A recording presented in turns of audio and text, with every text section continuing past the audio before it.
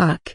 My head hurts so much. Leah slowly crawled out of bed, holding her head. How much did she drink last night? It felt like part of her memory had disappeared. In her hazy recollection, Leah could only remember 8 empty cups on the table. So I seems her alcohol limit is 8 cups? For her first time drinking, that shouldn't be too bad, right? As Leah pondered, she sat up in bed. She shook her head, slightly alleviating the dizziness. She was wearing pajamas, probably changed by the maid. Leah didn't think about how she got back last night. After all, with Cocotte around, this 4th-tier maid certainly wouldn't have let her drink too much and then neglect her. Thinking this, she stood up and pulled the curtains.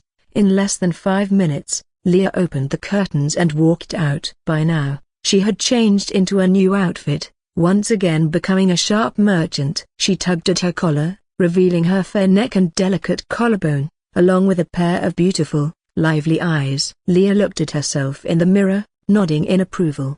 Not bad. She wasn't used to letting maids do her makeup and grooming. It was too slow, and often couldn't meet her exacting standards. After all, Victor was a family head who completely ignored family affairs. This arduous task fell on Leah's shoulders. Even though nominally, Leah wasn't the family head, everyone knew that she was the true mistress of the Cravina family, unless she married into another family. So Leah had to maintain her most perfect and beautiful appearance at all times. Her appearance represented the face of the Cravina family. After getting everything in order, Leah looked radiant. Her light makeup concealed her slight fatigue, restoring her previous powerful demeanor. Leah walked out of her room. The maid waiting outside handed her the financial reports as usual. Leah read as she walked, signing her name on them. Sitting at the dining table eating breakfast, Leah asked again, "Anything else from the territory?" The maid bowed and slowly explained,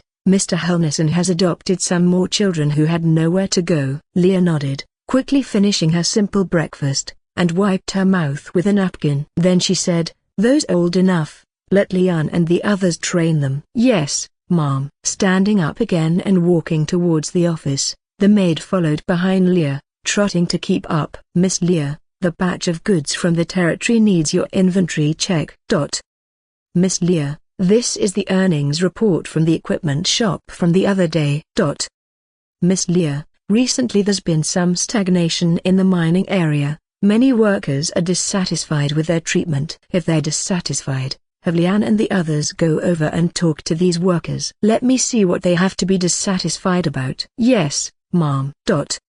Soon, the morning passed in tedious work. It wasn't until the sun had risen to the center of the sky and started to descend that Leah finally had time for herself. She shook her creaking shoulders, relaxing a bit. Half a day of exhausting labor left her feeling incredibly tired. But there was no help for it. The entire machine called Cravina could never operate without Leah's control as its operator. For everything, Leah tried to be as hands-on as possible, even though she rarely returned to the territory now. Of course, this only made her more tired, as the back-and-forth messages often missed the best judgment time. She could only rely on her experience to make the most appropriate judgments. Even so, Leah didn't really want to go back. She didn't know why. Leah sat in the rocking chair, lying on it, stretching out a hand to examine the glove on her hand from all angles. The glove fit perfectly, its 6 different colored gems particularly eye-catching in the sunlight. Not every magic stone is priceless,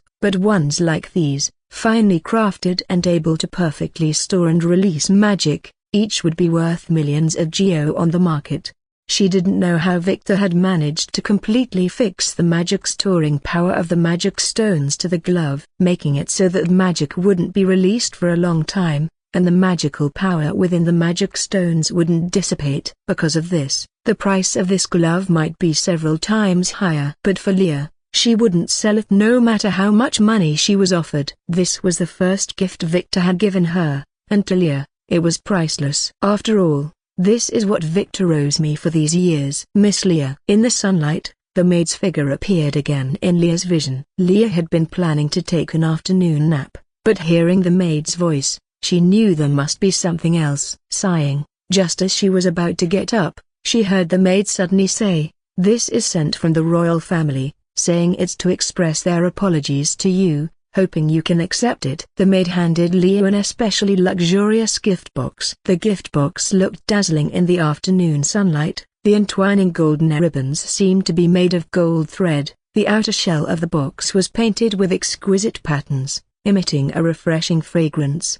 Leah was stunned for a moment, untied the ribbon, and opened the box. The box was wrapped in a layer of golden silk. Leah lifted the golden silk, looking puzzled at the exquisite pendant lying quietly at the bottom of the gift box. The pendant had an extremely large and gorgeous diamond jewel inlaid in the center, surrounded by black gems with matching patterns. Beneath the pendant, there seemed to be a handwritten letter. I am terribly sorry, Miss Leah Cravina. I feel extremely remorseful for my rudeness. Although it was Jace Ray's presumption that caused your dissatisfaction, I am also absolutely at fault. I wish to express my highest respect to you, and offer this as a gift to apologize to you. A Aubrey Soul. In the sunlight, the envelope seemed to shine a bit. Leah sneered. TSK, they say this crown prince is a perfect man. Who knows how many young girls he's hooked with this trick. Unfortunately, I'm not falling for it. The luxurious pendant looked very valuable. Leah picked it up and directly tossed it to the maid beside her. This thing, find a mage to re-engrave a few magic arrays. Oh, no need, we have our own mage at home. Anyway, change its appearance, and then take it out for auction later. Why not take it when some fool is sending me money? After this incident, she didn't even want to sleep anymore. Stretching lazily, seemingly satisfied with having just turned a large sum of geo. She wanted to share this as a joke, and for the recipient. Leah already had someone in mind. Where's Victor now? Miss Leah, the master is in the garden. The garden? That's Cocotte territory now, because only a lazy dog elf like her would choose to live in the garden. Leah stood up, waving her hand. You go rest, I'll go take a look myself. You don't come any closer. Cocotte tightly grasped the cloud beneath her, retreating backward in great fear, half of the cloud sinking into the flower bed, without even noticing.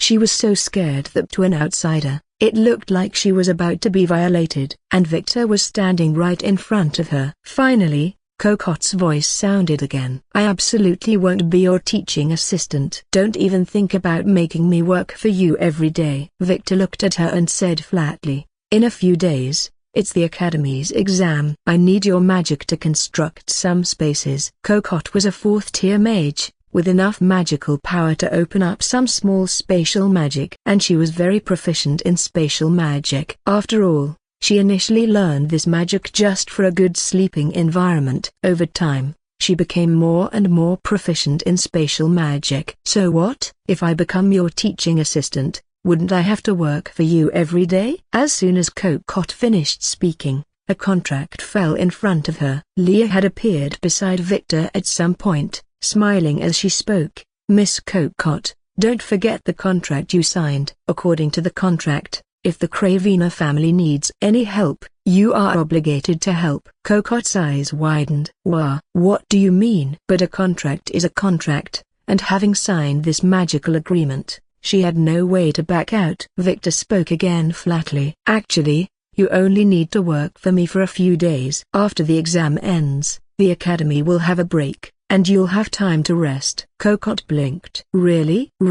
She didn't notice Leah holding back laughter beside her, and nodded repeatedly like a bobblehead. You said it. After it's over, I don't have to work anymore. If there's anything else later, call me later. I'm going to sleep. Cocotte always felt that this pair of siblings was up to no good, but being dependent on them, she could only silently protest by sleeping. She sat back on the cloud and slowly floated away. But she hadn't realized, after the Academy's break, classes would start again. This was also why Leah was holding back her laughter. Victor turned to look at Leah. What's the matter? Oh, right, it's this. Leah took out the letter, and with a gust of wind, the letter stood in front of Victor. Victor quickly scanned it twice, and a ball of fire burned the envelope. Ignore him. The calm voice sounded, but it was filled with a sense of reassurance that Leah felt deeply. Since her mage lord said so, she certainly wouldn't continue to care. The envelope slowly burned to ashes and dispersed in the air. Leah shrugged. Just as she was about to turn and leave,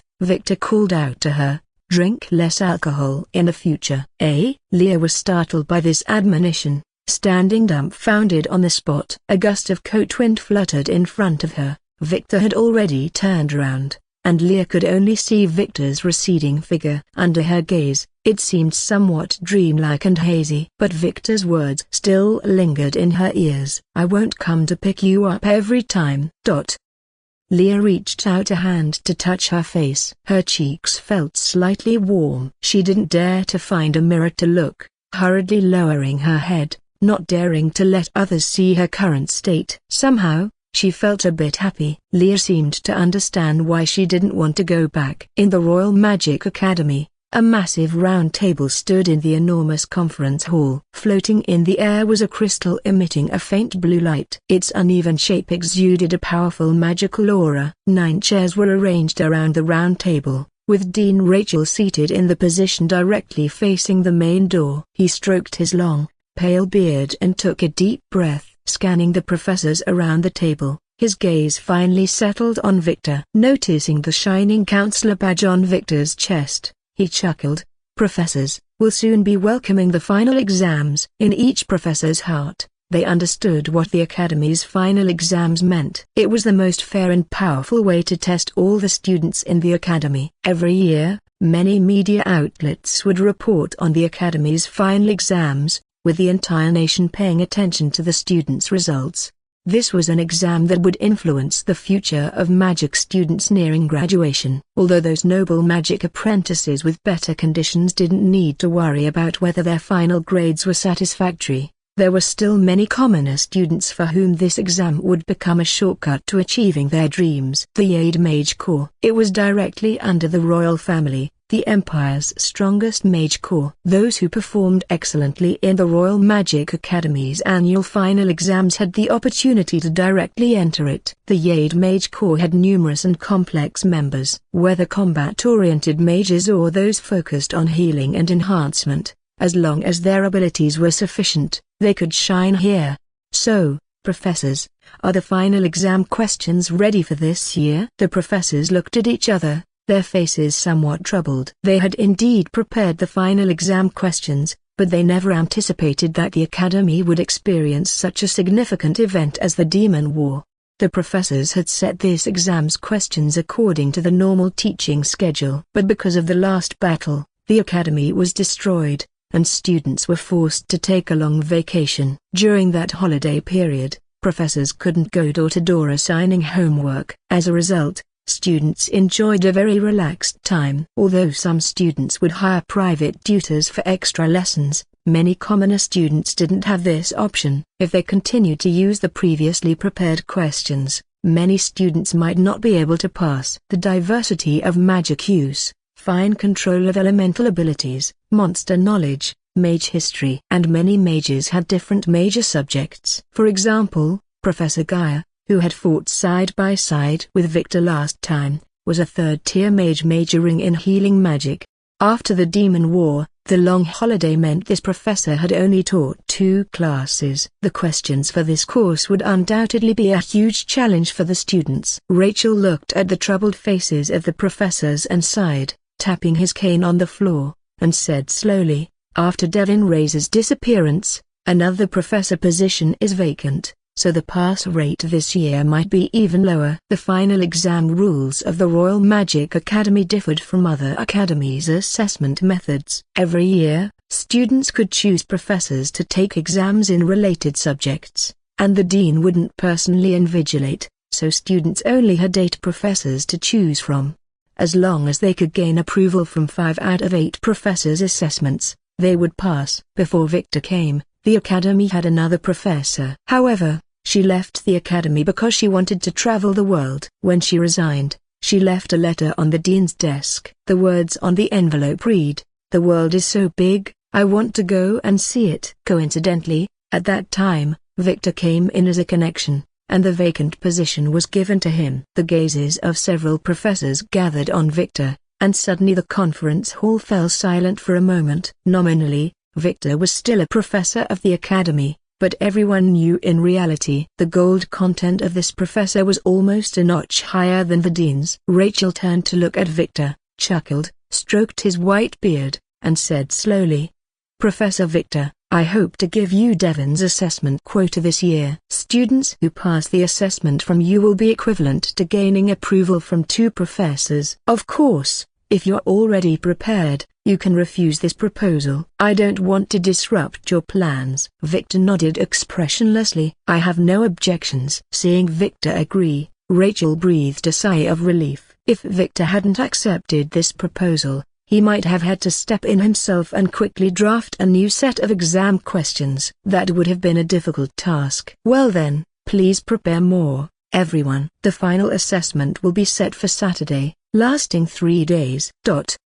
Victor walked on the cobblestone path in the campus, preparing to leave the academy. It was now off work time, so he naturally didn't need to stay in the boring Mage Tower. "Professor!" From afar, a voice called out to Victor. Heaney ran along the cobblestone path, reaching Victor's side, panting. After a while, she caught her breath and looked at Victor with expectant yellow eyes. She had heard about this assessment, but as an assistant professor, she didn't need to manage these things. However, this exam would last for 3 days. Heaney wanted to help Victor share some of the pressure, so her eyes held a glimmer of light. "Professor, is there anything I can help you with?" If Victor needed to prepare the final exam questions, Heaney, with her strong knowledge base and proficient professional skills, could easily create a set of final exam papers.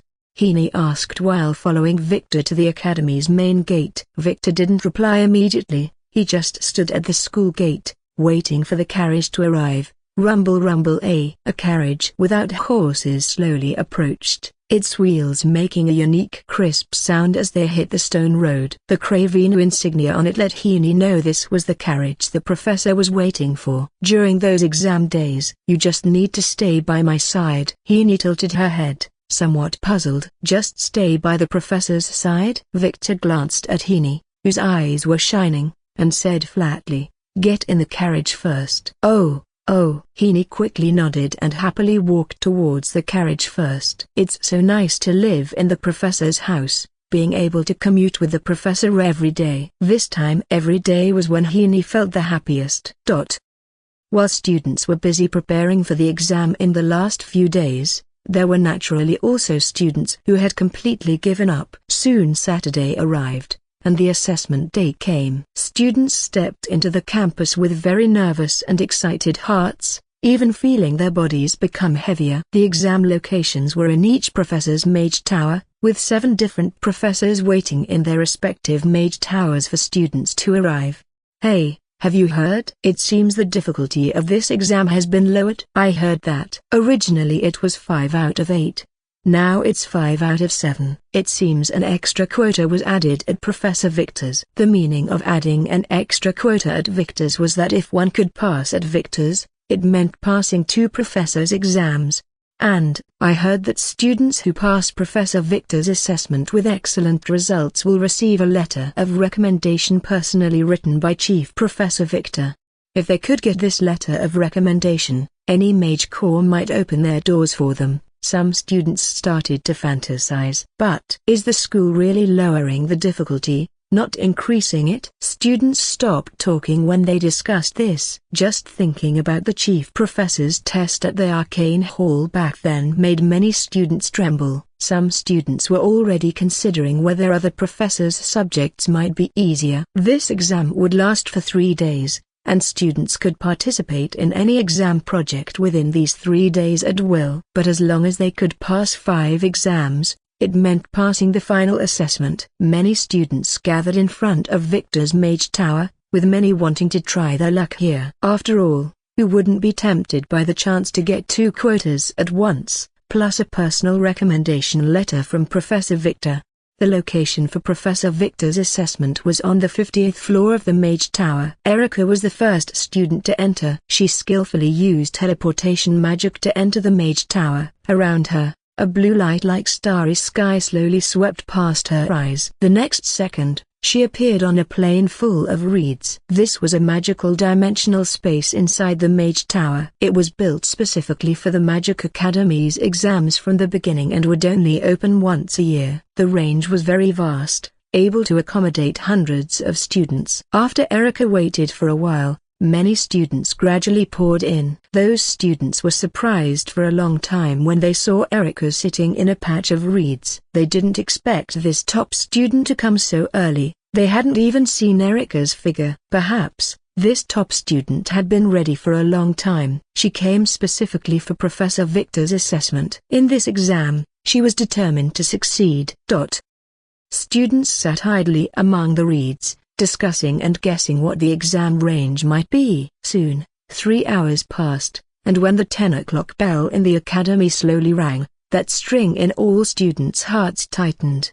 The exam was about to begin. Heaney slowly walked to the front of the crowd. She looked at the 100 students who came for the exam. The many days of substituting for Victor gave her a lot of valuable experience. This made Heaney no longer timid when facing too many people. Moreover, now Heaney was already an official first-tier mage. She suspended her hand in the air, waved it a few times, and an elemental scroll was gradually pulled out from the reed marsh, unfolding in front of the students.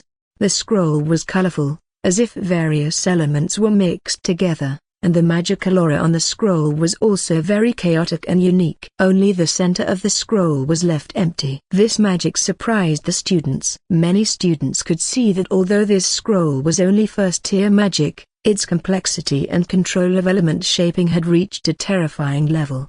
Indeed, this rumored assistant professor's magic attainment was not simple. Even Erica was surprised for a moment. Heaney had actually become a first-tier mage without anyone noticing. Although she had seen Heaney use magic before, at that time, she was releasing it through demonic power. And this time, Heaney was obviously using her own magic power. Heaney slowly opened her mouth, and the magic scroll in the sky also began to deform gradually. "Hello everyone. I'm Assistant Professor Heaney, the invigilator for this exam. Next, I will explain the rules of this exam to everyone." The scroll twisted a bit, the colors at the edges gradually filled the white in the center, and those blurry color blocks also gradually reconverged into a picture.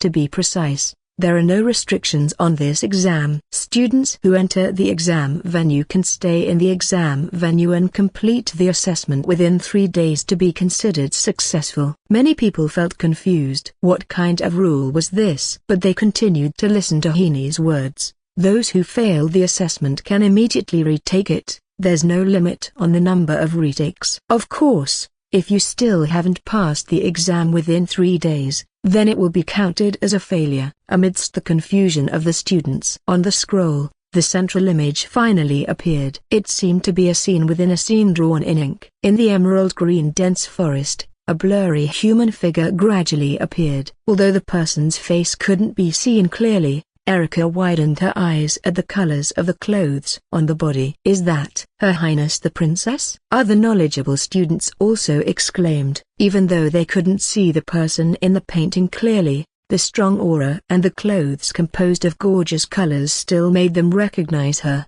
That was the princess? After single-handedly killing the forest demon last time, Orlean's fame in the capital had increased considerably. She was no longer the flower vase princess in everyone's eyes. In the scroll, Orlean dodged and maneuvered, constantly using various magics. Dark purple and bright green, scarlet and earthy yellow mixed together, attacking towards the edges of the scroll. And around her, some monsters curled up their bodies, turning into blobs of color rushing towards the princess. At the bottom of the distant scroll, several bat-like creatures flying in the sky were spitting black liquid. The princess looked very relaxed. Those attacks seemed completely unable to touch her. Then, with a backhand strike, she easily disposed of those small monsters. The burstant fluid filled the scroll flat. At this point, the scene ended. The astonishment in the students' eyes was all captured by Heaney. She smiled and began to explain. "Above is the entire content of this assessment. Now, I will repeat it once more." Heaney smiled, spread her hands, and dozens of teleportation arrays appeared around. At the end of the arrays, a green light was glowing, seeming to lead to some dangerous place. Welcome to A. Victor's Forest Realm. Victor's Forest Realm. This was the name of this assessment. According to the rules explanation, each examinee would engage in 4 encounter battles within the forest realm. Each battle would involve different monsters, with varying strengths and numbers. The 4 battles would feature 1, 3, 5, and 10 monsters respectively. If one could successfully challenge the 3rd encounter battle, then they would pass. Heaney waved her magic on the scroll, and the rules of the exam appeared in the center. The students present looked at the rules on the scroll with some hesitation. They couldn't believe it. Professor Victor's assessment actually required them to personally challenge monsters. This was actually a practical combat exam. Isn't this risking their lives? As mentioned before, there's no limit to the number of attempts in this exam. Failed examinees can retake the assessment. You don't need to worry. If you encounter life-threatening danger, the realm will automatically teleport you out and heal you. Hearing this, the students looked at each other. Although such protective measures did provide some reassurance, hearing about actual combat still made them feel timid. The students of the Royal Magic Academy had no practical combat experience. At most, they had only tried releasing magic in the arcane hall, hitting wooden dummies. Even though Assistant Professor Heaney said there would be no life-threatening danger, instinct still made the students somewhat resistant. The students were having second thoughts, and some at the back even took a few steps towards the exit. But perhaps because the chance to gain 2 passing qualifications at once was too tempting for the students. After hesitating for a long time, they still returned to the crowd. At least they would observe for a while before deciding. Of course, their retreat was all seen by Heaney. Well then, the assessment begins. Please queue up and enter the exam venue when you're ready. Those dozens of green teleportation arrays were the so-called exam venue. Heaney waved her hand, and those green arrays were activated, bursting forth with waves of green energy. The many examinees knew that once they stepped in, they would face an unprecedented practical combat assessment. Erica was the first person to take action. She didn't care about the timidity and shock of the surrounding students, and walked towards the teleportation gate in front of her on her own. The teleportation array under her feet gradually emitted light, and soon, Erica's body dispersed like streams of magical energy, merging into the scroll. She went in. Nothing bad will happen, right? Should we wait for Erica to come out and ask about the situation inside? The students left behind discussed among themselves. However, the moment Erica fully entered the scroll, more than a dozen students squeezed out from the crowd and walked towards their respective teleportation gates. And these people were gradually recognized by the examinees. These people, they're all top students near the top of the rankings. It wasn't just Erica who was looking forward to Victor's assessment. They followed closely behind Erica, entering the realm one by one. Although they didn't participate in Victor's test at the arcane hall that day, that it was just a flashy but impractical education. True geniuses look forward to any challenge. Moreover, this was just an assessment, and one with unlimited attempts. If they didn't even have the courage to enter, they might as well give up the exam from the start. After they all entered the array, most of the students fell silent. They looked at the glowing array, feeling a fire in their hearts surging them on, but this flame was quickly extinguished by a bucket of water named rationality. Finally, a small portion of the examinees automatically gave up this exam. They showed troubled expressions on their faces, shaking their heads and turning towards the teleportation exit of the Mage Tower. At the moment of leaving, their expressions seemed very complex. It was unclear whether it was frustration at their own cowardice or regret at their lack of ability. Heaney saw them but didn't stop them, nor did she urge the students to come forward for the assessment immediately. After all, it was just as these students thought. Professor Victor's exam. It was probably the most difficult exam the Academy had seen in recent years. Several strands of green light slowly fell in the dense forest, the glowing body making Erica feel somewhat light. But the thick leaves around told her this was not an illusion, but a real dense forest. This place was a series of challenge spaces repeatedly constructed using Cocotte's spatial magic and the Wu Calamity's terrain creation. Each space was independent, with examinees not interfering with each other. At present, Erica couldn't yet see how marvelous this space was. She looked ahead, where there seemed to be a vague darkness behind a mess of branches and leaves. Walking forward, Erica saw a winding small path. The path was covered with weeds, making it difficult to distinguish. Erica walked carefully on the small path, not daring to take big or quick steps. In this dense forest, even without monsters suddenly appearing, the insects and mosquitoes between the dense bushes could be quite bothersome. She continued forward step by step, her feet stepping over weeds, leaving uneven footprints in the muddy ground. There was no sign of anyone around, and Erica tried to find some other paths nearby. She walked towards a side path, but it was like hitting a wall. Ouch, ouch, ouch. Erica rubbed her shoulder that had just hit the air wall, looking with some surprise at the other side of the air. It was all dense jungle, but completely isolated. No other paths, just this one. This unique exam made her feel a sense of novelty. It was as if she was in a mysterious space. Continuing forward, a beam of sunset light shone through the bushes into Erica's eyes. It was the exit. She quickly took 2 steps forward, rushing out of the dense forest. She looked at the endless plains around, the yellow foxtail grass swaying like waves in the gentle breeze. Just then, a mound of earth near Erica's feet squirmed a bit. An earth-yellow monster suddenly burst out of the ground,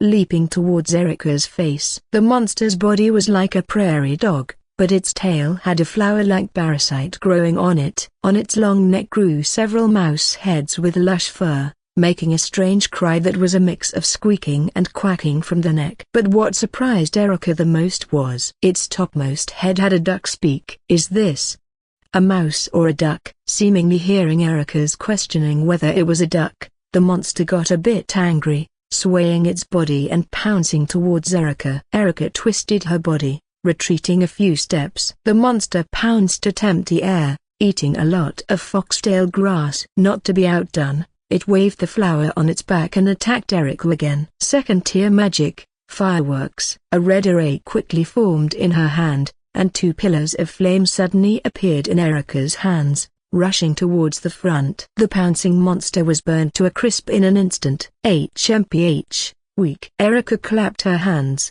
and the charred monster was immediately swallowed back by the earth. Is it over just like this? Unlike other students, Erica had practical combat experience. Earlier, she had killed many local fire element monsters on Mount Vesuvius, and these monsters were quite weak compared to the monsters on the volcano. Erica knew this was to accommodate all examinees by deliberately controlling the monster's strength, but it also made things much easier for her.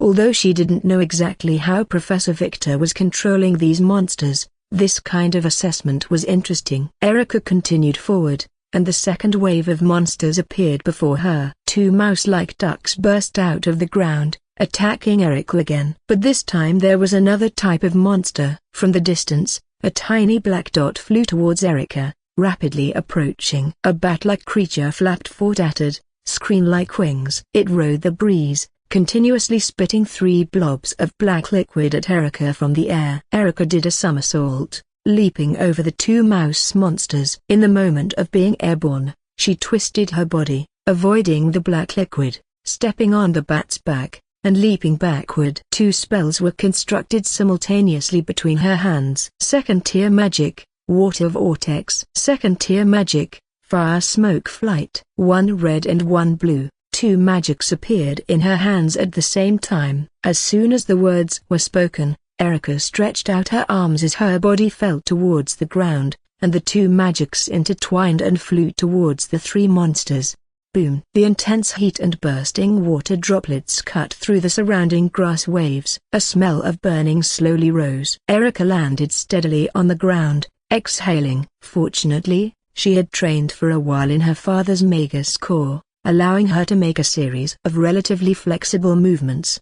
If she hadn't controlled the flying bat in advance, she might have stumbled here. The combination of 2 types of monsters, alternating between near and far, was still quite dangerous. Erica rested for a moment before continuing forward. Her intuition told her the third wave was coming. Sure enough, 3 duck-billed mice suddenly burst out from the ground. This was the name she had just given to this type of monster. This time, Their actions were different from the previous two waves, becoming extremely swift. A bat flying rapidly from the distance made Erika concentrate. No, there should be 5 monsters. Erika's sixth sense told her something was completely wrong, and the hair on the back of her neck suddenly stood up. She looked back and saw a huge flying mosquito diving towards her. The flying mosquito was entangled with something like wooden vines, its entire body seemingly hidden in the greenery. If not observed carefully, one wouldn't notice this clever predator at all. As expected, this time,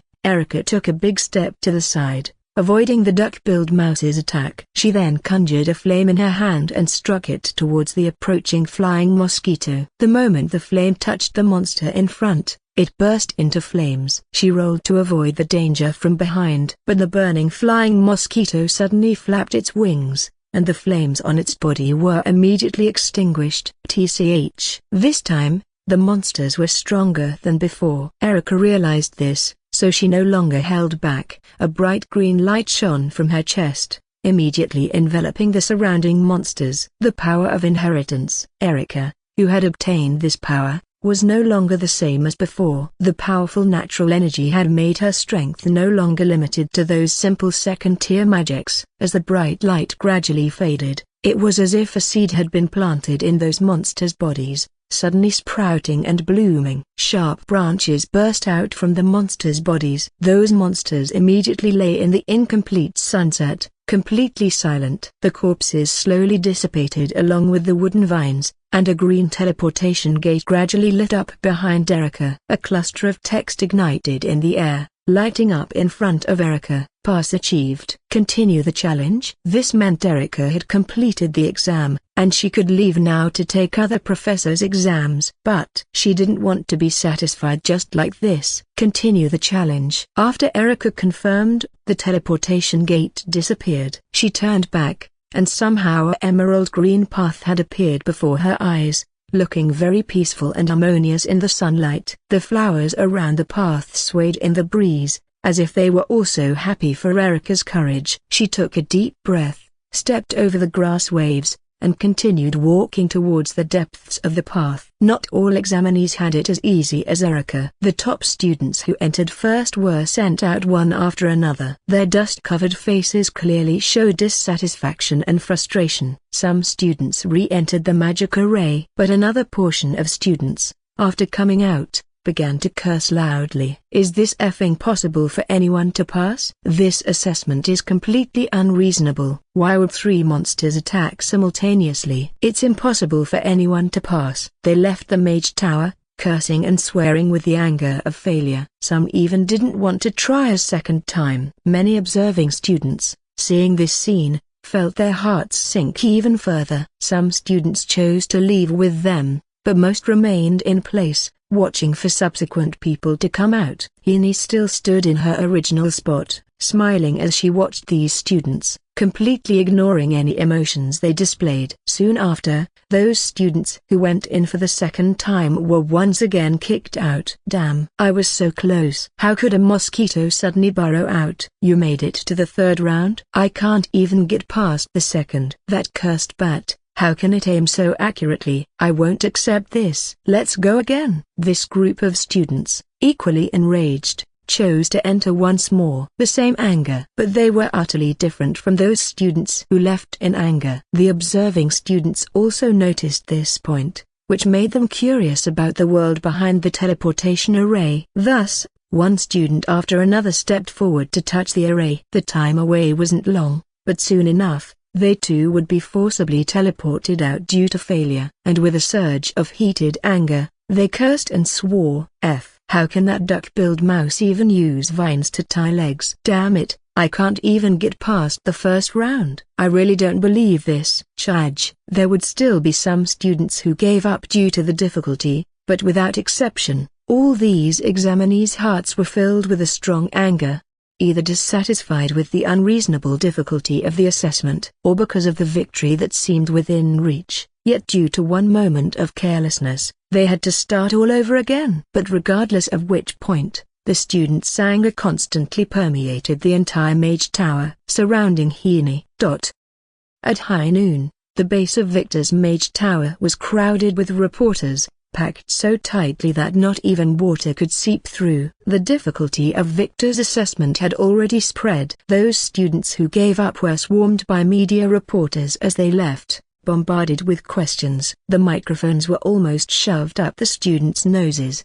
Professor Victor's exam is extremely unreasonable. That insane difficulty is clearly just making things hard for us. Students vented their anger into the numerous microphones before leaving. Until now, those reporters hadn't encountered a single student who came out smiling after Victor's assessment. How ridiculously difficult was it? The content of the assessment was not allowed to be leaked before it ended, so even if the media interviewed them, students couldn't reveal the content of this assessment. Long afternoon, a student walked out. His expression was completely different from before, wearing a relieved and relaxed smile, extremely proud, as if he had accomplished some impressive feat in this exam. Those reporters were a bit stunned seeing this student come out smiling. Could it be that someone passed? But it's just passing an exam, is it worth being this happy? However, with ready-made news material right before their eyes, those reporters wouldn't let it slip by. They swarmed around him, asking this and that. Wait a moment, student. Did you come out after passing this assessment? The happy student was stunned for a moment, looking around. Are you talking to me? I guess I did pass. Yes, we've interviewed many students who came out of this mage tower, but they all failed without exception. I'd like to ask, what's your view on the difficulty of this assessment? The student thought for a moment. The difficulty? It's indeed very hard. I took about 2.5 hours to barely pass. From my enrollment to graduation this year, I've taken 4 final exams in total, and this should be the most difficult assessment I've ever taken.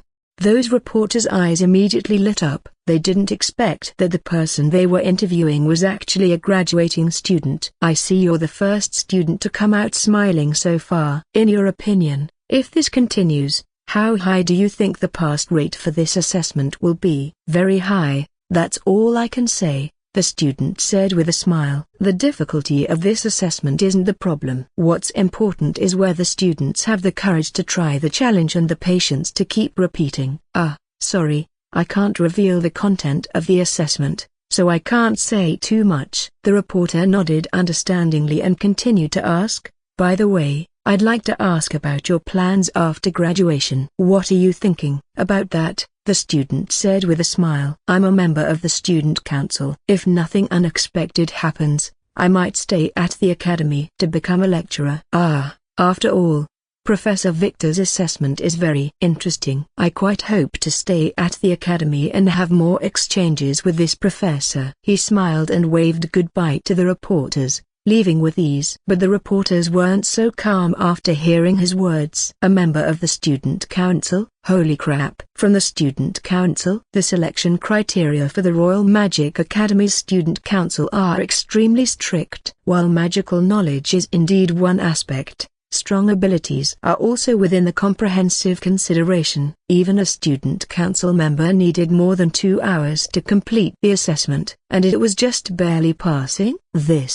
What kind of assessment is this? Inside the Mage Tower, Erica was teleported out once again. Looking at the teleportation array in front of her that was gradually dimming, a surge of unwillingness rose in her heart, and she stubbornly plunged in again.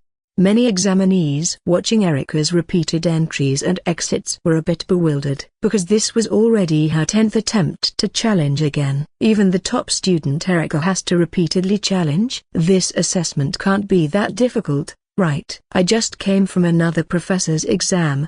Is it too late to leave now? The newly arrived examinees asked their surrounding classmates with solemn faces. But those students just glanced at them with a belly full of resentment. Amid the gazes of many students, they couldn't help but shudder. Just arrived? The new examinees nodded, so these people's expressions softened a bit. I advise you to try it yourself. After all, you can challenge unlimited times. Might as well give it a try. Experiencing it yourself is more accurate than wild guesses here. You'll know the difficulty then. After a student finished speaking, he stood up, patted the dust off his body, and walked towards a teleportation array. Other students who had rested enough saw him stand up and also got up, following closely behind. "Let's continue." "Damn. If I don't get past the third round today, I'm not eating dinner.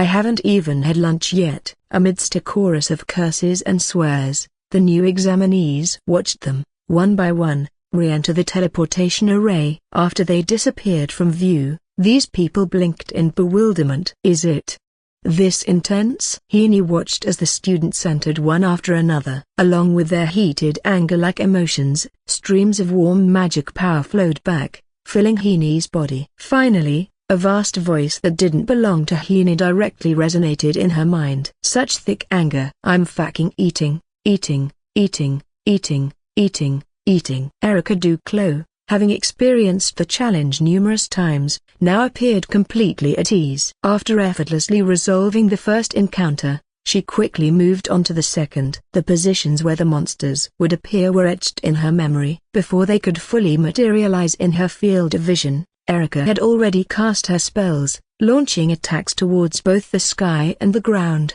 The poor duckbill rats, unable to offer even a hint of resistance, were instantly reduced to well-cooked meat amidst the raging flames. Arriving at the location of the third encounter, Erica had her spells prepared in advance. After experiencing many failures, she had become intimately familiar with the monster's attacks. The creatures in the first few levels were no match for her. Erica didn't even need to waste her natural energy. She could whittle down the monster's health bit by bit using only the magic at her disposal. The flying mosquitoes, hidden in the verdant wilderness, launched another sneak attack. This time, however, she merely took a few steps to her right rear, perfectly evading their assault. A fireball, readied long ago, was hurled towards the flying mosquitoes. 1, 2, 3. Swiftly, under Erica's skillful attacks, the monsters fell in quick succession. A teleportation array, glowing with green light, appeared once again behind Erica, but she didn't look back. Instead, she walked straight towards the small path that had grown lush amidst the swaying grass. She knew that this would be the true challenge. Passing through the dark forest path, another vast plain appeared before her eyes. This time, there were no foxtails swaying in the wind, only dust flying and scorching earth. Erica walked to the center of the plain, suddenly hearing a rustling sound. On the ground, 5 mounds of earth began to stir. Without the concealment of grass, they were quite conspicuous. In the sky, 5 black objects were diving towards her. This was the final test. Simultaneously facing attacks from 10 monsters. The first time she entered, Erica had appeared quite flustered. After all, she had never faced a situation where she had to deal with 10 monsters at once. The difficulty of facing 10 monsters versus 5 was certainly not as simple as multiplying by 2. But after many failures, Erica had become thoroughly familiar with the monster's attack patterns. Now, standing here for the 10th time, her gaze held only the confidence of one who must succeed. Without a moment's hesitation, she relied on muscle memory to retreat from the monster's encirclement. She constantly lowered her body, dodging the lunging attacks of the duckbill rats and the corrosive liquid spewed by the bats. As soon as she evaded one attack, the next monster would launch its assault. Multiple monsters continually surrounded Erica, making her feel at times that there was no safe spot to attack from, her survival space constantly being compressed. But this time, Erica was thoroughly prepared. She hid her body behind several duckbill rats. At this moment, the bats were adjusting their posture, filling their bellies with black liquid, leaving them no opportunity to attack Erica.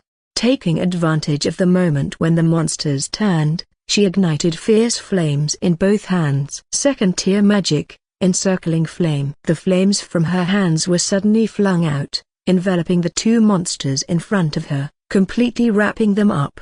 The intense burning in the sealed space created an explosive effect. The 2 monsters were blasted into bloody fragments, gradually dissipating in the air. Seemingly enraged by the demise of their companions, the remaining monsters charged towards Erica, emitting strange gaga cries. Once the number of monsters decreased, the difficulty naturally weakened as well. Erica didn't panic. Watching the bats diving towards her, she constructed a green formation on the ground. After simply embedding a curious rune into the magic array, she stood still, waiting for the monster's attack. 3 bats spat their viscous liquid and then attempted to wound Erica with their mouthparts. But the moment they approached, green vines suddenly burst from the sandy ground, trapping the bats' mouthparts in the gaps between the vines. Erica snapped her fingers, and several spikes protruded from the vine barrier, completely impaling the monster's bodies. She clapped her hands, and the vine barrier gradually withered and disappeared, along with the dissipating corpses of the bats. The remaining few duckbill rats and bats were no longer a match for Erica. She formed 2 water balls in her hands and threw them towards the bats in the air. The powerful impact immediately destabilized the bats, their swaying bodies reducing their diving speed and power considerably. Erica wrapped vines around her hands and suddenly gripped the neck of the foremost bat. Like 2 long spears, she grabbed the bats and violently thrust their mouthparts towards the charging duckbill rats. The 2 collided, with the duckbill rat being impaled to death by the bat's mouthparts. The vines also completely engulfed the bat, leading to its demise. Erica dusted off her hands, looking at the last approaching monster. For the ones left, why don't you just finish yourselves off? Unfortunately,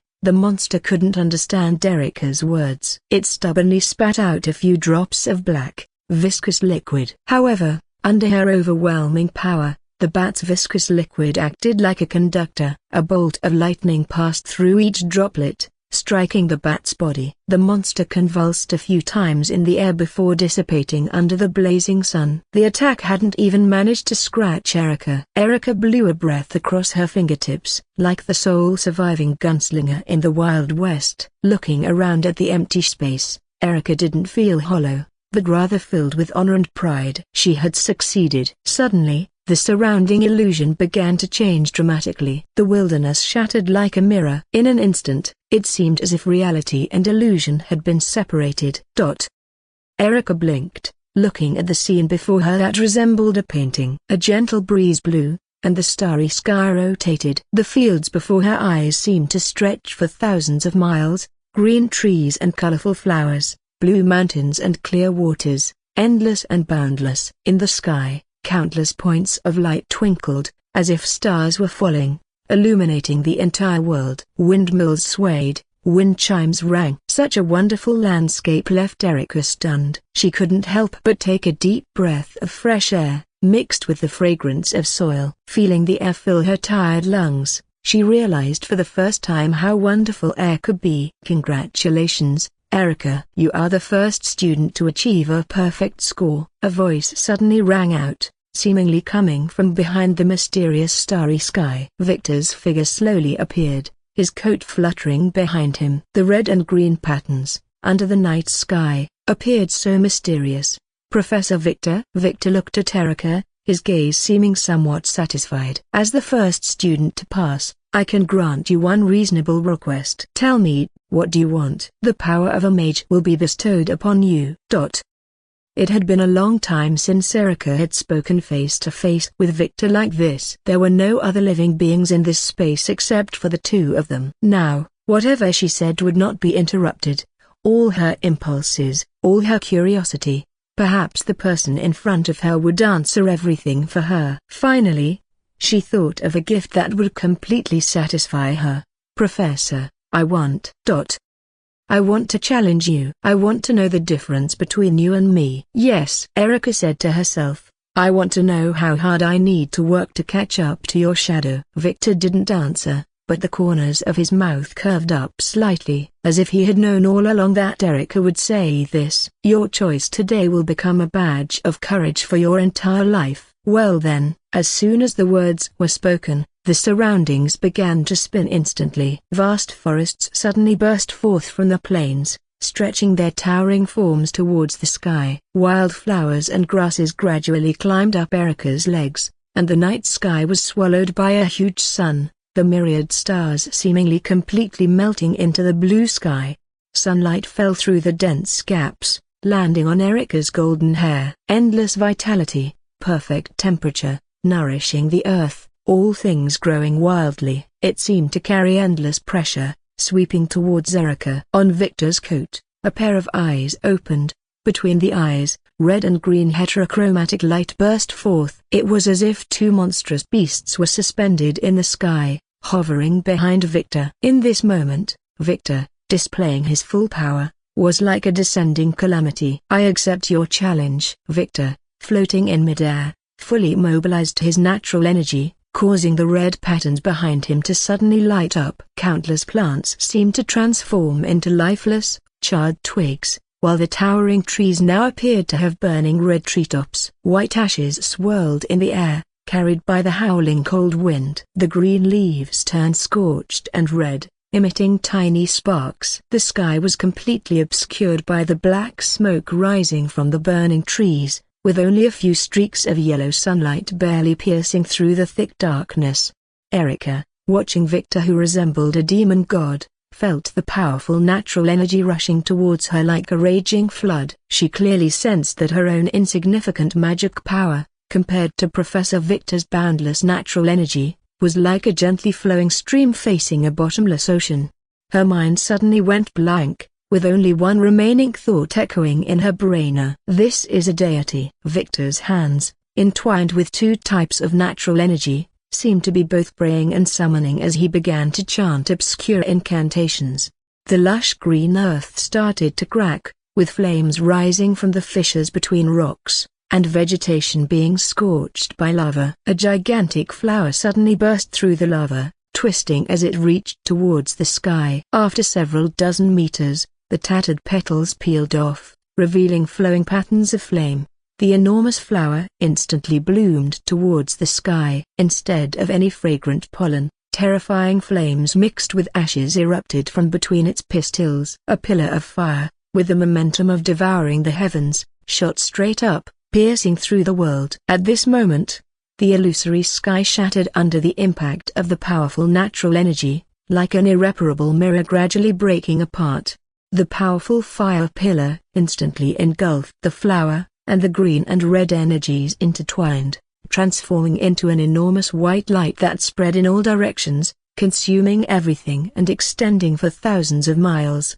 The world suddenly fell silent. Erica quietly watched as the white light gradually engulfed her completely, yet she was powerless to resist. She opened her mouth, but couldn't even hear her own voice. It was then that Erica understood. In the face of Victor's overwhelming power, there wasn't even time to feel fear for a moment. Boomer! As the white light gradually dissipated, sound returned to this shattered world. Everything around had fallen into boundless silence, even the crackling sound of burning had ceased to exist. Only the lonely smoke dispersed, with ashes slowly falling into the bottomless cracks in the earth. Suddenly, a light rain began to fall from the gloomy sky. It pattered on Erica's stunned body. The cold sensation made Erica regain her senses. She blinked, seemingly unable to believe that she was still alive. As the sweet rain fell, Erica felt as if she had returned to that fierce volcano. However, this time, she could quietly feel the incredibly comforting rain awakening her. After this battle, no, perhaps it's better to say, after this one-sided crushing, she had personally experienced Victor's shocking power. She also clearly recognized the gap between herself and Victor. It was like the distance between heaven and earth. Victor's figure had long since disappeared, leaving only the remnants of this dreamlike illusion continuing to deteriorate. But the shock left in Erica's heart could not dissipate for a long time. Inside Victor's wizard tower, the scoreboard on the edge of the scroll finally began to ripple, seemingly about to reveal the name of the first student to pass with a perfect score. The students crowded around, bewildered as they looked at the name that appeared. Erica Duclos. While they couldn't even pass, Erica had already managed to achieve a perfect score. But Erica's name appearing there seemed somewhat reasonable. If even the top student couldn't get a perfect score, who else could ace Professor Victor's test? Soon, Erica's form appeared from the teleportation array. Her body was somewhat unsteady, and she looked dazed. Many students rushed forward, asking, "Miss Erica, how did you manage to get a perfect score? Miss Erica, how did you solve the encounter in the third stage? Miss Erica." The students bombarded her with their questions, but Erica didn't respond. Her eyes were slightly vacant and lifeless, as if she had experienced a catastrophic disaster. Only Heaney smiled and said to her, "Congratulations, Erica, you're the first student to get a perfect score. Your score will be immediately recorded in your overall results. Now, you can proceed to other exam venues to continue with other tests." Erica slowly raised her head, coming back to her senses, and nodded vaguely. She dragged her body towards the entrance of the wizard tower, disappearing from this space in a few streaks of green light. Many people stared at the dazed Erica, somewhat stunned. No one knew exactly what Erica had experienced. It was a scene capable of completely shattering their worldview. In some ways, these students were fortunate not to have encountered Victor, but they still had to remain in this exam venue for a while longer. Comparatively, this was unfortunate. The 3-day assessment continued, with today being the final day. Generally, by the 3rd day of the assessment, professors no longer needed to maintain the exam venues as they did at the beginning. Most students had already finished, with only a few candidates rushing to complete their progress, or aiming to gather more points by completing all assessment recognitions, continuing to take exams on the last day. Except for the area below Victor's wizard tower, which was still surrounded by more people, packed so tightly that not even water could seep through. Compared to before, there were even more reporters from news media. In this scorching weather, even mosquitoes were unwilling to enter the crowd, fearing they might be crushed into pieces by the sea of people in there. Next second, a large number of students still filled the interior of the wizard tower. Just as the first student who completed the assessment and left the exam venue had said, the pass rate for Professor Victor's assessment had become higher and higher. It was unclear when it started, but after the second student passed, it was as if some secret passage had been opened. Students who passed appeared as rapidly as bamboo shoots after a spring rain. Reporters gathered at the base of Victor's wizard tower, interviewing every student. But their answers were all the same, and their attitudes were invariably excited, with patience and constant repetition, along with that inexplicable rush. Yes, what supported these students to succeed was actually Victor's inconceivable exam rules. Students could retake the exam repeatedly until time ran out. However, it was precisely these monotonous rules that made countless students willing to stay in the wizard tower and keep trying. Wouldn't they feel bored? Wouldn't they feel tired? The news media reporters couldn't understand it all. But what they found most absurd was that even though these students had already passed the assessment, they seemed addicted, returning again and again to challenge themselves. Finally, the bell for the last day rang, signaling the end of the exam. Inside the wizard tower, those students who were still taking the test, whether successful or not, were all hurried out. Some students forced smiles, some beat their chests in frustration. Another group wore proud expressions, with a sense of achievement overflowing from their faces. "Ah, I was so close. If those last 2 monsters had given me a little more chance, I could have gotten a perfect score. At least I passed the assessment." The students couldn't help but sigh. Heaney waved both hands, and the scroll gradually rolled up, while the teleportation array in the wizard tower instantly disappeared. "The exam time is up. All candidates can leave the wizard tower now." Some students couldn't help but ask, "Professor Heaney, will there be more assessments like this in the future?" This novel assessment had an indescribable feeling. It gave many candidates a sense of excitement. They really liked it. Heaney nodded at them with an extremely friendly smile. Having received a satisfactory answer, many candidates felt happy. "Yay, I really want to attend Professor Victor's classes." "Oh no, I've graduated. I heard Professor Victor's lecture will be held in a few days. I'm already looking forward to it." The students left the wizard tower with a mix of excitement, regret, and various other emotions. After they had all left in an orderly manner, Heaney remained standing in place, feeling the vast magic power within her, like an ocean. No one knew what she was thinking at this moment. Heaney experimentally raised her arm, and in an instant, a second-tier magic formation appeared in the air. The process of constructing the magic was very smooth and effortless. Heaney froze in place. A gentle breeze brushed across her face, and a hand that made her feel at ease was placed on her shoulder. The familiar scent behind her made Heaney turn her head in delight. "Professor." "Not a bad improvement," Victor responded calmly. In his eyes,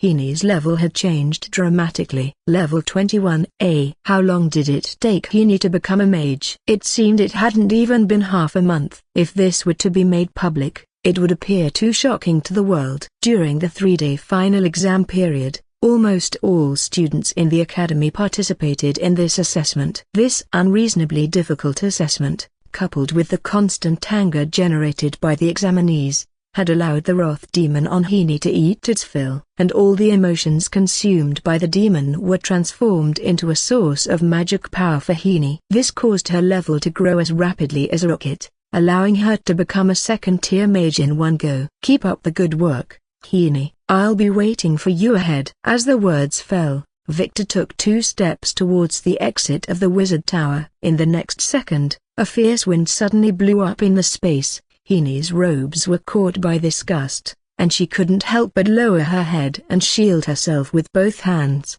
When the gale dissipated, Heeny finally raised her head. But at this moment, Victor's figure had already disappeared. Professor. Looking ahead, Heeny gradually became somewhat dazed. She understood where all this magic power came from. She had received too much help from the professor. It had always been the professor helping her, yet she couldn't give anything in return. Soon, Heeny regained her composure and looked determinedly in the direction Victor had left. It's not enough, still not enough. Just as the professor had said, she was still too weak. At least, I need to reach the 3rd tier. When a certain desire rises in one's heart, this desire can transform into endless motivation. For Heeny, from beginning to end, she had been working hard for that goal. A red glow gradually appeared on Heeny's body, and a small crocodile lay on top of her head, yawning. What a rich desire. Pity, this desire isn't the kind I like to eat. The 3-day final exams finally concluded. Early the next morning, students sitting at home received their report cards, delivered one by Principal Rachel's natural sparrow. In an instant, some were joyful while others were worried. But what surprised countless people was that the exam originally deemed the most difficult of this final assessment, Victor's unique test, turned out to have the highest pass rate of all the exams this year.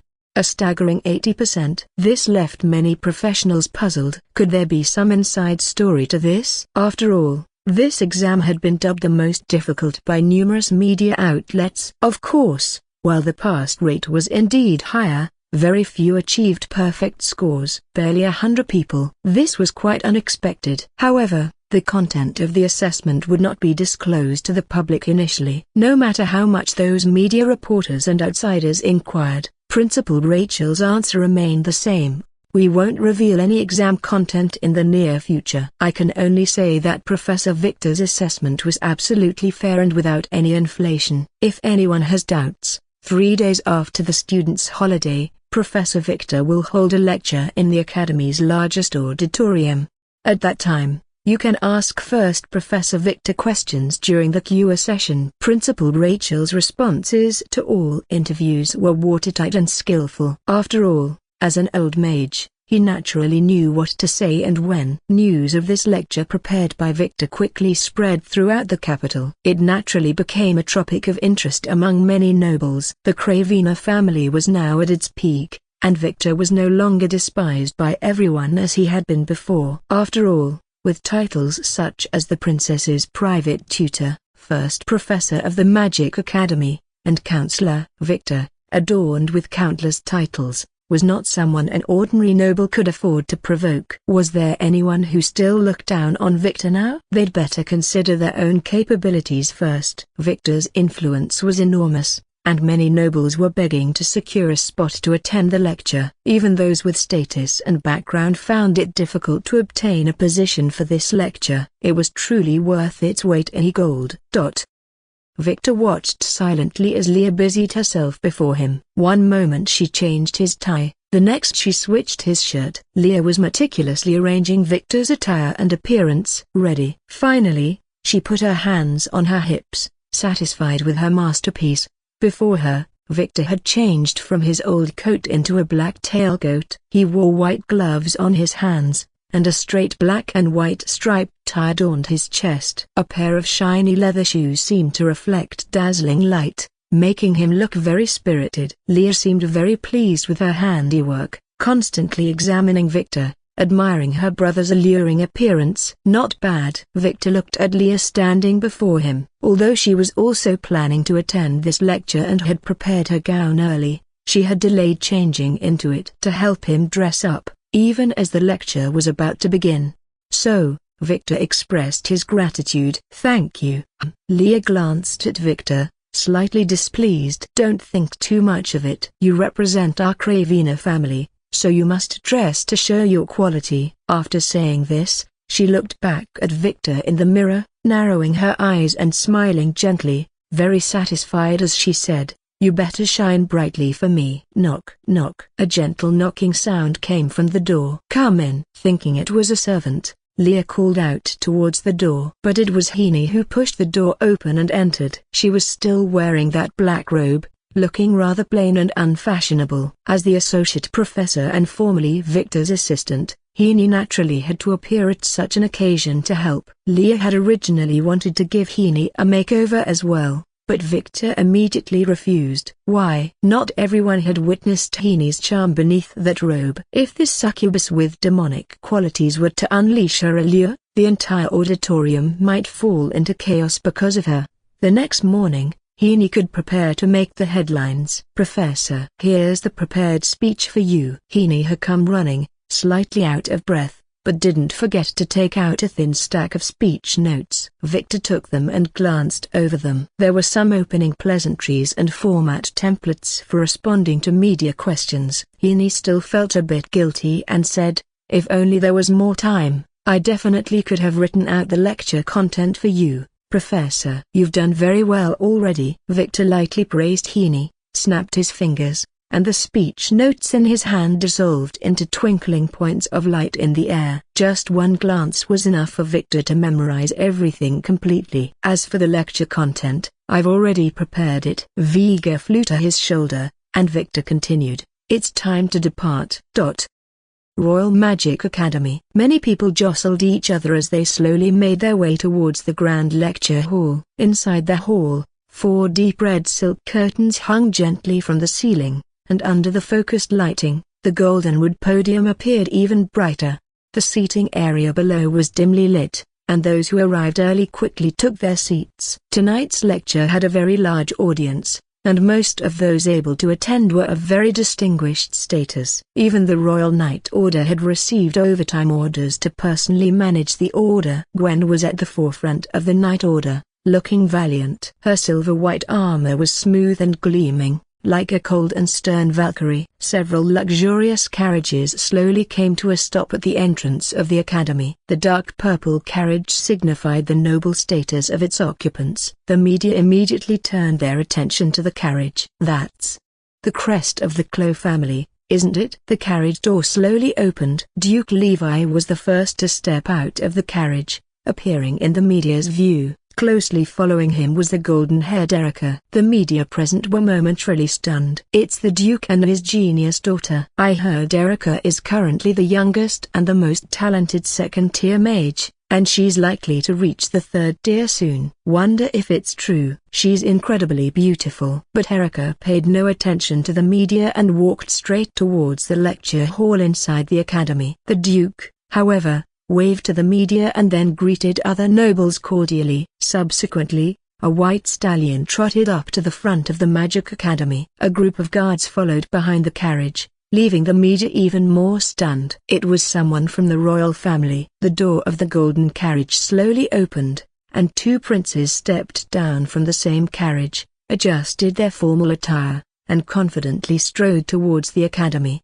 Both princes walked into the lecture hall with amiable smiles. Along the way, they occasionally nodded and smiled at the media. "Wow, the 2 princes are so respectful of each other." Even the royal family places such importance on Victor's lecture. It's truly astonishing. People were even more amazed by Victor's connections. Without realizing it, his influence had spread throughout the entire capital. But what surprised everyone was the absence of Victor's student. That rumored princess hadn't come. Amidst the puzzled gazes of the crowd, they noticed a carriage driven by magical power was approaching the academy. A carriage without horses seemed to symbolize the status of its owner. The door opened automatically, and the protagonist of today's lecture was the first to step out. Victor. He wore a jet black tailcoat with pristine white gloves. One hand held to his chest, he bowed elegantly towards the carriage interior and extended his other hand forward. From inside the carriage,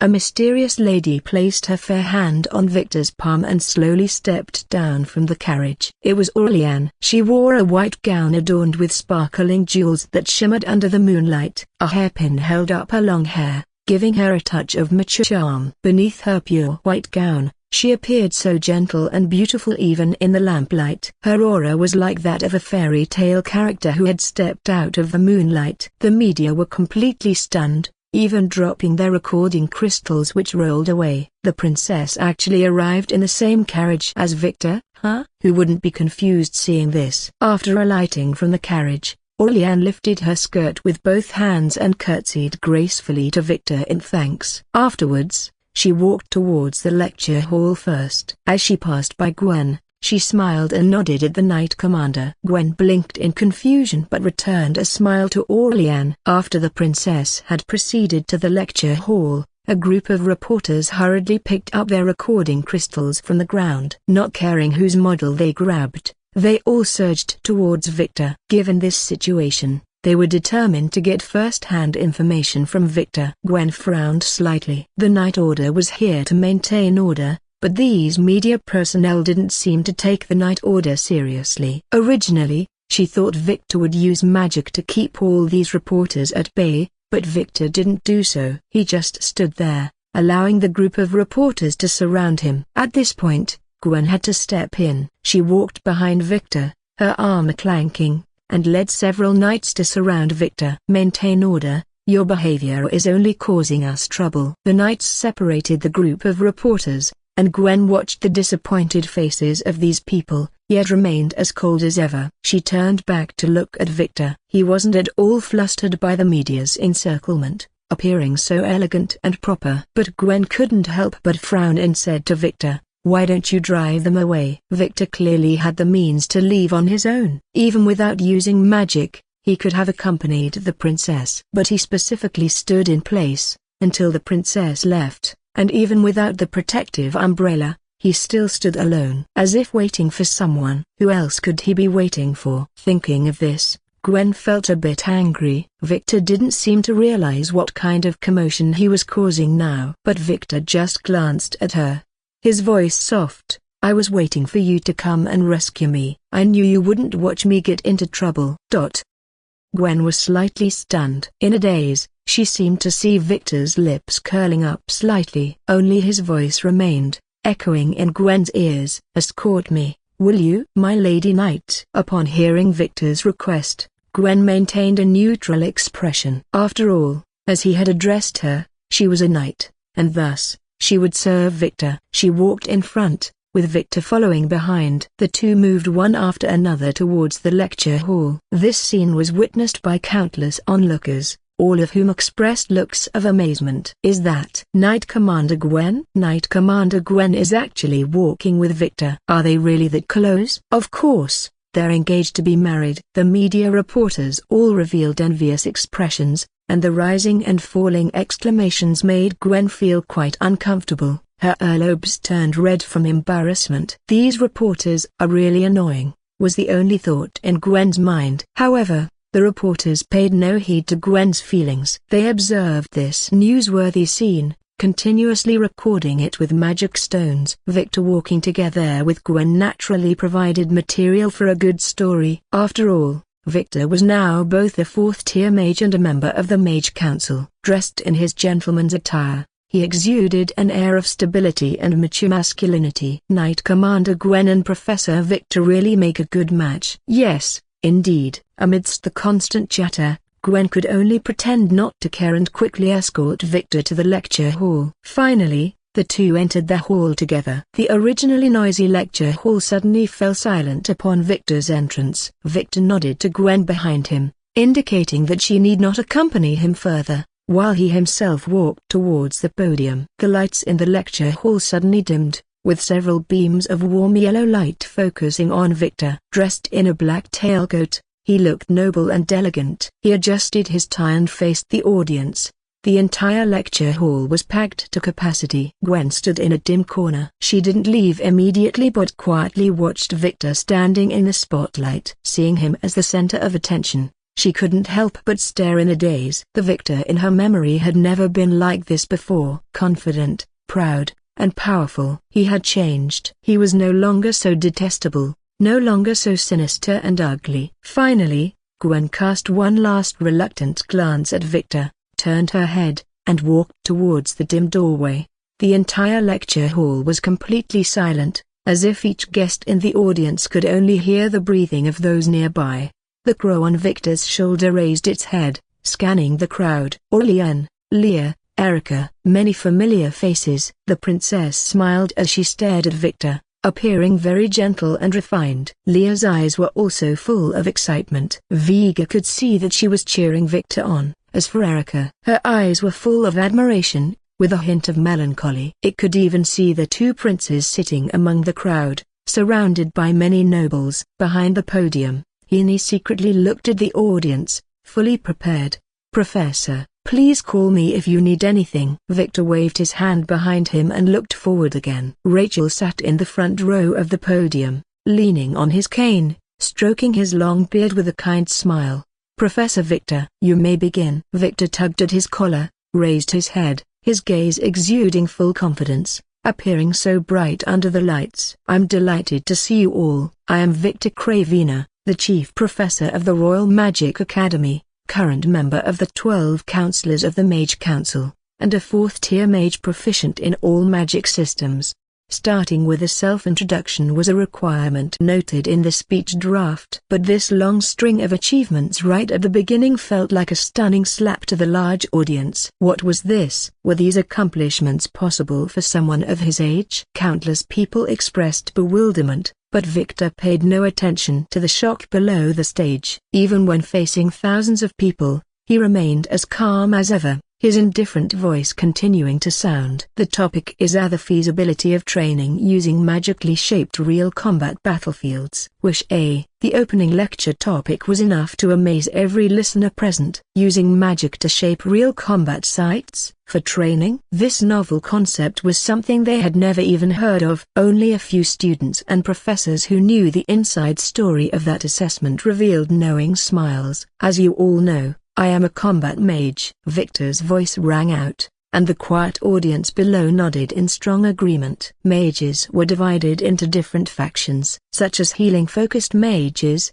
construction-focused artisan mages. But a mage's strength inevitably had its specialized areas. Combat mages were a relatively common type, as they focused more on destructive power. Similar to Duke Levi, he was a long-standing combat mage. Everyone among the nobles present knew this well. Once upon a time, Duke Levi single-handedly wiped out 300,000 cult members at the border. His reputation for strength was well known, but compared to Victor, he seemed to fall a bit short. That crater blasted out in the academy was still kept as a scenic spot for people to admire. As you all know, to become a combat mage, practical combat experience is indispensable. But after my 2 tests, I realized that most students have never experienced real combat, and can only use simple formulaic magic. This point was also agreed upon by many people. Even though some were not mages themselves, the importance of practical experience was self-evident. But the Royal Magic Academy couldn't do this, because they didn't dare to take risks. Within the academy, although there were quite a few commoner students who might have some initial understanding of magical beasts, most were still those noble students. The frail bodies of mages, for the most part, could not withstand a single attack from those magical beasts outside the royal capital. This was also why, when Orlean killed a forest ogre, the news spread throughout the royal capital, shocking the entire mage community into silence. Although there was assistance from lecturers in the academy, if they were to start practical combat courses, they could provide supervision and protection.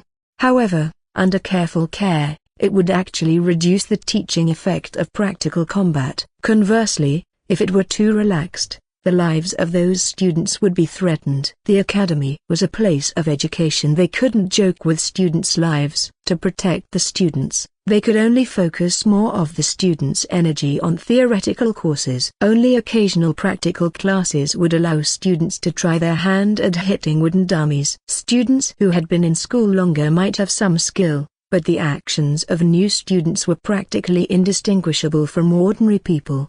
Many people couldn't help but recall Victor's behavior that day, challenging a group of students single-handedly, standing motionless on the arena. So Victor was actually testing for this? Therefore, in the content of the final exam, I implemented an early test of today's topic. As Victor's words fell, the audience below all pricked up their ears, full of anticipation. That's right. What many people were looking forward to was that final exam whose content had never been revealed. And this exam seemed to be about to get an answer in Victor's lecture. Heaney backstage was already fully prepared, quickly projecting the prepared magic stone images from above the podium. A flash of light passed, and a shadow-like screen gradually appeared, floating in midair. In the image, many students were fighting in that lush reed marsh: fire, ice, flowing water, rocks. The students were releasing the magic they had learned with abandon, facing several small magical beasts for the exam. Some failed and were dejected,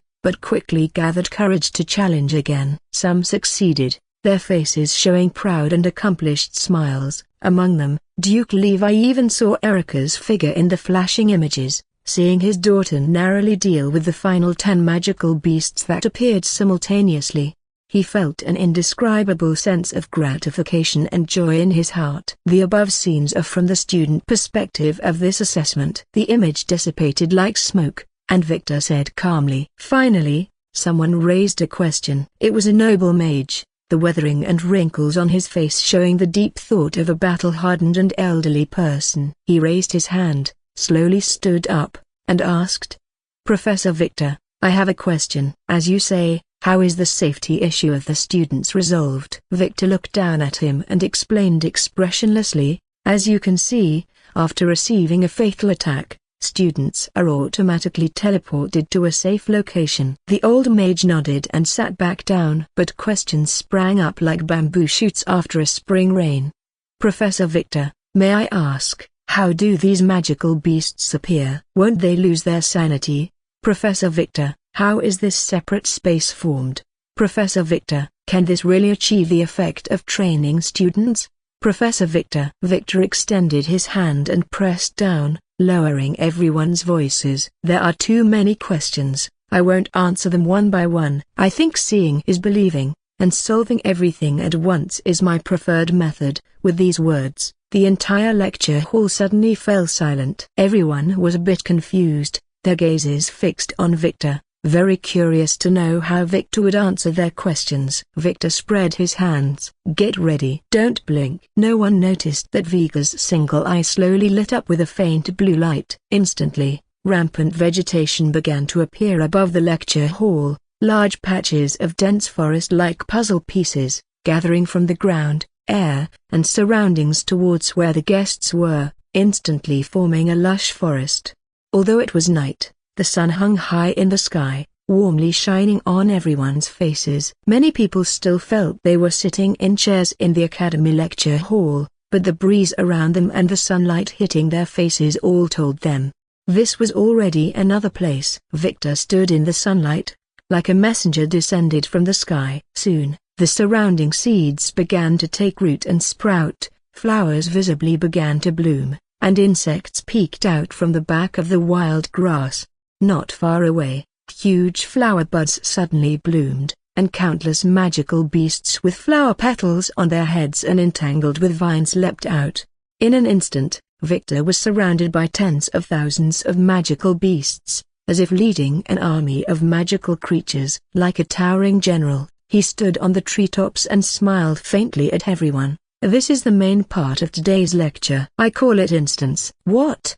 What is this place?" All the guests present were shocked. Even the two princes slowly stood up, surveying the dense forest around them. Was this space actually constructed by magic? The crown prince touched a nearby thick tree trunk, and the sensation on his fingers told him This space seemed no different from the real world. Even the sounds of insects and the fragrance of flowers could be created out of thin air. Such a vibrant scene, if not seen with one's own eyes, would be unbelievable in a lifetime. But it seemed to be missing something. However, most people were still shocked by Victor's magical power.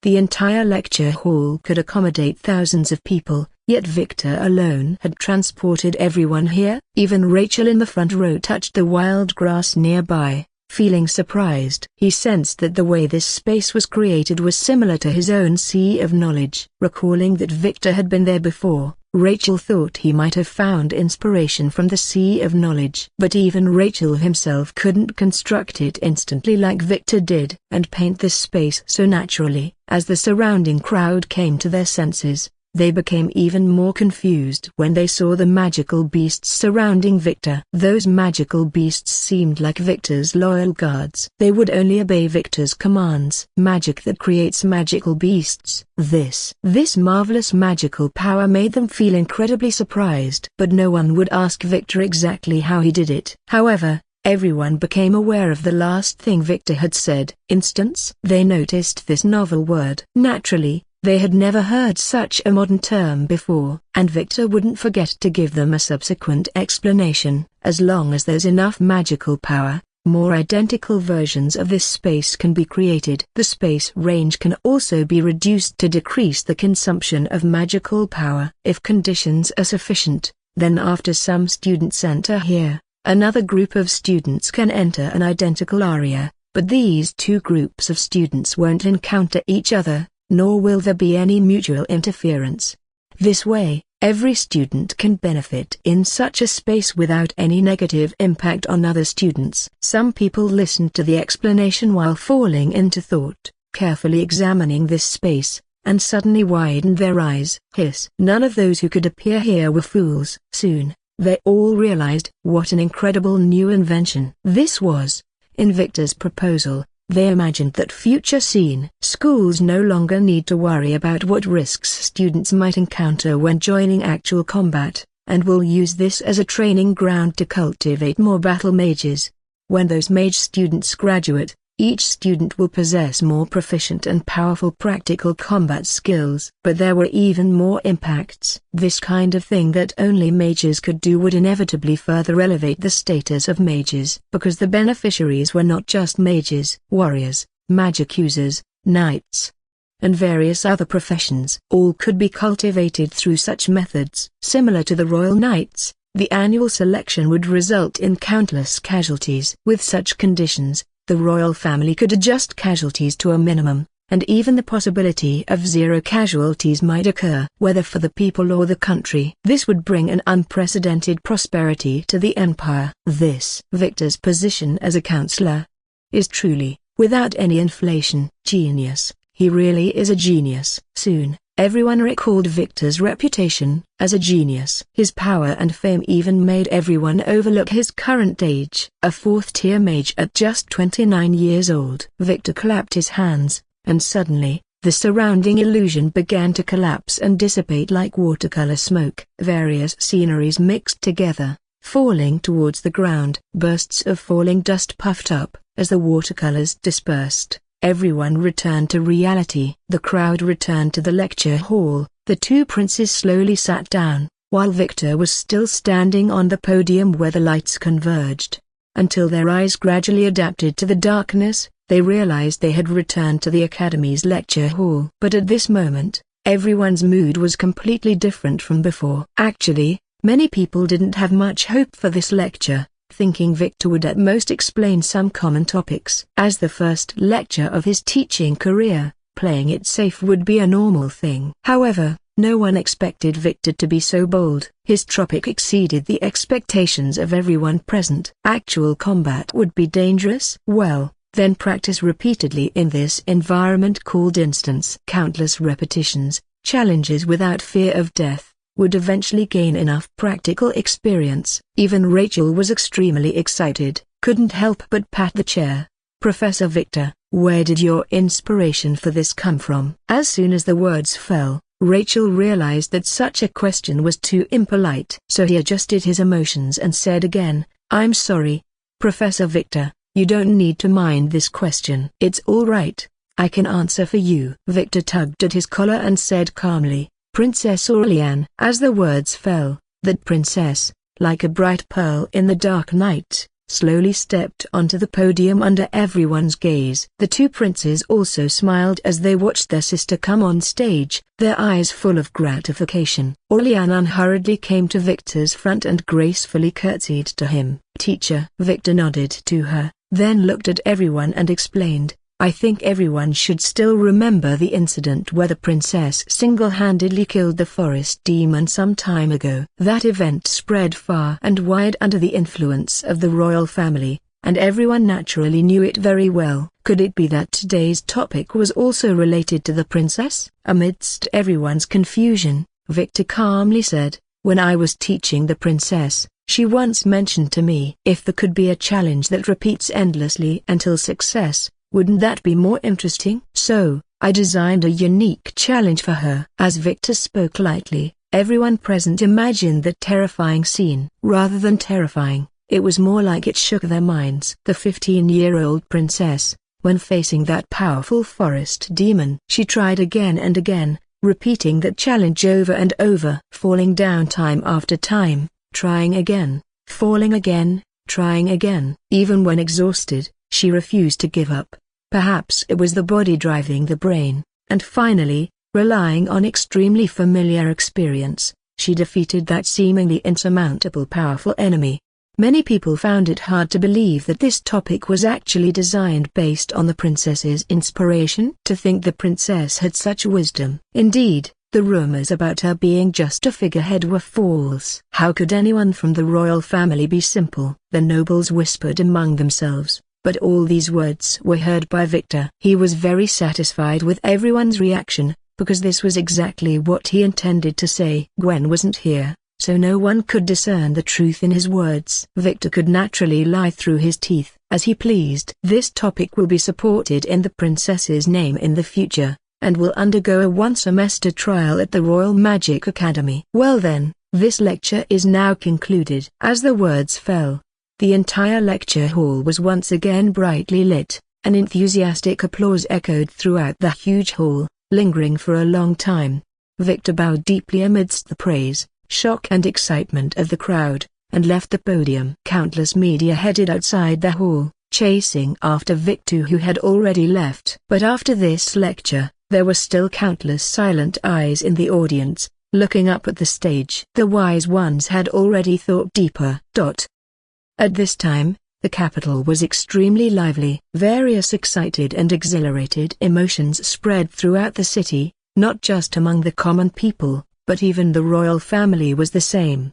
Victor's public lecture achieved great success. Even by the next day, the headlines of countless newspapers were all about Victor's ideas. This 29-year-old genius mage is about to lead a brand new era called Instance. Yes. Countless people were crazy about it. If such a topic could really be completed, it would be of great significance to the entire empire, especially since Victor's experiment. It also had the royal family's name as a guarantee. That's right, that mysterious princess would support Victor in her name. This news quickly spread like wildfire, and countless mages even wanted to find Victor to participate in this experiment, just so that in the future, their names could leave a mark on this topic. The news spread throughout the empire, vaguely showing signs of spreading beyond the empire. But there's no need to worry, because the core technology of this topic has always been in Victor's hands. As a fourth-tier mage, and also a counselor, how could he worry about threats from others? The news spread as fast as birds. Meanwhile, at the Dillon mansion, in the training ground. Early in the morning, Kevla sat in a chair resting her face on her hand, watching Gwen training day after day. The person practicing swordsmanship in front of her was still Victor wearing that coat. Although he was in the midst of the outside whirlpool, he seemed to be completely unaffected. In Gwen's home, he was free from distractions, with only the sword in his hand on his mind. Clan Ga! The two long swords clashed together, the blades vibrating slightly as they both exerted force and retreated at the same time. The two very tacitly sheathed their long swords at their waists and hung them on the nearby weapon rack. Gwen looked at Victor, her eyes still filled with that satisfaction. Victor's skill naturally needed no explanation. It was extremely proficient, and after a period of training, his physical fitness was gradually catching up. Perhaps soon, Victor would be able to move on to the next stage of practice. Victor just shook his hands, once again washing himself clean with a cleaning spell, and as usual, said goodbye to Gwen before hurriedly leaving. Every time at this moment, Gwen would watch Victor's back as he left, until he was completely gone. Kevlar looked at Gwen, who seemed to have turned into a waiting wife stone, and couldn't help but pout. "If you want him so much, just keep him here." "Really, you're such an unconscious fiancé. Copyright he." Hearing this, Gwen's cheeks flushed red, and she angrily said, "Sister, don't talk nonsense. Why would I keep him? Victor is just here to practice swordsmanship." Kevlar clicked her tongue twice and shrugged. "Say whatever you want, but I have to notify you of something. Victor's influence is too great, so great that in just one day, news about him has spread all over the north." Gwen was stunned, seemingly not quite understanding Kevlar's meaning. However, Kevlar just looked towards the north and said calmly, "Father has also heard about Victor's affairs, so he hopes I'll bring you home for a while. He wants to talk to you in person about your engagement to Victor." As Kevlar spoke, Gwen's gaze dimmed. From a young age, Gwen had been shaped by the code of righteous knights, orienting herself towards justice and constantly honing her knightly skills to strengthen herself. But her father was different. Angus Dillon. He was an absolute utilitarian, viewing his offspring as tools to gain benefits for himself. Because the young Gwen, due to her excessive righteousness, could not bring him any benefits, Angus Dillon sent her to the Knight's Order to learn combat skills early on, never inquiring about her again. This resulted in Gwen having almost no childhood, emerging from endless grueling training since she was young. As for Gwen and Victor's engagement, after Victor's father died, this engagement seemed to become a joke. The Cravina family seemed to have completely forgotten about it. After all, Victor was the one in charge. As the head of the family, if Victor didn't want to fulfill this engagement, he could naturally choose to ignore it. And what's more ridiculous, because Victor became the head of the Cravina family, coupled with Victor's behavior of wasting nearly 9 years, Gwen's father believed that Victor could not bring benefits to the Dillon family.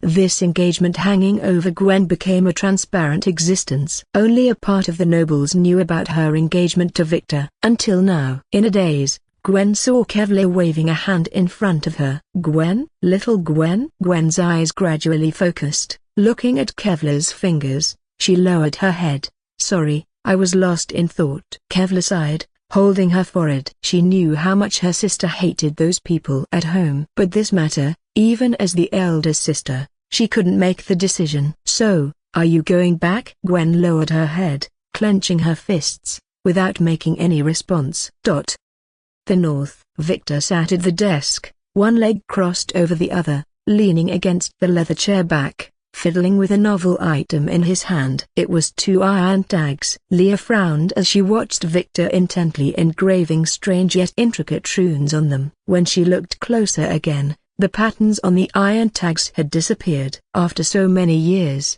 Leah had long lost interest in things like magic. So she didn't say much, just shrugged and patted the envelope on the desk in front of Victor. "That's what Uncle Angus said. It's up to you whether to go or not. If you don't go, I'll decline for you." Early this morning, Victor's mansion received this letter from the Dillon main family in the northern border of the empire. The content of the envelope was clear and concise, intending to invite Victor to visit the Dillon family. His Uncle Angus had some words he wanted to say to him. Victor put down the iron tags in his hand, supporting his elbow on the armrest of the chair, holding his head in thought. Did he have time now? He had plenty of time. After the lecture, the academy was on holiday, and he had a long vacation. But his identity as a professor should be little known outside the capital. Until yesterday's successful lecture topic, His professor title spread along with it. But it had only been one night. It seems this uncle is very concerned about me. Thinking carefully, it was normal. After all,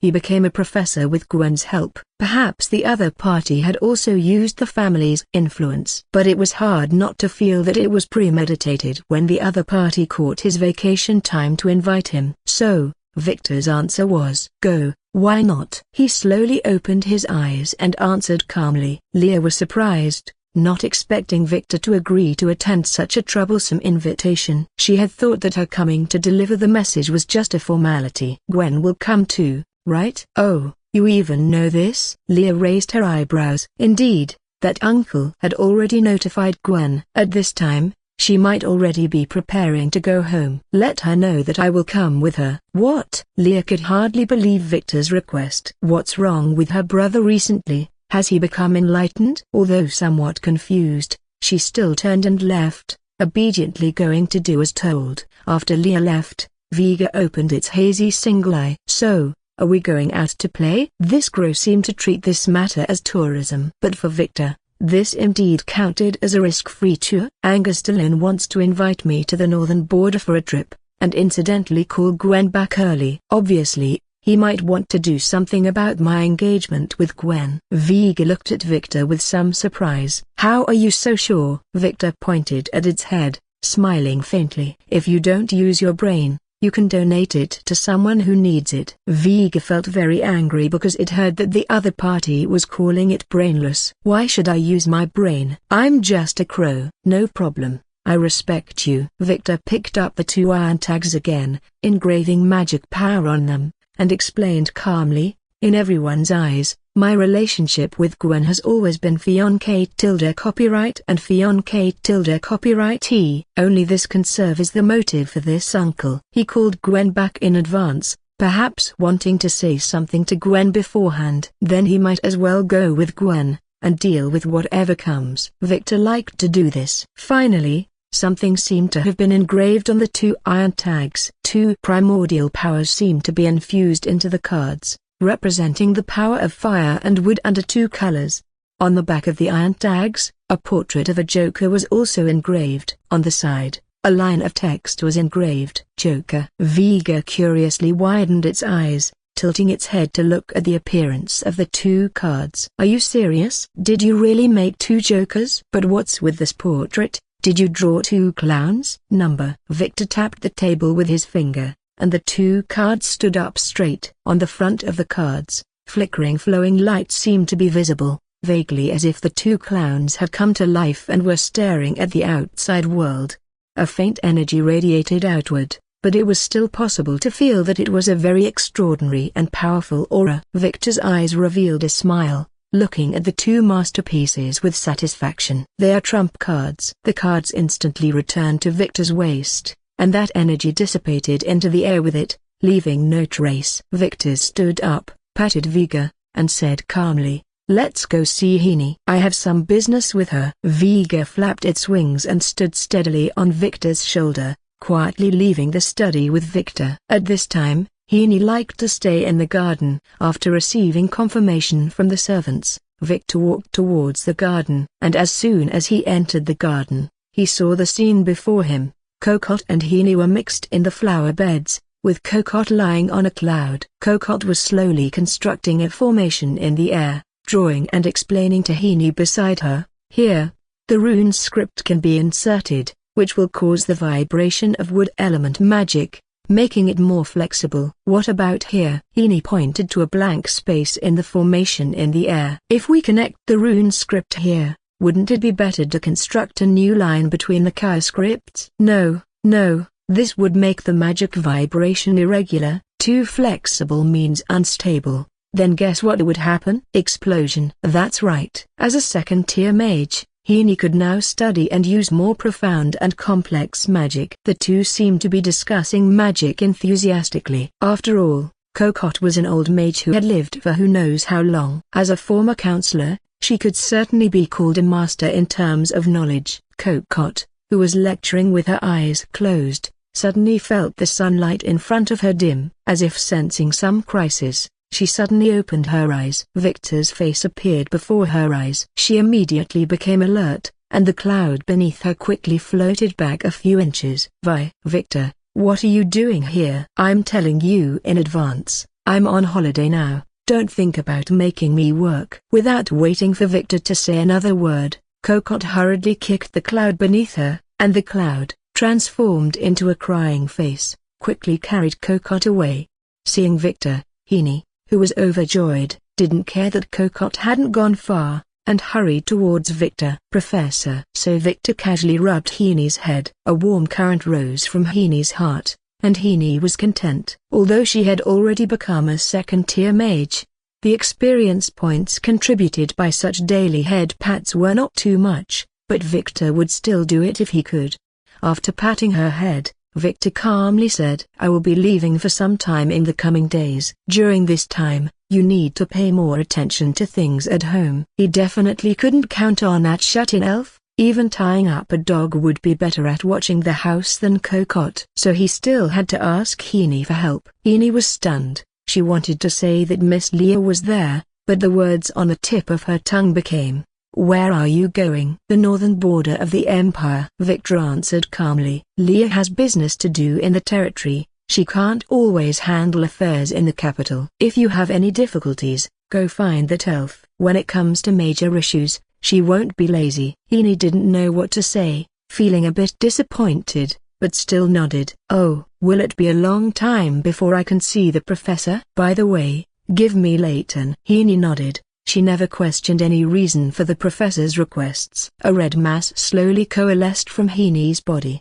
and a small crocodile lay on Heaney's shoulder. It lazily yawned. What are we eating today? It had just asked this question when it saw the cold as ice Victor in front of it, and suddenly shuddered. Bye, big brother. Don't get excited, Layton. Victor stared at it for a moment, reached out his hand, and took Layton into his hand. The small crocodile couldn't move in his palm. It could only hear one sentence. I'll take you to eat something better. After saying this, Layton's consciousness retreated back into darkness, once again imprisoned. After doing all this, Victor turned to leave, but saw Heaney in front of him looking a bit shy. What's wrong, Heaney? When his subordinate's state was off, he naturally had to show more concern. Heaney just stole a glance at him, as if somewhat timid, and said in a very soft voice, could you come a little closer? Victor didn't quite understand, but he still tried his best to fulfill Heaney's request. Like this,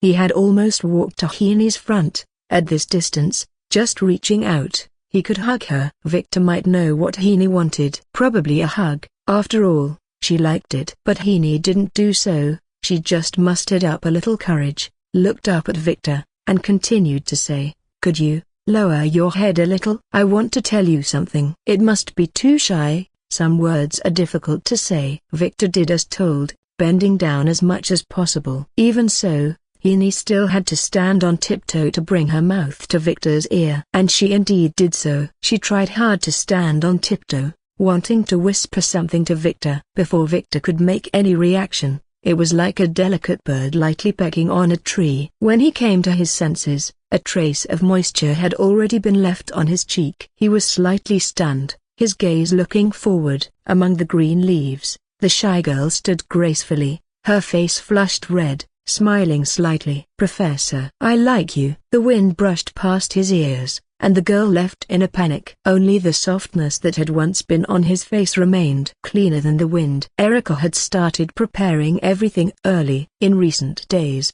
she had been learning about the northern frontier of the Empire. There were two relatively powerful forces in the Empire's northern frontier. One was the Dillon family, a knightly house guarding the northern border. The other was a group of mages and the magicians called the Pale Mage Association. The Mage Association's territory lay further north compared to the Dillon family's lands. That area already belonged to the extreme northern ice fields, a land of bitter cold. The land was covered by snow year-round, and deep inside lived a group of barbarian humans who were unafraid of the severe cold. These barbarians, with physical qualities far superior to ordinary people, were called beasts. The beasts often invaded the Empire's territory, burning, killing, and looting the villages and towns on the edge, committing all manner of atrocities.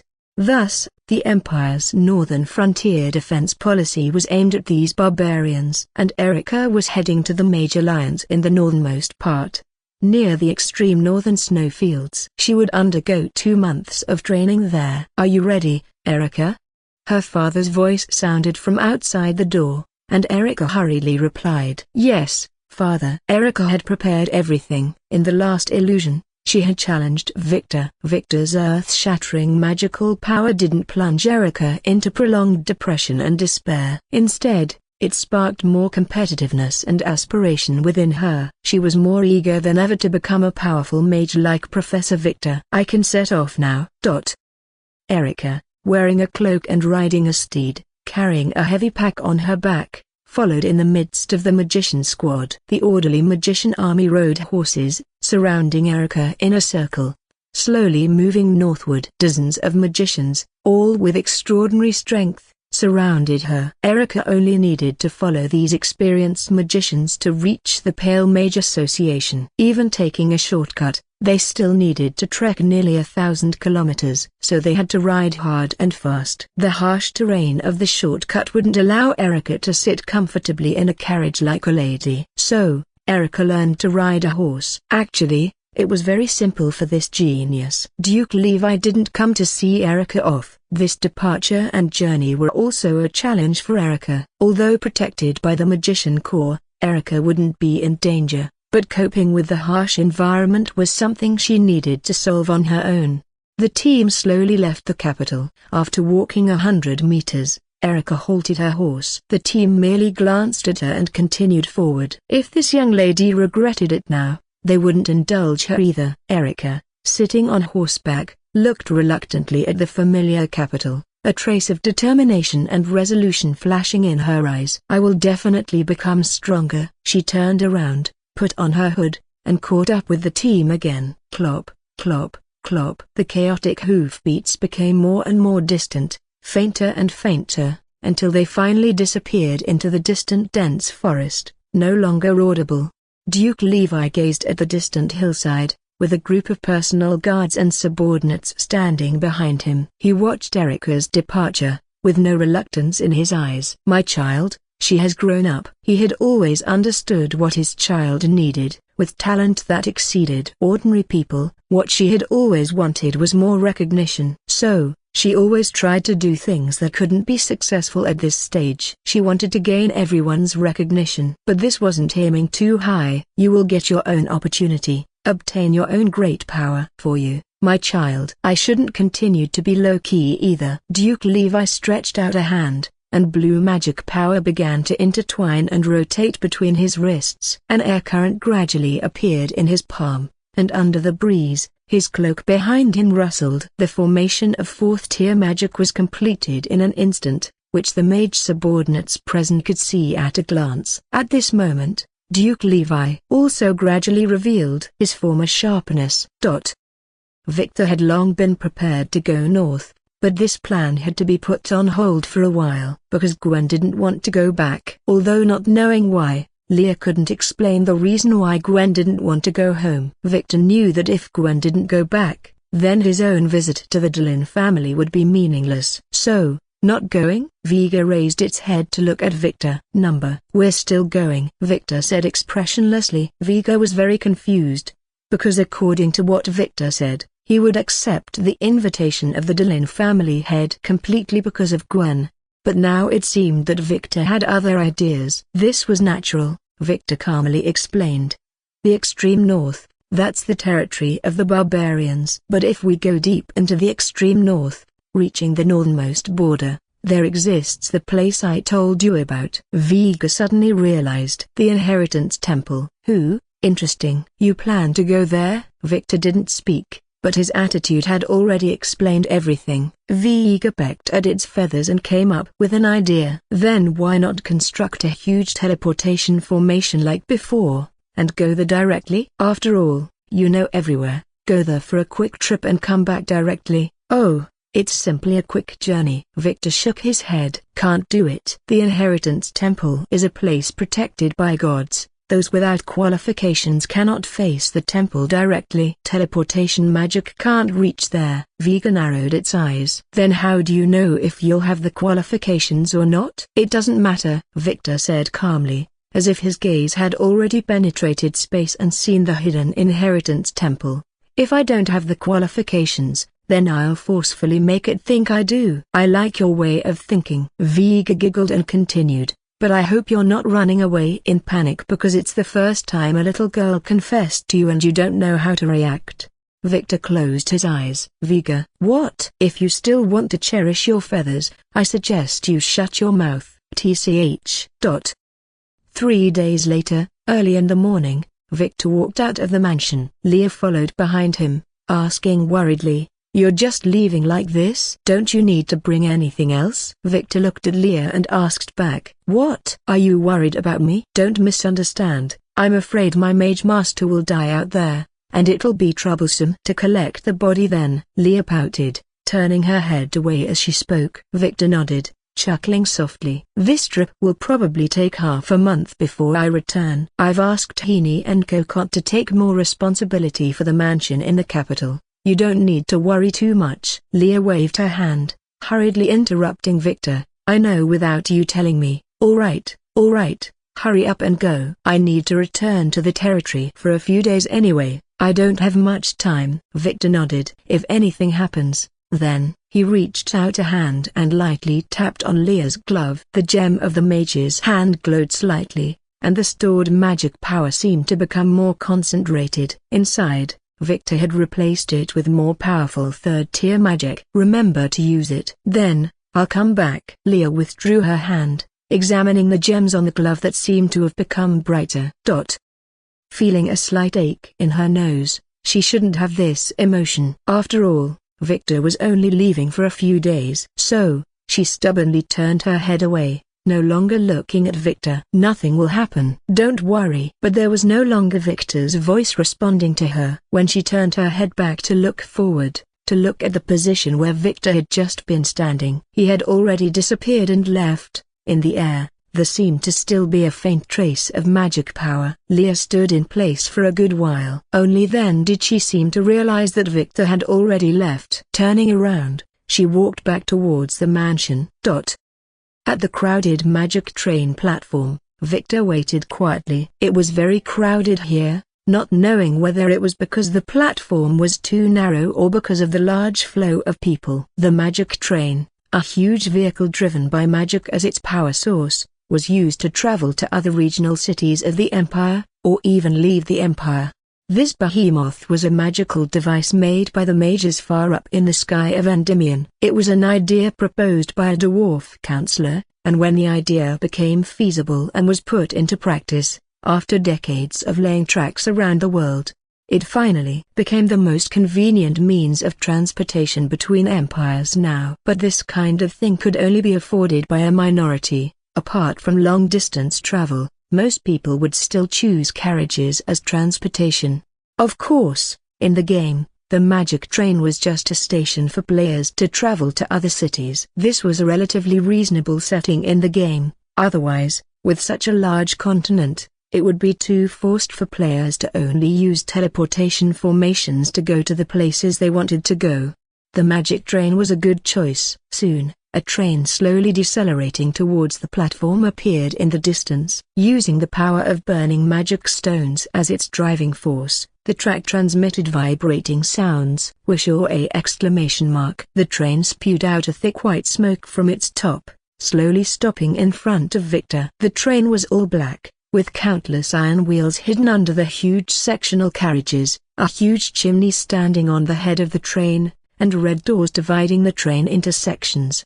People seeing this kind of beast for the first time will inevitably think it was a giant snake that could devour heaven and earth. The ticket Victor had booked was for the first-class carriage of this express train. He was just about to step onto the train when a familiar voice came from behind. "Hey, Victor!" Turning around, it was a familiar purple-haired woman. It was Gwen's elder sister, Kevlar. Victor naturally remembered her. Victor stood in place watching Kevlar waving at him while running over, smiling and saying, "Are you going to my home?" "I happen to be going back for a while too, Also on this train. She waved the ticket in her hand, which read A express train, first class carriage. It was a ticket for the same carriage as Victor. Looks like we'll be going back together. Woo-a! The train gradually started, and the steel beast began to vibrate as it moved along the endless tracks. The passengers in the carriage had already taken their seats,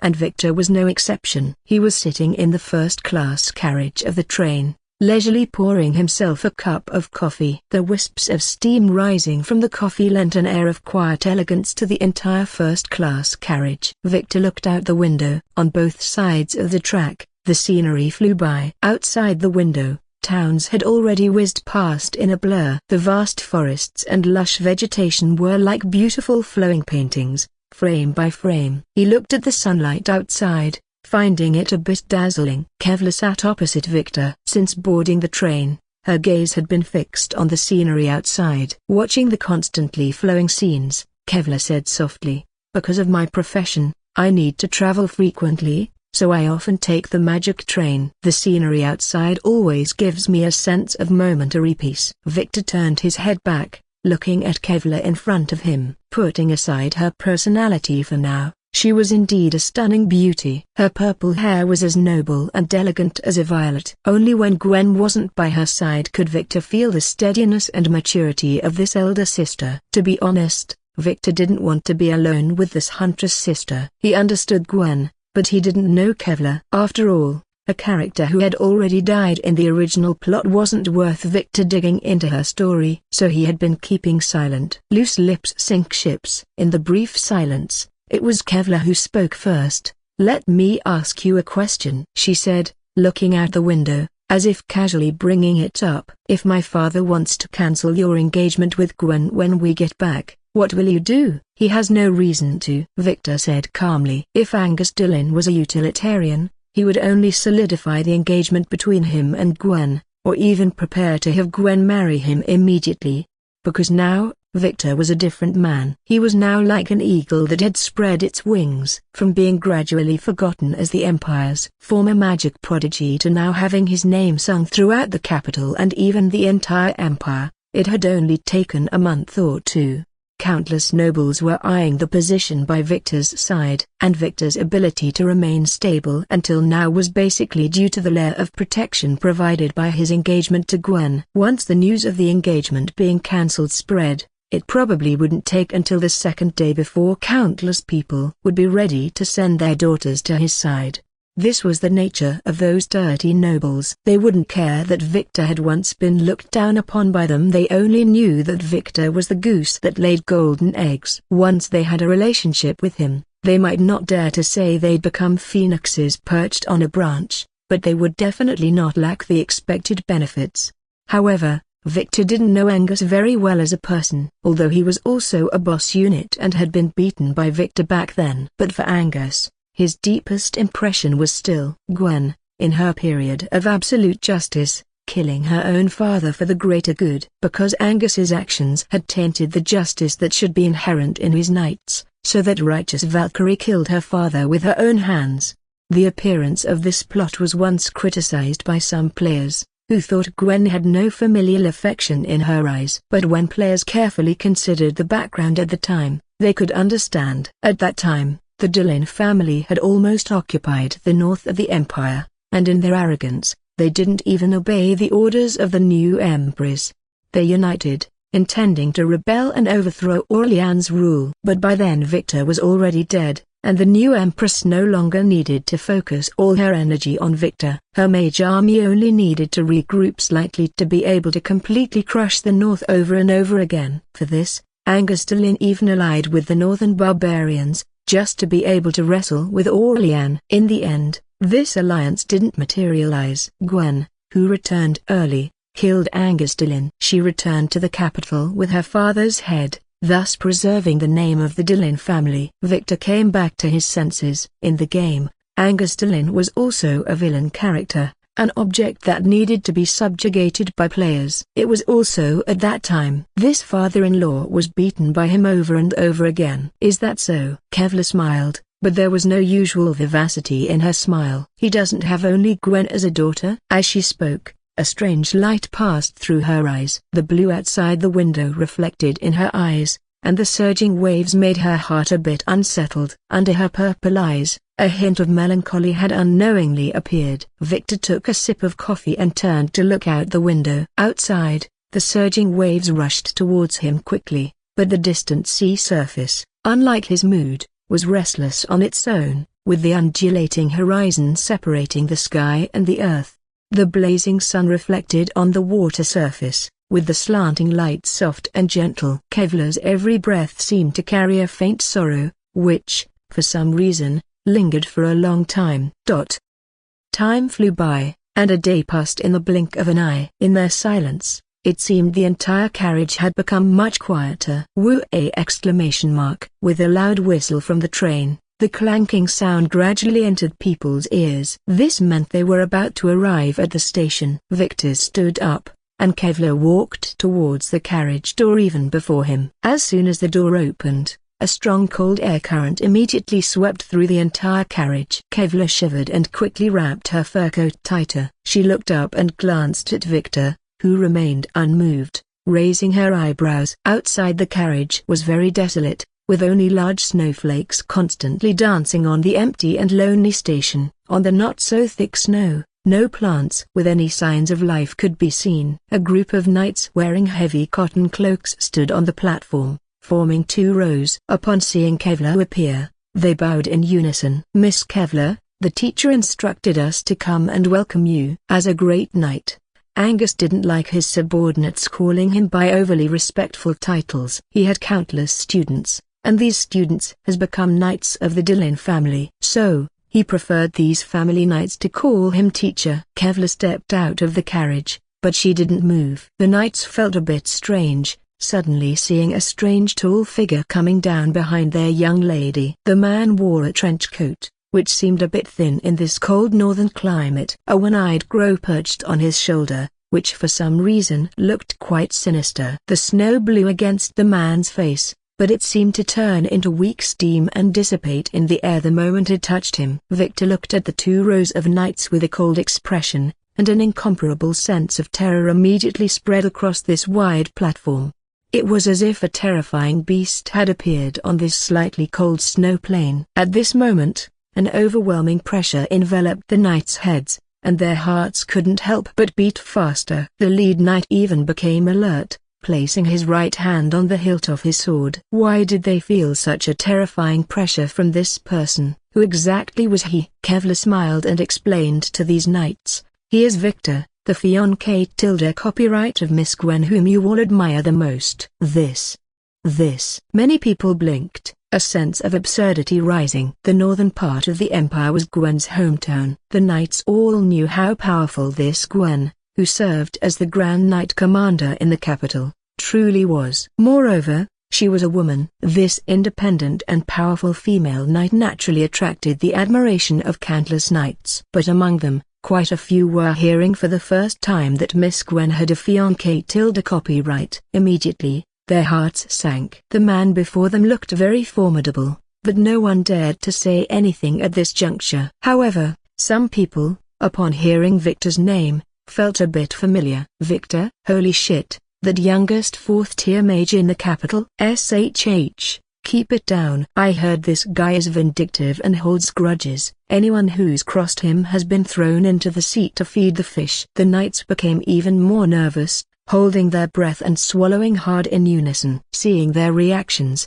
Kevlar nudged Victor with her elbow, smiling and saying softly, "Wow, your reputation is quite something. Even the knights in my family know you." Victor still maintained that cold as ice expression, not even acknowledging Kevlar. He just stepped forward, his gaze glancing at the lead knight. Under his overwhelmingly oppressive gaze, that lead knight couldn't help but tremble a bit. Even the cold of the extreme north seemed far less chilling than the coldness brought by this man before them. He removed his hand from the sword hilt and clenched it into a fist, as if trying to encourage himself. Victor, however, just said coldly, "Lead the way." "Go."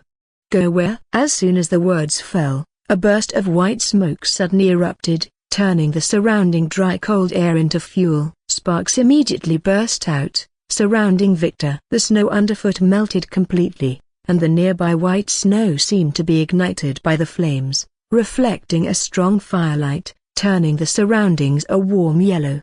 The knights felt a scorching heat spreading from their front to their entire body. Victor looked straight at this knight. "To where you should take me." "Don't make me say it again." "Yes, yes." The poor knight would never understand how he had angered this mage lord. He could only wave his arms, hurriedly calling from the knights to regroup. The knights tremblingly dispersed, mounting their horses, their long-trained orderly formation seeming to be a bit chaotic. Victor walked up to a white stallion and mounted it with a swing. He glanced back at Kevlar and said calmly, "Don't worry, I won't beat up that old man. For now." The knights, trembling, escorted Victor and Kevlar back to the territory of the Dillon family. The icy, snow-covered journey finally came to an end, replaced by an enormous steel castle looming before them. Its impenetrable defenses were enough to make any would-be invader despair. Once inside the city, they saw groups of new knight recruits everywhere, engaged in various grueling training exercises. This was the domain of the Dillon family, the largest front line on the northern border of the empire. While peace reigned within the empire's borders, numerous potential crises lurked beyond. To the south lay the long-standing magical creature rifts, to the north were tribes with special powers, and to the west was the kingdom of Kant. However, thanks to Orleans' presence, the empire and the kingdom maintained a relatively peaceful relationship, rarely crossing each other's paths. Of course, each region had its corresponding family to guard it. The Dillon family was stationed at the northern defense line. This was the territory of Erlangus. This massive castle was renowned as a breeding ground for knights. As such, the Dillon family's power was formidable, even reflecting their status within the empire. The steel beast's great maw slowly opened before the enormous castle. The two of them looked like tiny black insects. They rode their horses, slowly traversing a long, dark path. Upon fully entering the castle's interior, Kevlar waved to the knights escorting them from behind. "You may leave now." Upon receiving the order, the knights, as if pardoned by an emperor, scattered with obvious relief, not wanting to stay near Victor for a second longer. The lead knight, seeing his subordinates suddenly disperse, hesitated for a moment. Looking at Kevlar, he hurriedly said, "Well, Miss Kevlar, I'll go inform the master." With that, he quickly followed the knights who had left earlier, disappearing from sight. After everyone had left, Kevlar looked at her brother-in-law, whose expression remained cold, and teased, "What's wrong? Angry because you think my father wants to change your fiancée tilde copyright E from Gwen to me?" Angry? That wasn't quite the emotion. On the train, Victor had just felt a bit gloomy. He had been trying to handle everything. He only needed some time to help Gwen escape that future righteous posture. He only needed a little while to feel at ease, to no longer have to worry about that righteous Valkyrie, to obtain that divine power. Perhaps because the future Victor would die by Gwen's spear. Victor had been constantly in contact with Gwen, gently trying to change their relationship. However, what Kevlar had said to him completely disrupted Victor's plans. If Victor and Gwen's engagement was cancelled, he would have no reason to continue monitoring Gwen. He didn't know when Gwen would become stronger, when she would turn into that absolutely cold-blooded righteous figure. No matter what, this engagement had to be maintained. "I didn't expect you to be so devoted," Kevlar said with a smirk. "Our big sister here wasn't chosen. I'm really heartbroken." Victor gave her a cold glance, his voice somewhat indifferent. "You didn't have this attitude on the train." He had made a deal with Kevlar. No matter what Angus intended to do, Kevlar would do her best to help him keep the engagement with Gwen. Although Kevlar was just guessing, being a monster hunter was just her part-time job. As a politician, Kevlar only needed to think a bit to guess her father's intentions. Victor's current status wasn't worth the family's cast-off child marrying into. Yes, a cast-off. Kevlar knew very well that the family didn't take Gwen seriously at all. From childhood, she had only received training as an ordinary knight. Her current development was entirely due to her own efforts and talent. Even though Gwen had become the captain of the Royal Knights, and even the Emperor favored her, without access to the family's internal power, she would always be a family outcast. Anyway, the engagement was there, and in her father's eyes, Victor and Gwen had no feelings for each other. So even if the engagement was changed, it didn't matter. As long as it ensured a deeper relationship between their Dillon family and the Cravina family, that was enough. And who would be the new sacrifice? Unless Angus had gone mad and wanted his most satisfactory heir to cross swords with Victor. So that person could only be her. Kevla Dillon. However, once she relaxed, she still couldn't control her mouth, and teasingly said to Victor, "So do you like Gwen more, or do you like this big sister more? After all, big sister is so old now, even if I wanted to get married, no one would have me." Kevlar asked with a grin, "Why don't you just marry me too?" Victor coldly lowered his head and swept his gaze over Kevlar. His eyes shamelessly appraised her body. And then, hey, it was just a faint, cold chuckle, but it seemed filled with endless mockery. Victor rode his horse forward on his own, not caring about Kevlar left behind. Kevlar, however, had a puzzled expression, but inexplicably felt a surge of anger. What did he mean by that? She really couldn't figure it out, so she simply stopped thinking about it and hurried to catch up. Arriving at the Dillon mansion, a huge black wooden house stood before them. A family knight slowly bowed to Kevlar, gently pushing open the black wooden door in front of them, making a gesture of invitation to the two.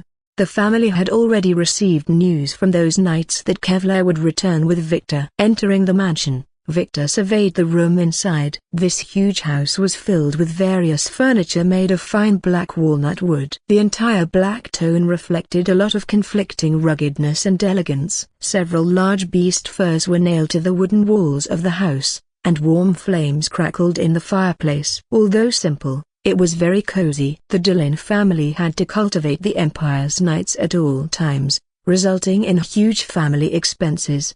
Angus hadn't wasted a penny on home decoration. The setting was just right. Soon, a white-haired butler appeared before the two. "Mr. Victor, please wait for a moment. The master will be back soon." He turned to look at Kevlar and slowly said, "Young miss." The master said that there are some things he wants to discuss with Mr. Victor personally. This was her father intentionally keeping her out of this matter. Kevlar clearly felt this signal. But why was this? If her father intended to replace the fiancé tilde copyright E with her, then she should be present. Could it be that she had guessed wrong? Kevlar looked at Victor with some concern, but only saw him nod slightly, following the servant, moving ahead towards the meeting hall. Kevlar was about to say something, but the butler had already said, "Young miss, perhaps you should go see your brother. Master Jigsaw is looking forward to your return, and he misses Miss Gwen, his sister, very much." Further was displeased about Gwen not returning. So he questioned her in the name of her brother, isolating her from this event.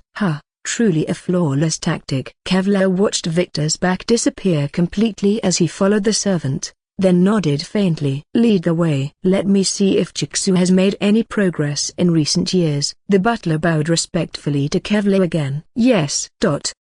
Led by the servant, Victor was brought to a slightly more luxurious hall compared to the others. The feel of the sofa beneath him made Victor relax a bit, and the black walnut table in front of him also exuded a natural aura. The maid gently placed tea in front of Victor and retreated. As the butler had said, the master would be back soon. The door was slowly pushed open, and an imposing middle-aged man walked in. He was wearing a white cloth inner shirt, which seemed to have some sweat stains on it, obviously having just taken off his armor.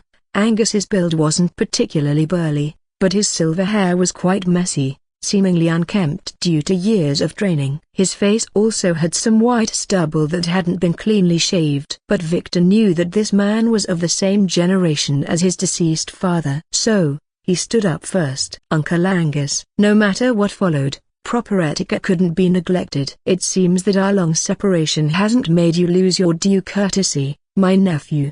Angus's expression didn't change much. He just calmly looked at Victor and sat down in the leather chair. Victor also sat back down, his eyes showing no more fluctuation. Finally, Angus spoke first. "I'm very curious how the offspring left by my late brother has become so outstanding. Outstanding to the point where my daughter is no longer worthy of him. Outstanding to the point where my family doesn't know how to approach him." Victor just quietly listened to him speak. He had no extra response at all, just being a polite listener. Finally, Angus moved again. He tucked both hands into his sleeves, seemingly a habit formed from years of severe cold in the north. Then, he stood up and began to slowly pace around the room. "I think you must be very clever, Victor. Perhaps when that letter was delivered to your home, you already knew the purpose of my invitation." Victor's gaze never left him, trying his best to maintain a silent demeanor. But he stood still, looking directly at Victor. "There's one thing I'm most curious about. It puzzles me endlessly. If I can't get an answer to this, I can never feel at ease in trusting Gwen to you. So, I need you to tell me." Swoosh! Before he could finish speaking, a cold, sharp light flashed instantly, tearing the surrounding air into a vacuum at a speed that left no time to react. Clang! A round shield appeared out of thin air. Victor tilted his head slightly, holding the shield on his left arm, easily blocking the sharp blade. In a moment of daze, health bars and levels appeared in front of Victor. LV-45, Angus showed an as expected expression, his voice carrying a hint of coldness. "Who exactly are you?" the crow called in a hoarse voice, its tone icy cold. Victor's eyes slowly filled with a flowing azure light. "Patience." A faint smile played on Victor's lips, exuding confidence and nonchalance. "In a moment, the one taking the beating will be you." As a seasoned player, Victor always kept an eye out for potential health bars appearing nearby. When Angus launched his initial attack, Victor immediately noticed the health bar that suddenly materialized. So, regardless of who his opponent was, the first order of business was to strike. Instinctively, Victor swung his round shield, skillfully deflecting Angus's attack with perfect precision. Years of rigorous training in harsh environments had forged Angus's body and will into steel. As a knight, his close combat skills were naturally honed to the highest level, with the ability to judge and respond to attacks becoming second nature. So, when Victor perfectly deflected his attack, Angus quickly adjusted his posture and stepped back. The dizziness lasted less than a second. Angus held a silver longsword engraved with beast patterns, his aura instantly filling the space around Victor. He coldly stared at Victor. Despite his not particularly bulky frame, a powerful beastly aura constantly emanated from him, like a cold-blooded wolf. Exquisite reaction speed. Even if you had trained since childhood, you shouldn't possess such close combat skills. Remember, you're a mage. Victor smiled. Is that so? As soon as the words left his mouth, the atmosphere in the room suddenly became unstable. Several bright lights began to swirl around Victor's body, like fish in water. Formations slowly began to construct themselves around Victor in all directions, his various abilities suddenly increasing. Beneath Victor's clothes, a faint magical power flowed between his flesh and blood, coursing through his meridians. Attack, defense, agility. Quickly, various enhancements surrounded Victor. The buff bar under his health bar was instantly filled to the brim. As the magic began to dim, Victor transformed into a flying arrow, swiftly charging towards Angus. From beneath his coat, several robust green vines quickly extended, intertwining to form an oddly shaped wooden sword in Victor's hand. Strangely, though, the wooden sword seemed to flash with gleams of cold light, appearing incredibly sharp. Clang! As Victor swung the wooden sword, Angus instinctively raised his sword to block. Upon feeling the steel-like collision, a force actually made his hands tremble slightly. A flash of astonishment crossed his eyes. Victor held the wooden sword, locked in a stalemate with Angus. His arm holding the long sword remained motionless, his tone brimming with confidence. "Then let's have a little duel." A blue glow quickly appeared at his fingertips, and one or two runes suddenly seemed to be engraved on the formation by an invisible giant hand. Instantly, a new energy flashed across Victor's arms. Strength increase, large. Angus suddenly felt an immense pressure, his hands holding the long sword beginning to tremble under this suddenly increased force. Because Victor had formed a link with Vega, he now had infinite mana. In the blink of an eye, dozens of small enhancement spells appeared behind him once again, as if enveloped by a rainbow. Victor's body erupted with terrifyingly powerful energy. With the enduring stamina from the wood origin, Victor had enough energy to sustain a close combat battle. What? Never seen a mage engage in close combat? Well, today you have. After the first unsuccessful strike, Victor retreated, leaping back several meters, his speed already fast enough to tear through the surrounding air. With a slight push of his back foot, his figure instantly began darting around the massive room, leaving after images everywhere.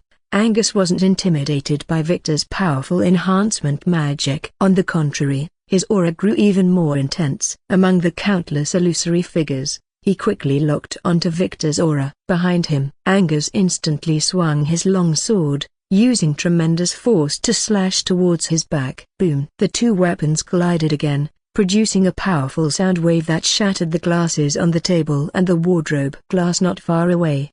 Following the sound wave, a delayed gust of wind scattered all the surrounding furniture into pieces, debris flying everywhere.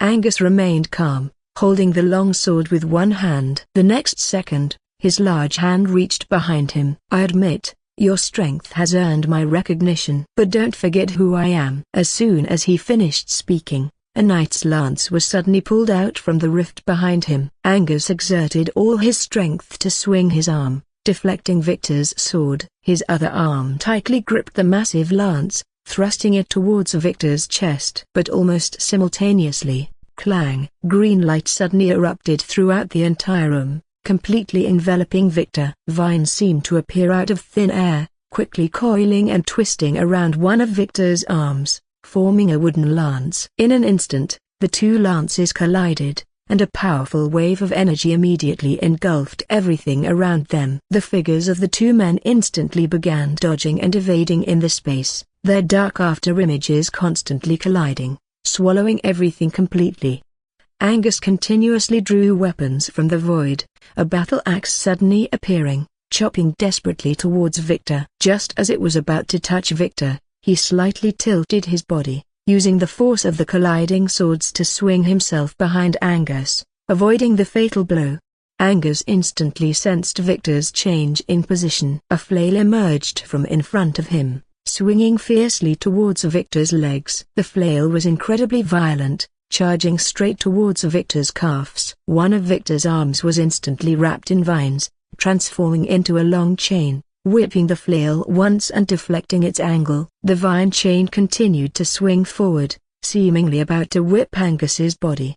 Angus decisively took a step back, tilting his body downward, avoiding the chain with its momentum cutting through the air. The chain instantly transformed into a sharp arrowhead, suddenly slashing across Angus's cheek. Angus furrowed his brow, a bright red wound slowly appearing on his face. The two continued fighting, locked in an intense battle, sparks constantly flashing in midair, suddenly illuminating everything. Victor snapped back to reality from the immersive battle, staring intently at the powerful enemy before him. Indeed, Angus was the strongest opponent he had faced in close combat. Every one of his moves was aimed at killing his opponent. If Victor had been careless for a moment, he might already be a corpse. But he was far too familiar with Angus's fighting style. Weapon Master, Angus. He represented the pinnacle of knightly martial arts, which meant Angus would never use the same weapon in his next attack. He had taken the knightly tradition of not being confined to any single weapon to the extreme. This was also why knights could equip any weapon except staves. But unfortunately, Victor was at ease in this battle. His impassive face still exuded great confidence. "I'm not bad either." Item: Omnipotent. Skill: 1000 changes. Transform into different tools based on the user's mana input and mental control. Skill: Magical energy. When attacking enemies, it can inflict corresponding elemental damage. By injecting powerful wood attribute mana into his arm and visualizing the shape of a longsword in his mind, a wooden longsword would appear in the user's hand. Naturally, if fire attribute mana were injected, a flame attribute blade would appear. This item was a reward obtained after defeating Drua. Unlike world-class items, the Omnipotent was not a one-time use item. It could be used at will. The next second, the two pulled apart to a great distance, countless weapons flying through the air. They struck each other, both sides showing no weaknesses. But the problem was, Victor was a mage. Angus deeply understood this point. which made him even more wary of Victor. So he had been constantly attacking Victor with weapons, aiming to prevent Victor from using powerful magic that required preparation time. As long as Victor had no time to chant, he would always have the upper hand. But what Angus didn't realize was that Victor had never intended to chant magic. The confident Victor had only one thought in mind: defeat you in your strongest domain. He had this ability. Several red patterns suddenly lit up on the coat behind him, and the wooden sword in his hand was instantly ignited, transforming into a huge blade of raging flames.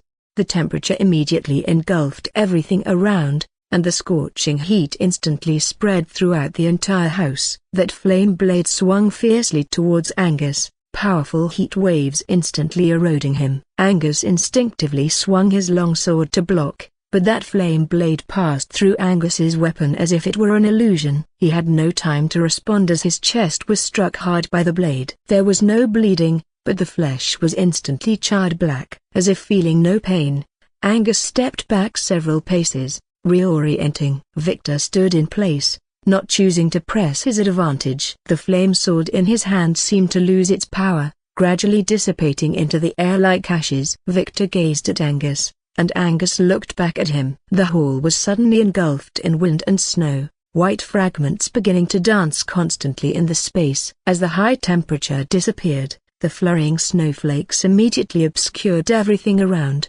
Angus reached behind him, and several rifts instantly split open. Knight's armor burst out from that void, assembling onto various parts of Angus's body. In an instant, a suit of steel armor completely enveloped his body. Dozens of different weapons once again emerged from the rifts in the sky. Angus extended one hand, gripping a massive lance. The other weapons didn't dissipate, but instead surrounded Angus. He stomped his foot slightly, and in an instant, the scenery around them changed dramatically. The huge house completely disappeared, replaced by an endless expanse of ice and snow. At this moment, the two seemed to be standing on an endless snow plain. Victor stood in the snow, feeling the biting cold temperature around him. This was the domain of a 4th-rank Great Knight, Snowmaster Knight. This place was the ability domain of this powerful knight. Beneath the silver-white armor, two red glowing eyes were revealed, killing intent and coldness instantly enveloping Victor. My dear nephew, now, it's time we show our true mettle. Victor raised one hand, and wooden vines coiled around the sleeve of his coat,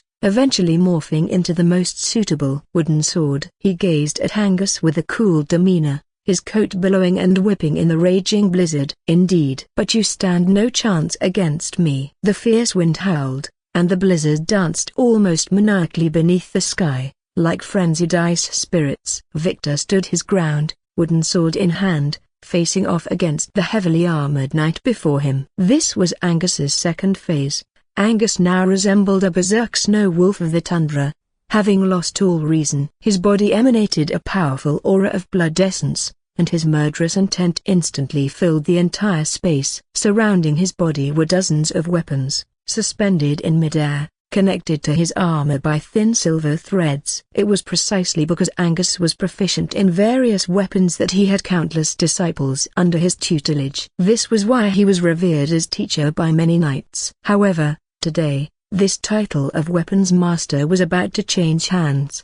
Angus charged forward in an instant, his footwork several times more terrifying than before. The snow-covered earth shattered under the immense impact, his entire body breaking through space like a massive cannonball. This time, Victor couldn't meet Angus head-on as he had done previously. Angus's armor was forged from cold iron blessed by ice elementals, with his own blood used as a catalyst to create this magical armor. Clad in this armor, Angus's defense had increased by an unknown factor. Ordinary attacks against this armor were like red-hot toothpicks scratching fur. Not only did it enhance his defense, but it also elevated his offensive capabilities to a new level. At this moment, Angus was unleashing an attack with his full might. Victor used his wooden sword to deflect Angus's knight's lance. Although Victor's strength, even with enhancements, was no match for Angus's, the interaction between their weapons was enough to cause a disturbance. The lance's attack trajectory was slightly altered. Seizing this opening, Victor extended his other hand, striking hard at Angus's chest. Boom! Intense heat instantly spread across the chest plate of the armor. The collision of the immense ice elemental magic and fire elemental magic triggered a massive shockwave. The surrounding snow, meters thick, was blown away, and the trajectory of the falling snow in the sky was disrupted by this single strike. Warmth and cold intermingled, smoke rising, and several silver streaks, hidden in the snow's whiteness, shot towards Victor. Clang, clang, clang. In an instant, Victor extended the wooden sword on his arm, swiftly deflecting the arrows. Just as the three streaks were blocked, a massive axe suddenly cleaved down from the sky. Its speed was extreme, instantly splitting the dry, cold air in two, raising a 1,000-foot snow wave. An ordinary person would never have been able to react to this attack. But Victor had sensed this attack long before. Before Angus could land from the air, Victor leapt several meters to the side, dodging to one side of the axe. The sword in his right hand was instantly ignited, transforming into a giant, raging hammer of flame. The flame hammer struck Angus's body head-on, the terrifying force sending him flying the moment it touched his hard armor. His body, trailing slight flames, flew like a blue meteor towards the snowy ground. The surrounding ice and snow vaporized into white smoke due to the sudden appearance of high-temperature flames. Mid-air, Angus suddenly drew out two chain hooks, piercing them straight into the ground, propelling himself towards the earth. As the billowing snow slowly settled, Angus stood firmly on the ground. At this point in the confrontation, Victor held the upper hand. Angus found it difficult to comprehend. It seemed as if Victor had completely seen through his every move. It was as if he had fought with Victor hundreds, or even thousands of times before. Angus could sense that Victor's close combat skills were indeed extraordinary, but this level of close combat ability couldn't be described as exquisite. In other words, Victor's every move seemed like it was specifically designed to counter him. He narrowed his eyes. A cold glint flashed in his gaze. His voice resonated heavily within his armor. If my brother was still alive, he would surely be delighted to have such an outstanding child. But I grieve for him. The dozens of weapons round him seemed to merge into a large, irregular iron block, constantly surging like flowing mercury. In an instant, the iron blocks began to extend towards both ends, transforming into a sword hilt and blade. Without even the structure of a crossguard on either side, a massive blade that seemed to pierce through heaven and earth suddenly appeared above Angus's head. I knew that child well. He was indeed a genius, and so are you, of course. But geniuses know how to be modest, while you do not. As he grasped the sword hilt, time seemed to slow down. The falling snow becoming visible to the naked eye, its speed decreasing more and more. Whether you are him or not, it doesn't matter to me. Eliminating you now, to me, is of utmost importance. In Victor's eyes, Angus seemed to transform into a barely perceptible phantom, several shadows beginning to shift around him. As the long moment passed, Angus's speed gradually increased, until finally, the several shadows transformed into streaks of black light. It seemed as if in the blink of an eye, he could appear before Victor. A voice, like a whisper, sounded by Victor's ear, "Die." But the moment his words fell, instantly, countless iron cards began to revolve and fly around Victor, the terrifying card wind completely enveloping him. The airflow formed by the card wind caused the falling snow to continuously swirl. Angus's attack was forcefully blocked by these strangely flying iron cards. Victor slowly raised his hand, holding two iron cards. On those cards were engraved images of two jesters, with text and patterns that seemed to be flowing slightly. Joker. That pair of differently colored iron cards instantly flew out, carrying terrifyingly powerful magic that completely engulfed the surroundings. A shrill, eerie laughter, like that of jesters, rang out all around. Two jesters suddenly appeared in the midst of the wind and snow. Vaguely visible red and green colors appeared behind Angus, appearing extremely bizarre. Like some kind of surprise, it left Angus stunned in place. The dual laughter of the jesters continuously rang out, like soul-comforting specters, or like horrifying puppets being pulled, slowly moving forward. Everything around became incredibly hollow, as if invaded by an evil aura that had occupied their consciousness. Angus could no longer sense the domain not far away. The two jesters played with a black sphere in their hands, constantly rotating it. The sphere continuously absorbed and suppressed the surrounding space. The darkness gradually collapsed, with only red and green colors dividing half the sky in the void. The ice and snow world instantly began to collapse and be destroyed, the goose feather-like snow falling from the sky turning into red and green ribbons. Everything around seemed to be constantly distorting, moving towards the sphere in the jester's hands. Whoosh! In an instant, the earth and sky completely disappeared, and the two people around were thoroughly trapped in the differently colored void, incredibly psychedelic. Angus stood in the void, feeling nothing, with not a trace of vitality existing around him. And he himself, it was as if he was completely trapped here. Angus was slightly stunned. Suddenly, one red and one green, two jester cards, hovered in the air in front of him. The Joker text on them was particularly eye-catching. Finally, an incomparable sense of crisis spread throughout his body. An intense white light burst forth from the two iron cards. It was as if all the energy transformed from the domain was unleashed towards him at once. The dazzling white light instantly engulfed the red and green sky, everything completely submerged in the light. Trump card. When the void eyes appeared, the ice and snow world seemed to be restored like a puzzle. But the knight was kneeling on the ground. The eyes beneath the helmet became incredibly hollow. In a mist of snow, a black crow's feather slowly fell, and the moment it touched the snowy ground, Victor's form slowly appeared. The two Joker cards on the ground, as if sensing a summons, returned to Victor's waist. He patted Angus's shoulder, his tone calm. "I told you, you can't beat me." Angus didn't move. He knelt on the spot, his voice sounding somewhat hoarse. "Victor, do you remember what you promised me?" His hollow eyes watched Victor's reaction, but he could only see his expressionless face. "So?" Angus laughed. "Indeed, you are not Victor." Angus raised his head, exhaling, white breath escaping from his helmet, very noticeable amidst the ice and snow. "Tell me your identity." Victor bent down, making a bowing gesture. His head leaned close to Angus's ear, chuckling softly. The mischievous crow flashed an arrogant light, the black feathers forming a rapidly rotating storm that covered Victor's body in the explosive wind and snow. A faint black light made him appear incredibly mysterious. "Uncle Angus, what is it that makes you want to protect Gwen at all costs? Is it because of the divine power that exists within her?" Angus suddenly widened his eyes, his gaze filled with disbelief. "Don't be surprised." He stood up, adjusting the inner lining of his coat. "I know your God-making plan like the back of my hand." However, Victor's eyes flashed with the same light as Viga's, and even his voice became cunning and mischievous. It was no longer Victor's voice.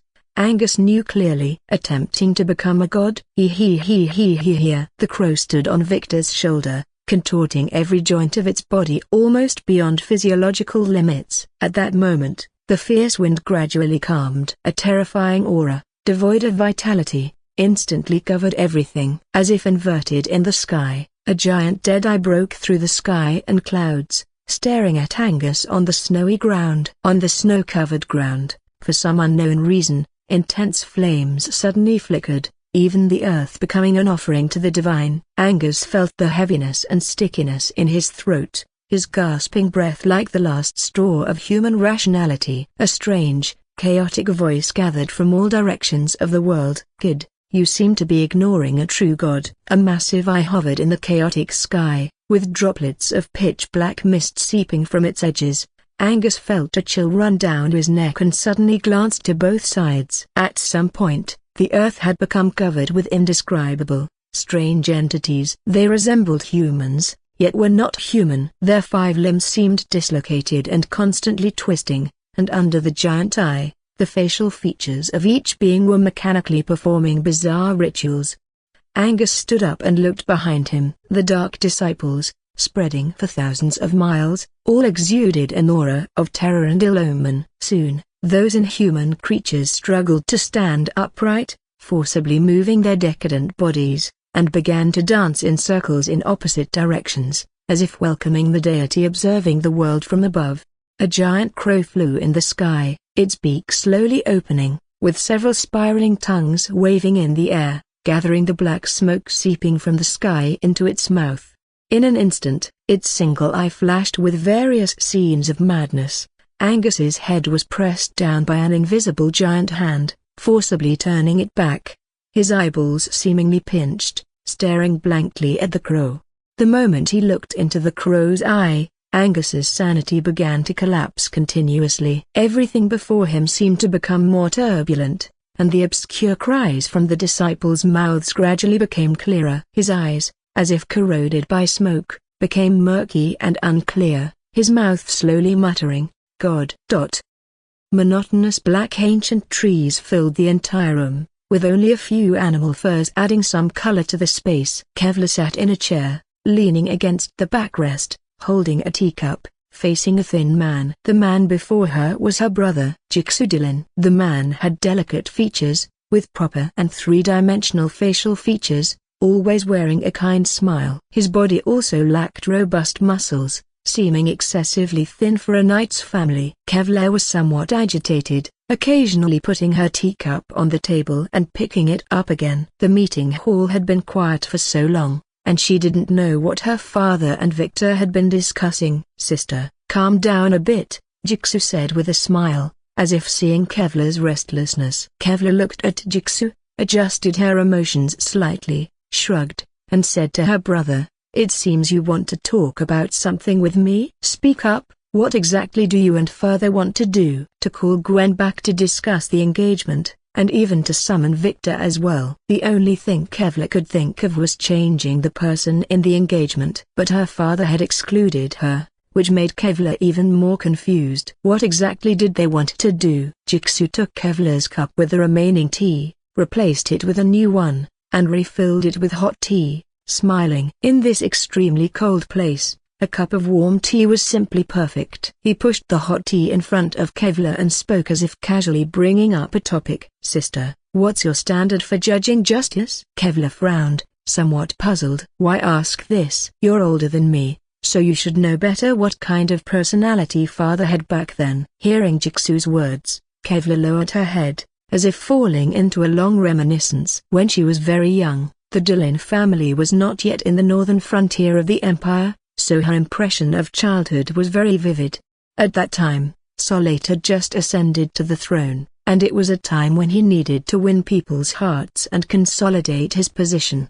Back then, Angus was also one of Emperor Aubrey's capable assistants. But his sense of justice was even more obsessive than Gwen's current state. It had even reached a pathological degree. His eyes couldn't tolerate any evil. Once there appeared an existence that didn't conform to his standard of justice, it would be completely erased by him. As a politician, Kevlar naturally knew about the affairs between nobles. There were those benevolent nobles who did charity and helped the poor, but there were also quite a few nobles who exploited workers and committed evil deeds. If Kevlar were to give a standard for judging kindness, judge by actions, not intentions. But Angus at that time was different. Even those nobles who did charity, once Angus knew their motives were impure, then this powerful knight would let them taste the sharpness of his blade. So this obsession could no longer be called justice. However, Kevlar, who was young at the time, didn't understand these things. She was just like an ordinary daughter, admiring her towering father, until Emperor Aubrey felt that Angus's obsessive justice was uncontrollable. So he had the Dillon family move to the northern frontier, sending them to guard this cold land. Although guarding the northern frontier was still a very important position, for Angus at that time, it was no different from the Emperor's distrust of him. Thus, Angus felt that his faith had suffered a heavy blow. He had always believed that everything he did was right. But when even the monarch he followed thought he was full of errors, what was the point of maintaining this sense of justice? After moving to the north, Angus began to behave himself, widely recruiting apprentices here, promoting his knightly school, and wholeheartedly guarding the northern frontier.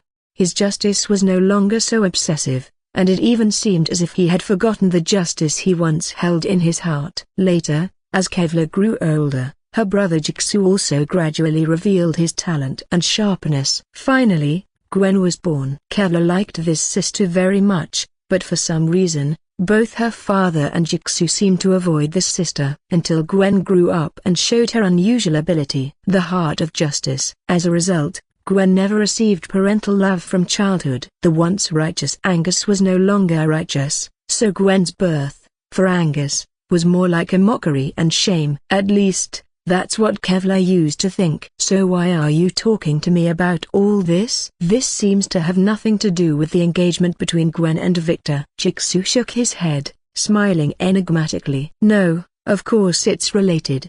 The engagement between them can't continue. Hearing Jigsaw's answer, Kevlar was puzzled. She stared at Jigsaw, staring at this brother who had spoken so surprisingly, as if wanting to get a suitable answer from him. Why? The atmosphere suddenly dropped to freezing point, as if even the air could form ice crystals. Jigsaw sighed. It's time for you to know some things now. Do you really think Gwen's heart of justice is just an ordinary innate ability? Hearing her brother's words, Kevlar's face immediately darkened, becoming extremely serious. Jigsaw continued speaking calmly. If you've read the description of the goddess of justice, then you would feel how similar that goddess is to Gwen. The same obsessive justice, the same ability to judge good and evil. Jigsaw's cold words entered Kevlar's ears one by one. Kevlar understood everything. Why her father had always been silent about Gwen. Why they wanted to dissolve Gwen's engagement to Victor. Because Gwen needs to maintain this sense of justice constantly,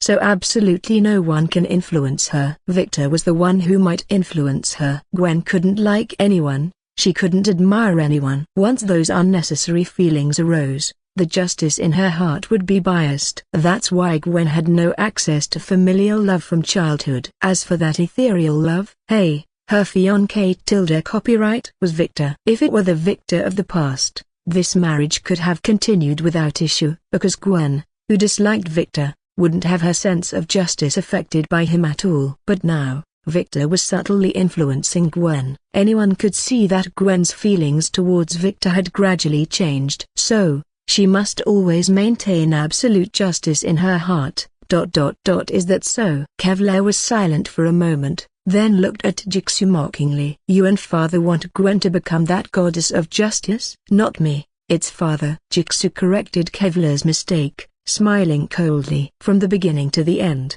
father has always been a follower of that goddess. Never changed. How ridiculous. Kevlar suddenly laughed, with a hint of sadness in her laughter. In my eyes, he has never changed either. Although I know he's not acting for personal gain, now, his behavior disgusts me even more. Swoosh! A silver dagger was instantly pressed against Jigsaw's throat. Jigsaw sat in the chair without moving at all, as if the person whose life was threatened wasn't him. Kevlar's slightly trembling voice sounded, Gwen is his daughter, my sister, a living person. Just because of that ethereal legend, she's deprived of the love and life a normal girl should have. Jigsaw, are you not human either? Jigsaw reached out with one hand, slowly pushing the dagger away from his throat. Sister, the proportion of familial love in you is really too high. As if absolutely certain that Kevlar would never act, he said calmly, there are some things worth father dedicating his whole life to, and as his offspring, I should also share his burdens. Kevlar's hands became somewhat weak. She tried to grip the dagger tightly, to press it against Jigsaw's throat again, but she couldn't do it. Just as Jigsaw said, familial love really occupied too much in Kevlar. But I'm sorry, but you've already failed. Kevlar put away the dagger, her expression neither sad nor happy, just slowly explaining. Gwen's heart of justice has already malfunctioned.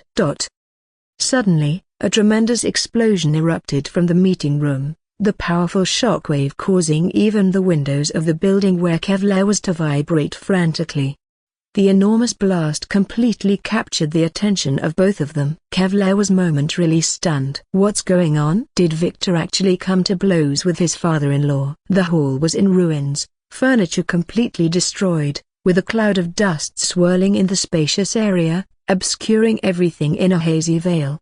The house had fallen into disrepair, several cracked boards barely clinging to their frames. The fireplace lay shattered, its pieces scattered across the floor, charcoal strewn about haphazardly. Victor adjusted his coat, standing before Angus, who had shed his armor.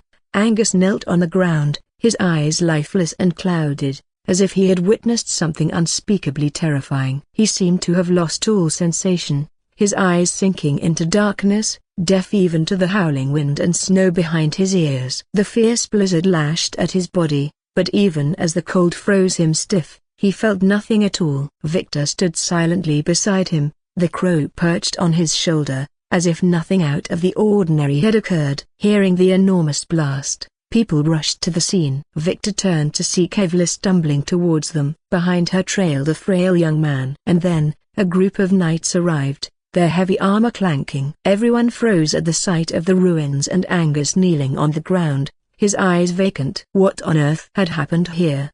Angus's body was covered in wounds. Bright red blood not yet congealed in the severe cold, slowly trickling down from his injuries, mixing with melted snow.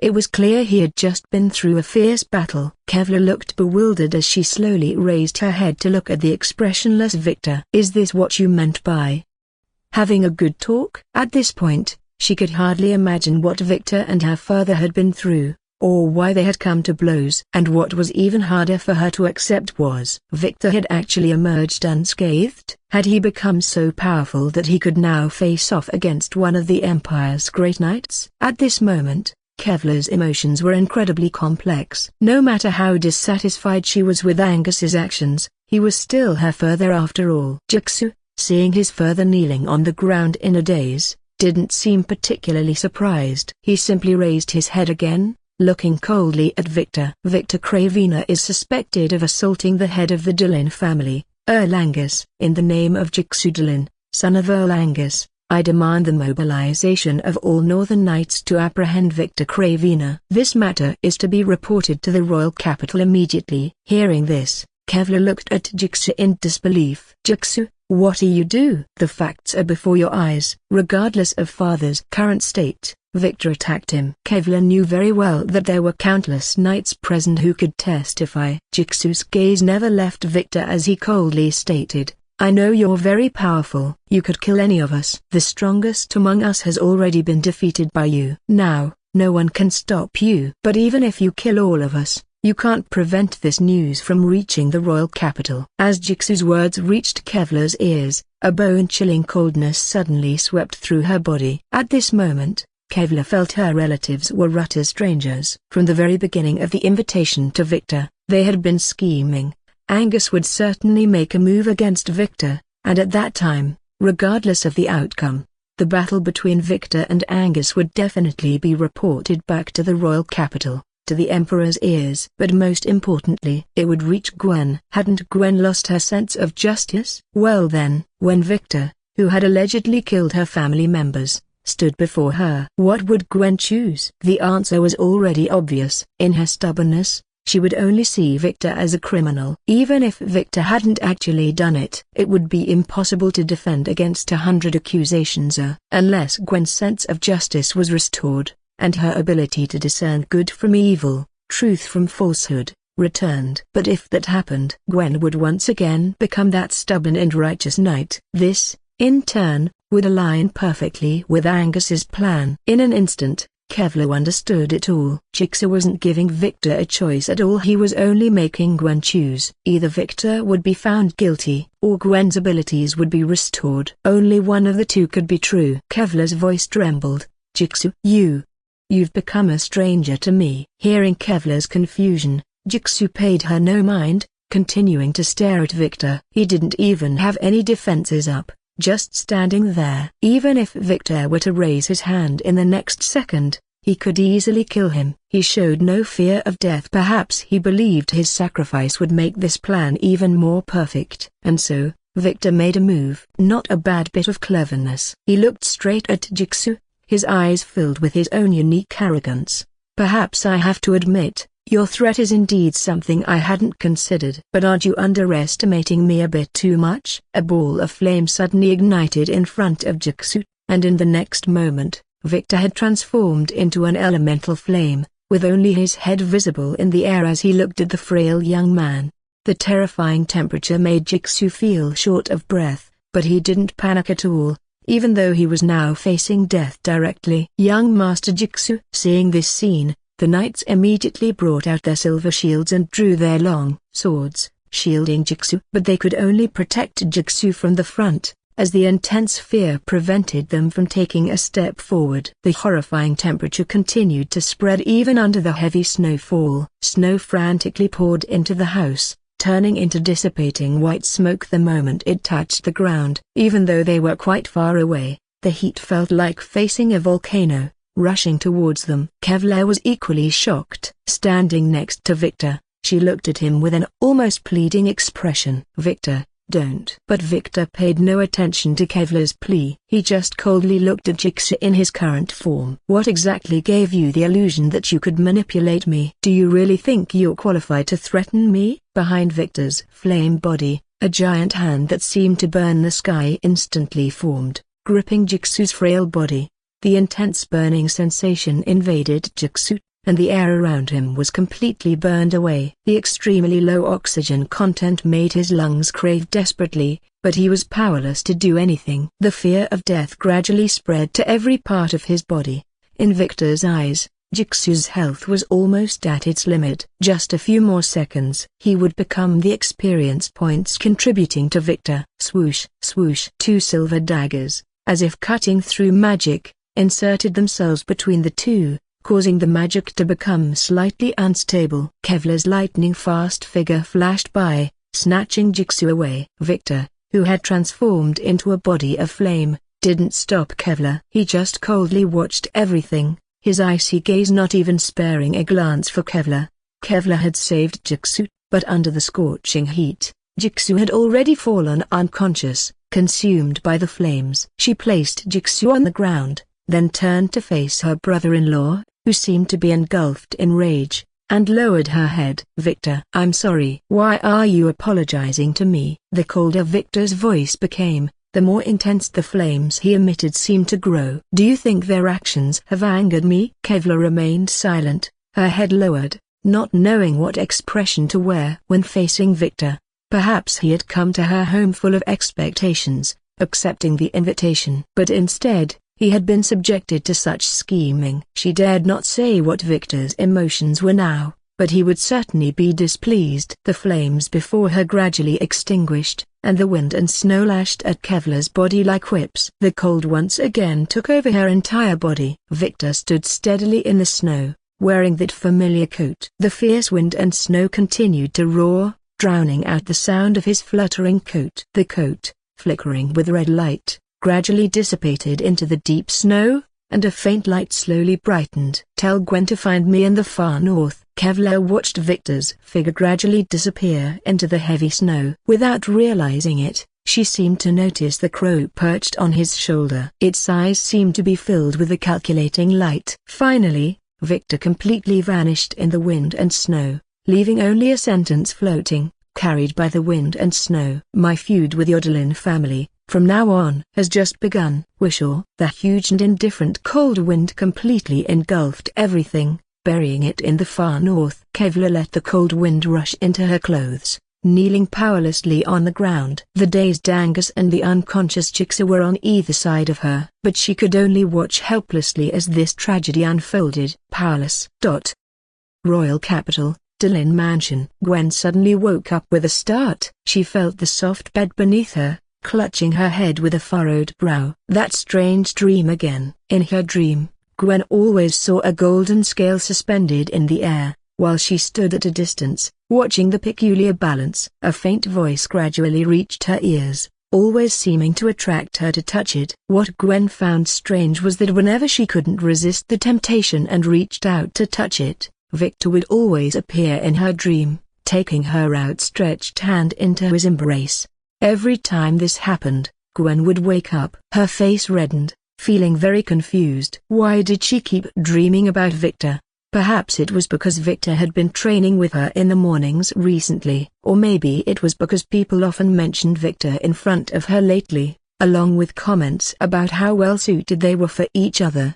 Shaking her head, Gwen tried her best not to think about these things anymore. She wondered how Victor was doing. She had stubbornly refused to go home, but she knew Victor had accepted her father's invitation to visit her family. With her sister's support, surely nothing would go wrong. Thinking this, Gwen threw back the covers and got out of bed. 10 minutes later, a well-groomed Gwen stood in the training ground, ready to begin her morning practice. Just as she drew her sword, she saw a servant running towards her with a very serious expression. "Miss Gwen."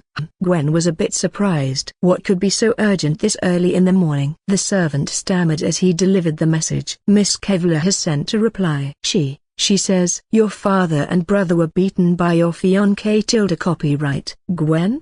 Bright red wanted posters plastered every street and alley throughout the Northern Territory. The portrait on these bounty notices was none other than Victor. Many of these wanted posters fluttered in the air, swirling amidst the heavy snowfall. The reason for Victor's pursuit: he had assaulted the great knight guarding the north, Earl Angus. Rumors spread like wildfire among the common folk, claiming that Victor had beaten Angus into a vegetative state, with no signs of recovery even after a full day.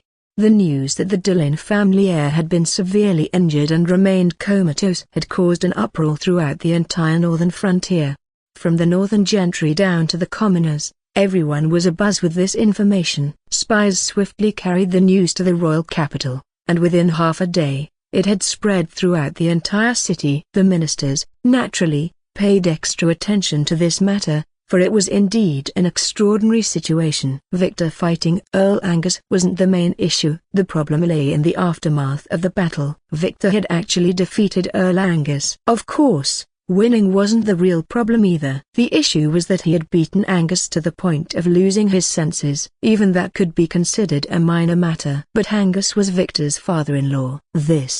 This was beyond comprehension. When the news reached the royal family, even Emperor Aubrey furrowed his brow slightly. He hadn't encountered such a troublesome situation in his decades on the throne. Aubrey waved his hand dismissively and asked, "Is Gwen aware of this?" "Knight Commander Gwen is already en route, Your Majesty," a minister quickly responded. After these words, the entire court fell into a prolonged silence. Indeed, Victor had gone too far in this matter. Normally, nobles who already held grudges against Victor would seize this opportunity to criticize him and pick at his faults. However, the problem was Victor was currently at the height of his popularity and deeply favored by the emperor. Little did they know that the Cravina family had caused a commotion in the palace 3 times, and this old emperor had merely watched the events unfold with a smile, never intervening.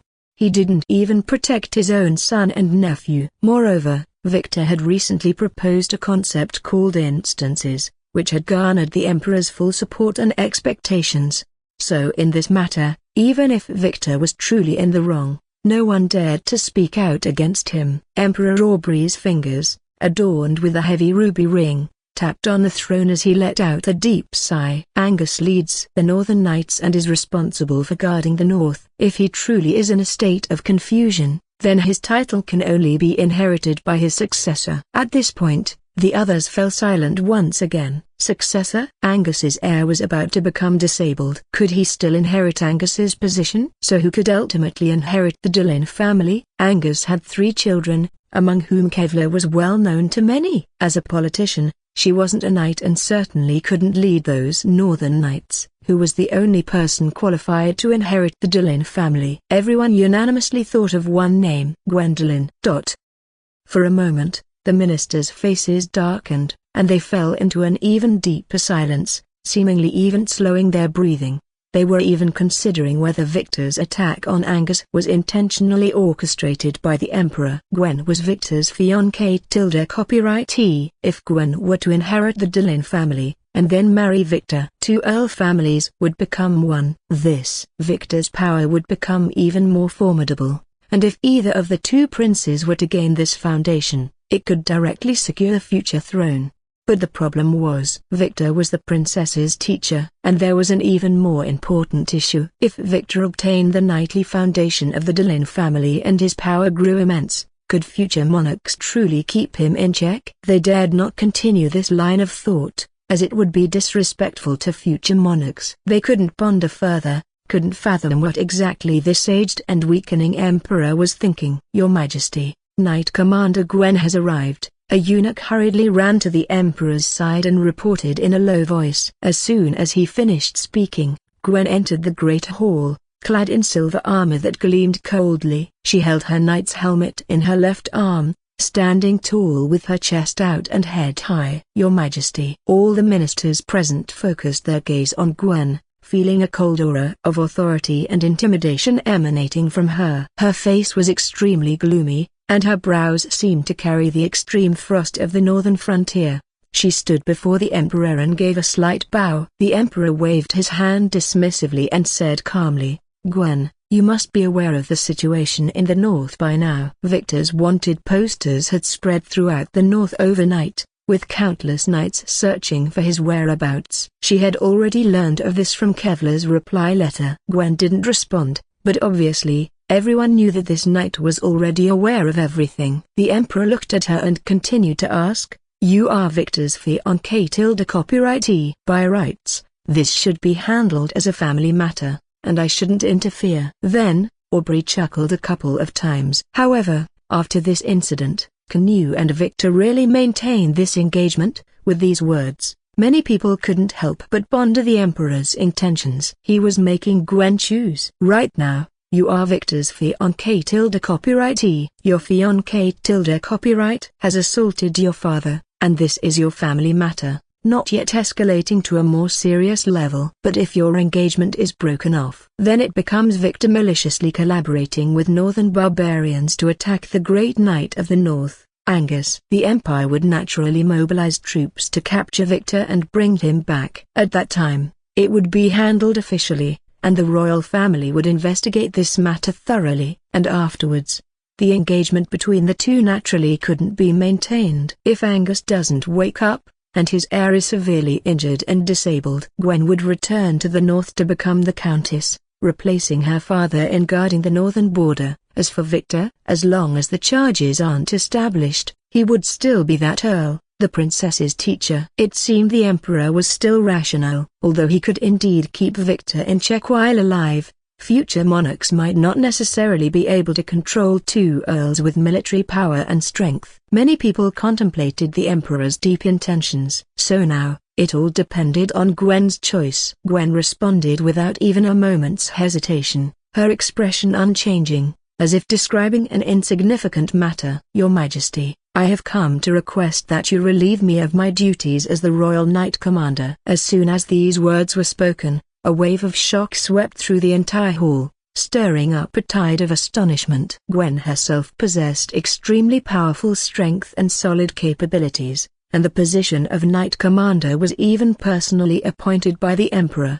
But now, she actually intended to step down from her position? Could it be that she truly planned to return home and inherit the legacy? The Emperor, hearing Gwen's response, revealed a smile. "Oh, do tell." Gwen's expression remained cold. "Victor is my fiancé tilde copyright. As long as he doesn't intend to cancel it, our engagement remains valid. Therefore, I will personally find him and ask him about everything." The sense of justice in her heart meant she would absolutely not shield anyone. If Gwen discovered that this incident was truly Victor's fault, then I will challenge him, even though I have no chance of defeating him. Gwen's eyes held absolute determination, unwavering in the slightest. Even if it means dying by his hand. Acting for justice, taking responsibility for goodness. Gwen was just, but her justice was never stubborn or absolute. She would not judge others good or evil, right or wrong, based on appearances alone. All matters in the world have two sides, and she was willing to give her life for all injustices. This was the small justice that Gwen held in her heart. After saying this, she ignored the shocked gazes of those around her, merely dragging her heavy armor as she bowed deeply to the Emperor. "Thank you for your understanding, Your Majesty." Gwen turned around and slowly left the hall. The bright yet scorching light shone on Gwen's armor, flickering with a brilliant radiance. At this moment, Gwen was like an angel purifying the dust. Even more like a stubborn beast, slowly walking towards a glimmer of light. All for the sake of upholding theta. Justice in her heart. The wind and snow in the Northern Territory were ultimately bitterly cold and biting. Vega ruffled its feathers in dissatisfaction. Even though it wasn't afraid of the severe cold, the wild wind constantly messed up its plumage. The damned Victor wouldn't even cast a wind-blocking spell on it, despite all the help it had given him. Suddenly,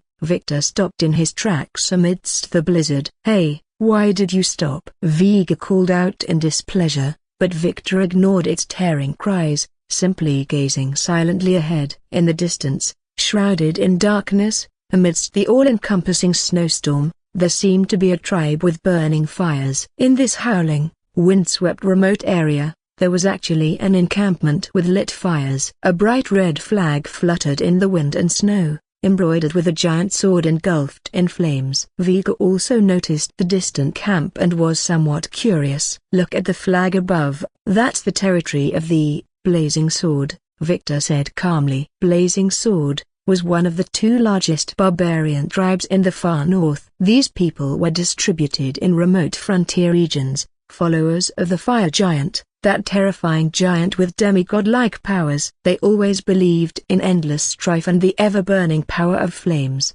As devotees of the fire giant, these barbarians possessed the power to withstand severe cold and fire due to the ancient giant's favor. This was why these barbarians could continue to live here for many years. "It looks like just a small sub-tribe," Vega said, squinting its eyes. "Barbarians are no good, but I need them to find the way for me." Victor spoke calmly, suddenly constructing a white formation under his feet, a levitation spell taking effect on him. Victor slowly floated into the air above the tribe. At this moment, Victor could see more clearly. Below, the tribe was constantly burning with roaring flames, numerous animal skins piled together. Even the roofs of the houses were made of various animal skins sewn together. Victor slowly formed a red formation in his hand, muttering obscure incantations. Soon, a striking and terrifying fire red appeared between the cloud layers. That magnificent and high temperature seemed as if it would incinerate the entire sky. Fourth-tier magic, heaven incineration. Instantly, the wind and snow above the tribe gradually ceased, replaced by unbearable heat. Huge fire serpents continuously fell from the sky, constantly bombarding the massive camp. In an instant, flames engulfed half the sky, and the entire earth began to crack continuously. A large group of men wielding weapons emerged from the tribe, their bodies covered in red fur, like a group of uncivilized beasts. They gathered together, shouting something unintelligible at Victor in the sky. Victor waved his finger, and a ferocious fire serpent plummeted towards the crowd. Endless flames instantly engulfed the crowd. Patches of barbarians, their bodies burning with flames, ran in all directions, trying to extinguish the fire on their bodies. But ultimately, it was to no avail, as one barbarian after another turned into charcoal and fell in the wind and snow. The entire camp fell into silence. Only the crackling sound of flames consuming buildings could be heard. Victor watched the tragic scene, slowly descending, staring at a barbarian trembling in the flames.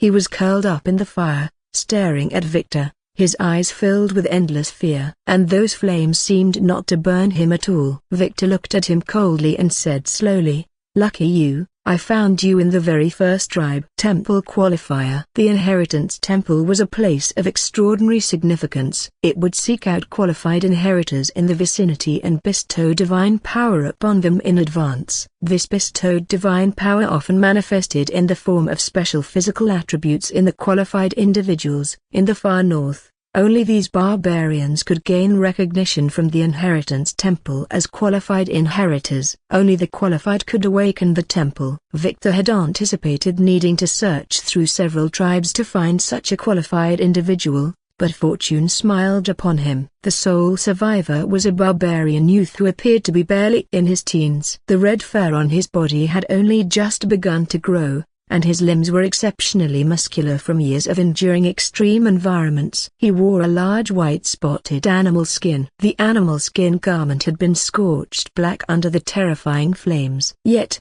despite being engulfed by such intense fire, his body remained unscathed. This was the manifestation of his divine power, immunity to high temperatures. In gaming terms, it would translate to immunity against fire-based damage. The barbarian youth gazed at the indifferent Victor, shouting incomprehensibly while gesticulating wildly, appearing extremely agitated. Seeing that Victor remained unmoved, the youth fell to his knees before him, kowtowing repeatedly, and finally prostrating himself motionless. It was as if he perceived Victor as a deity embodying fire itself. Victor, however, only observed his actions with cold detachment.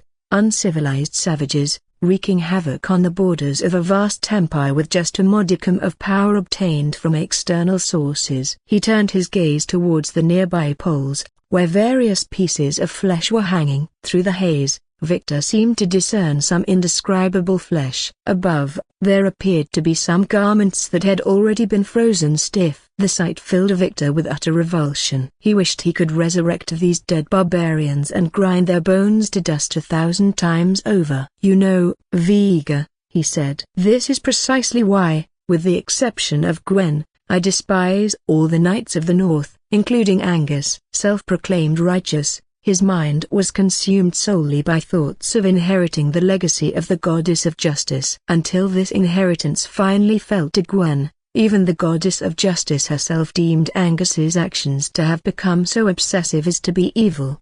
So, Gwen eliminated him not merely because Angus intended to unite the North in rebellion against Torlian's rule. More significantly, because Angus was already steeped in sin. Even if he had taken no direct action. But this was the North, where those barbarians, dubbed evil beasts, lurked on the borders. His inaction was, in itself, a grievous sin. Victor didn't care whether Vigo would respond to him or not. He just looked at the prostrating barbarian at his feet with disgust, and suddenly a giant hand forged of lava materialized behind him. In an instant, the barbarian youth before him was seized and lifted, held within that colossal lava hand. The giant hand contracted violently, as if intent on kneading his body into pulp. In the endless howling of wind and snow, even from 100 meters beyond the tribe, one could clearly hear the agonized screams and the sickening crunch of bones being crushed. Just before he might have squeezed the life out of the barbarian youth, he halted the contraction of the giant hand, no longer paying heed to the poor wretch barely clinging to life in his grasp. As long as he still drew breath, Victor would not spare him another glance. The journey to the Inheritance Temple remained long. He carried the now mangled barbarian, continuing his solitary trek through the wind and snow, leaving behind the tribe that had been reduced to smoldering ruins, engulfed in fierce flames. On a snow-covered plain, light snow drifted through the air like delicate, fragmented petals. An old man with snow-white hair stood amidst the flurries, his white hair and eyebrows allowing him to blend seamlessly into the wintry landscape. Clad in a white furry coat, as snowflakes settled upon it, it exuded an air of frigid indifference. Surrounding him were dozens of exceptionally muscular barbarians. Each barbarian brandished a weapon, the sharp ends of which blazed with bright red flames. They bellowed from their throats, waving their weapons as they charged towards the old man. Watching several barbarians attack, the old man showed not a hint of panic. Instead, he slowly raised his arm, his fingers tracing intricate patterns in the air, drawing white and blue designs in space. Frost slowly began to crystallize on his gloves. Suddenly, an immense ice battle axe materialized in the old man's right hand. He swung the colossal axe with a speed that left after images, felling the charging barbarians with a single, devastating strike. Observing the scattered limbs of the barbarians, the old man merely shook the remaining blood from his ice battle axe. Seeing the remaining barbarians trembling and retreating, he burst into laughter. "Come now, don't stop there," he taunted, beckoning to the remaining barbarians. The barbarians exchanged uncertain glances, caught between advancing and retreating. They hadn't come here to challenge this old man. On the contrary, they found themselves surrounded by him. Many barbarians had seen his visage before and knew exactly who he was. Vladimir Lepidth, the North's most formidable fourth-tier magic master, known as the Supreme Penitent of Extreme Ice. These barbarians had originally come to forage, hoping to find something to plunder or creatures to serve as future sustenance. But unexpectedly, they encountered this nightmare of the barbarian tribes. However, retreating without a fight was not the barbarian way. Although one of their own had fallen, they still believed they could vanquish the demon that had long plagued their kind. The barbarians let out a thunderous roar to the heavens, as if beseeching for strength, and began to shout in their incomprehensible tongue. as if having completed their preliminary invocation. The barbarians began to wave their flame-wreathed weapons, circling Vladimir and steadily closing in. "What gibberish are you spouting? Not a word makes sense," he scoffed. He laughed heartily, then furrowed his brow, unleashing a frosty aura that began to permeate the air. As a magic master, Vladimir was more accustomed to augmenting his physical combat with magic. A barbarian, wielding a flaming spear, thrust fiercely at the back of Vladimir's head. Vladimir deftly sidestepped, his palm encased in an ice gauntlet formed from frost, firmly grasping the fragile spear. The frost gradually crept along the spear tip towards the burning shaft.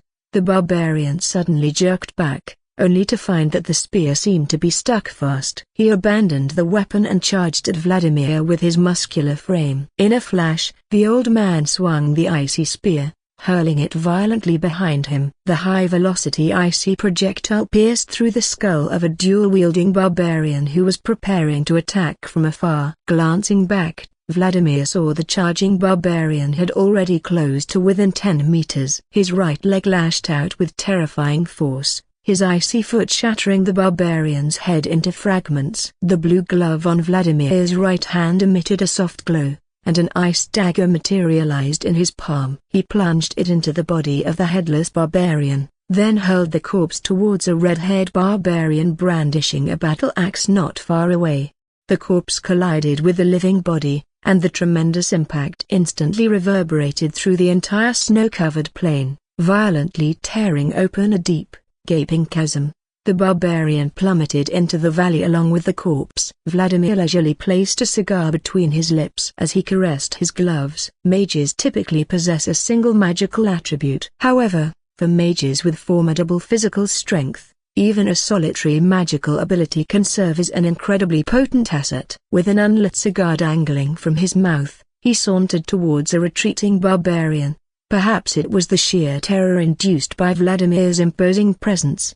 The barbarian stood frozen, seemingly forgetting the chain hammer in his grasp. Vladimir stomped the ground, instantly materializing before the barbarian. His strike was masterfully precise. The immense force merely sent violent tremors through the barbarian's internal organs. The barbarian staggered back several steps, tumbling off the cliff. In a last-ditch effort, the barbarian's massive hand clutched at the snowy ground, attempting to claw his way back up to face his adversary once more. Vladimir rambled to the cliff's edge, gazing at the churning icy ocean below, a smirk playing on his lips. He crouched down, placing his gloved hand on the dangling barbarian's arm, unleashing an icy spell that froze the barbarian to the precipice. Task completed. He disregarded the barbarian's agonized screams and casually patted his pocket. A look of surprise crossed his face. "TCH, blast it, I forgot my flint." As an ice mage, he naturally eschewed the fire elemental magic favored by these bird-brained folk. As if struck by an idea, Vladimir lowered his head and cocked an eyebrow at the barbarian. The hapless barbarian failed to grasp Vladimir's intention until he saw the old man about to unbuckle his belt. His face contorted in horror. He hastily extended his unfrozen hand, flailing it in the air while spewing a torrent of unintelligible language. Though Vladimir couldn't decipher the barbarian tongue, he knew the creature must be hurling curses at him. Suddenly, a flame erupted from the barbarian's hand. The old man let out a hearty laugh and stepped back. The intense flames perfectly ignited the cigar, releasing a robust tobacco aroma. He took a deep dragon exhale. 2 smoke rings. Hiss few, ha ha. "I just love tangling with you, flaming sword, lot. You light fires splendidly." "Potent stuff." He guffawed a couple of times, then crouched down, his glove once again conjuring an ice axe. With one swift motion, he severed the man's hand, watching impassively as the barbarian plummeted helplessly. The icy ocean churned, waves surging several meters high. Vladimir rose, cigar in mouth, trails of crimson in his wake. He wistfully blew a smoke ring skyward and called out, "No need to look so terrified, come on out." A youthful man emerged from behind a frozen tree, his face etched with concern. He scurried to Vladimir's side, his eyes darting nervously to the gruesome corpses strewn about, fighting back waves of nausea. General. Vladimir turned, walking as he inquired, "Tell me, what nonsense are those dim-witted knights up to now?" The aide hurriedly produced a wanted poster and handed it to Vladimir. He took it, cigar still clenched between his teeth, giving it a cursory glance. It even bore a portrait of the individual in question. "They issued a wanted order yesterday. By now, it's likely spread throughout the entire North. Those knights want our Pale Mage Association to assist in apprehending this person." Vladimir took a deep drag of his cigar, exhaling smoke in bursts.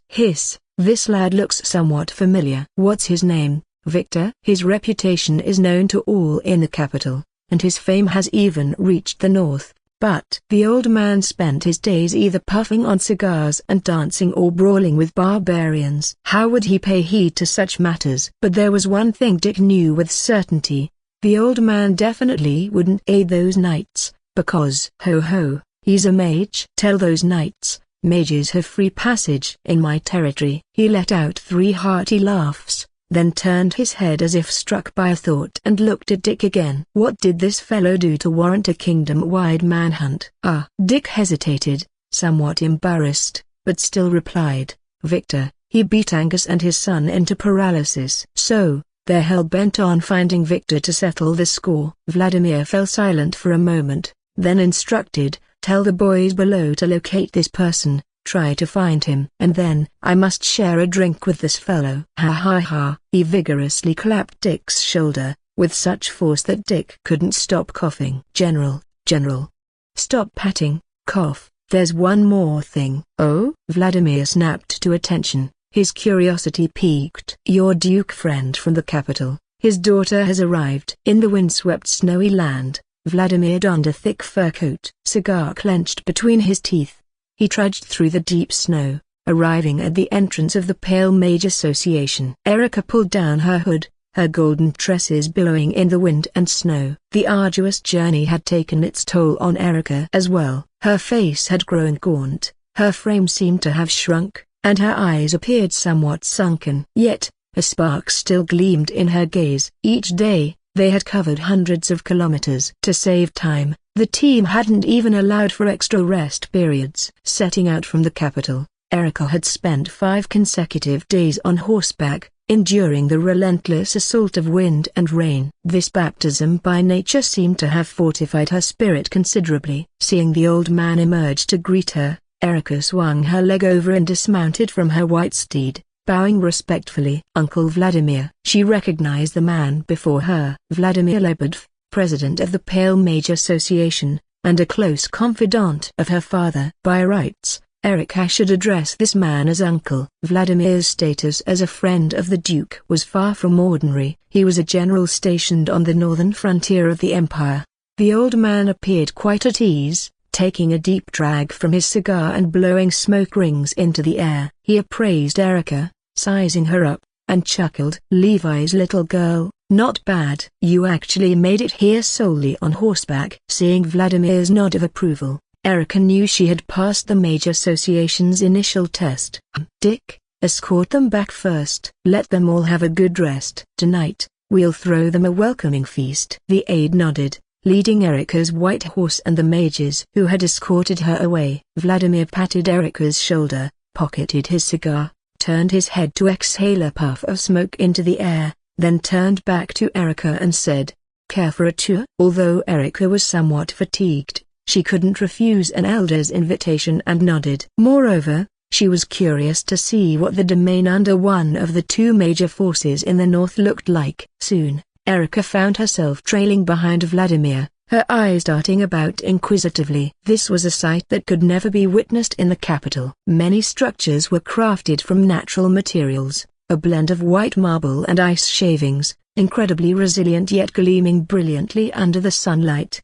Erica marveled at the colossal edifices, her initial weariness instantly evaporating. Everything here was awe-inspiring. It was like a perfect palace on the snow plain, appearing mysterious and sacred amidst the wind and snow. "Quite a sight, isn't it?" Vladimir said with a smile, as if Erica's reaction was within his expectations. "However, this is after all the Empire's frontier, not as prosperous as the capital. Whatever new gadgets appear over there, We don't have them here. Erica shook her head and replied with a smile, I understand, Uncle. Erica naturally comprehended that she had come here for training, not for leisure. As they conversed, they approached a large wooden cabin. It seemed oddly out of place amidst this ice and snow palace. At a glance, she spotted a wooden sign hanging from the eaves, adorned with a large painted goblet. We've seen enough for now. I'll arrange a room for you shortly. Rest for the night first. Vladimir gazed at the small wooden cabin with a smile,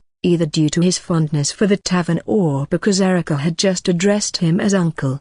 He pushed open the door, and a wave of warmth rushed out. The tavern's interior was a stark contrast to the outside world. It was warmly lit, with patrons gathered around tables, clinking glasses and engaging in games, creating a lively atmosphere. Erica had never set foot in a tavern before, and she never would have imagined such a scene. Upon Vladimir's arrival, many patrons simultaneously halted their activities. They raised their glasses in unison, greeting the old general. General, care to join us for a drink? Put down your little toy. If the general drinks, it's surely by the barrel. Ha ha ha. Erica was still somewhat nervous, but Vladimir beside her burst into laughter. Don't frighten our young guest. The mages noticed Erica behind him and looked puzzled. My, we have such a delicate young lady here. She looks fair and clean, doesn't seem like someone from the north. Vladimir appeared somewhat proud as he introduced her. This is the daughter of a friend of mine from the capital. She's a true prodigy. The other mages began to regard Erica with interest,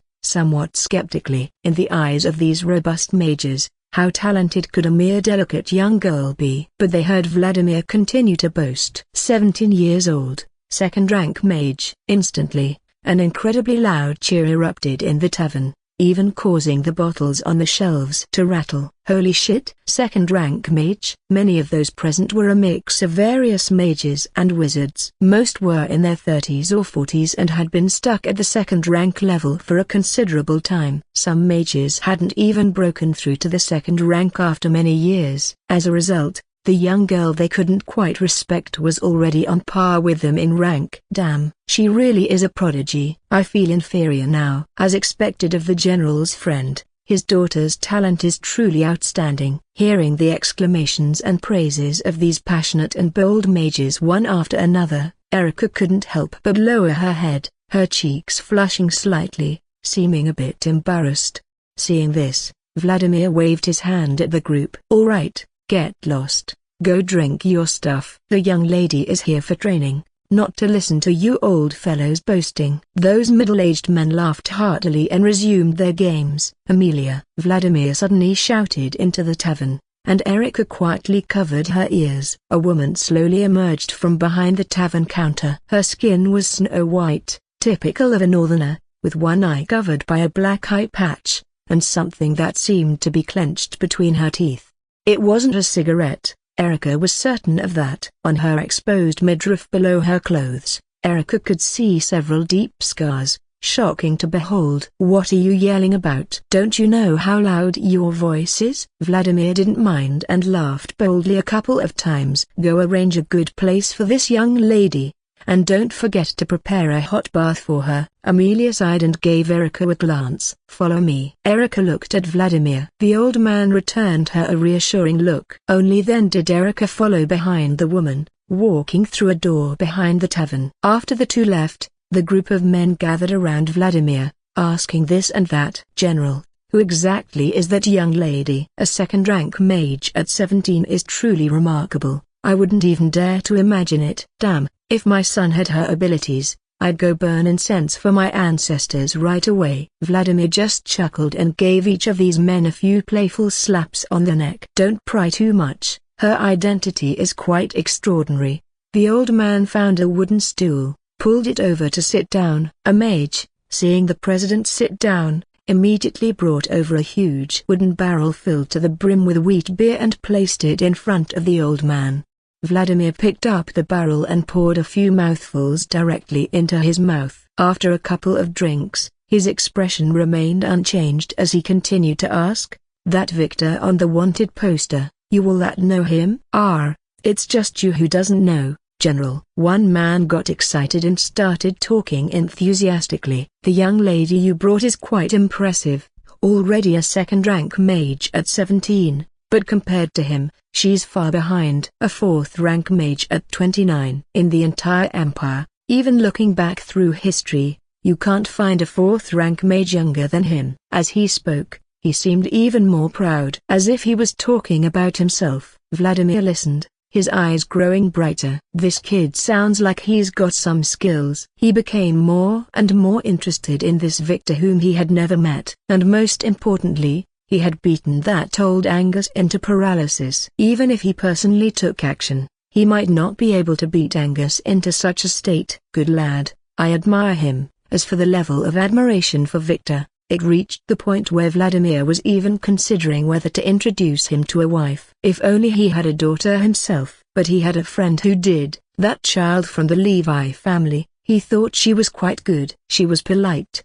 and also a prodigy. Age naturally wasn't a problem. By the way, how did that old Angus provoke him? The old man inquired while lifting the wooden barrel again, gulping down some beer, watching the men beside him look at each other in bewilderment. Then, they answered Vladimir's question. Angus is his father-in-law. This will do, Amelia said as she led Erica into a spacious wooden cabin, handing her the key. Keep it safe. There's only one, and it's a hassle to make copies. Erica accepted the key with a simple thank you. Amelia waved her hand dismissively and turned to leave. Upon entering, Erica found herself in a cozy room. The furnishings were sparse, just 2 chairs, a long table, and a bed. A crimson fire crackled in the fireplace, casting a warm glow on the animal skins adorning the walls. In the dim light, a wave of drowsiness washed over her. Despite her fatigue, Erica didn't forget to indulge in a hot bath first. About half an hour later, she emerged from the bathroom. Her clothes, dried by magic, clung to her form, and only a few stray droplets remained in her golden hair. Succumbing to her sleepiness, Erica collapsed into a chair covered with animal fur. As she gazed at the ever-burning fireplace, a red glow seemed to flicker in her eyes, mirroring the dancing flames. The room was warm, yet Erica felt a sense of melancholy creeping over her. In her drowsy state, Erica's mind wandered. She reflected on the long journey of the past few days, recalling the wind and snow that had relentlessly swept across the northern frontier. Her thoughts drifted to her home, wondering how things were faring there. Memories flickered through her mind like fleeting shadows. She thought of Professor Victor. She remembered that day when Professor Victor had unleashed his full power against her. That terrifying scene etched into her memory. Everything had burned, the sky and earth losing all color in the face of his overwhelming might. Unconsciously, Erica curled up, her body tensing at the recollection. That horrifying sense of pressure, whenever she recalled it, always made her tremble uncontrollably. Victor's influence on her remained immense, so much so that she felt lost, unsure of which direction to strive towards. It seemed as if no matter how hard she tried, she could never catch up to him. The gap between them felt like an insurmountable chasm, stretching endlessly before her. As she gradually sank deeper into her memories, exhaustion finally draped a heavy blanket of sleepiness over Erica's body. She should have been sleeping on the bed, but the warmth from the fireplace was so comfortable, it didn't matter if she just slept here like this, curled up in the chair. Suddenly,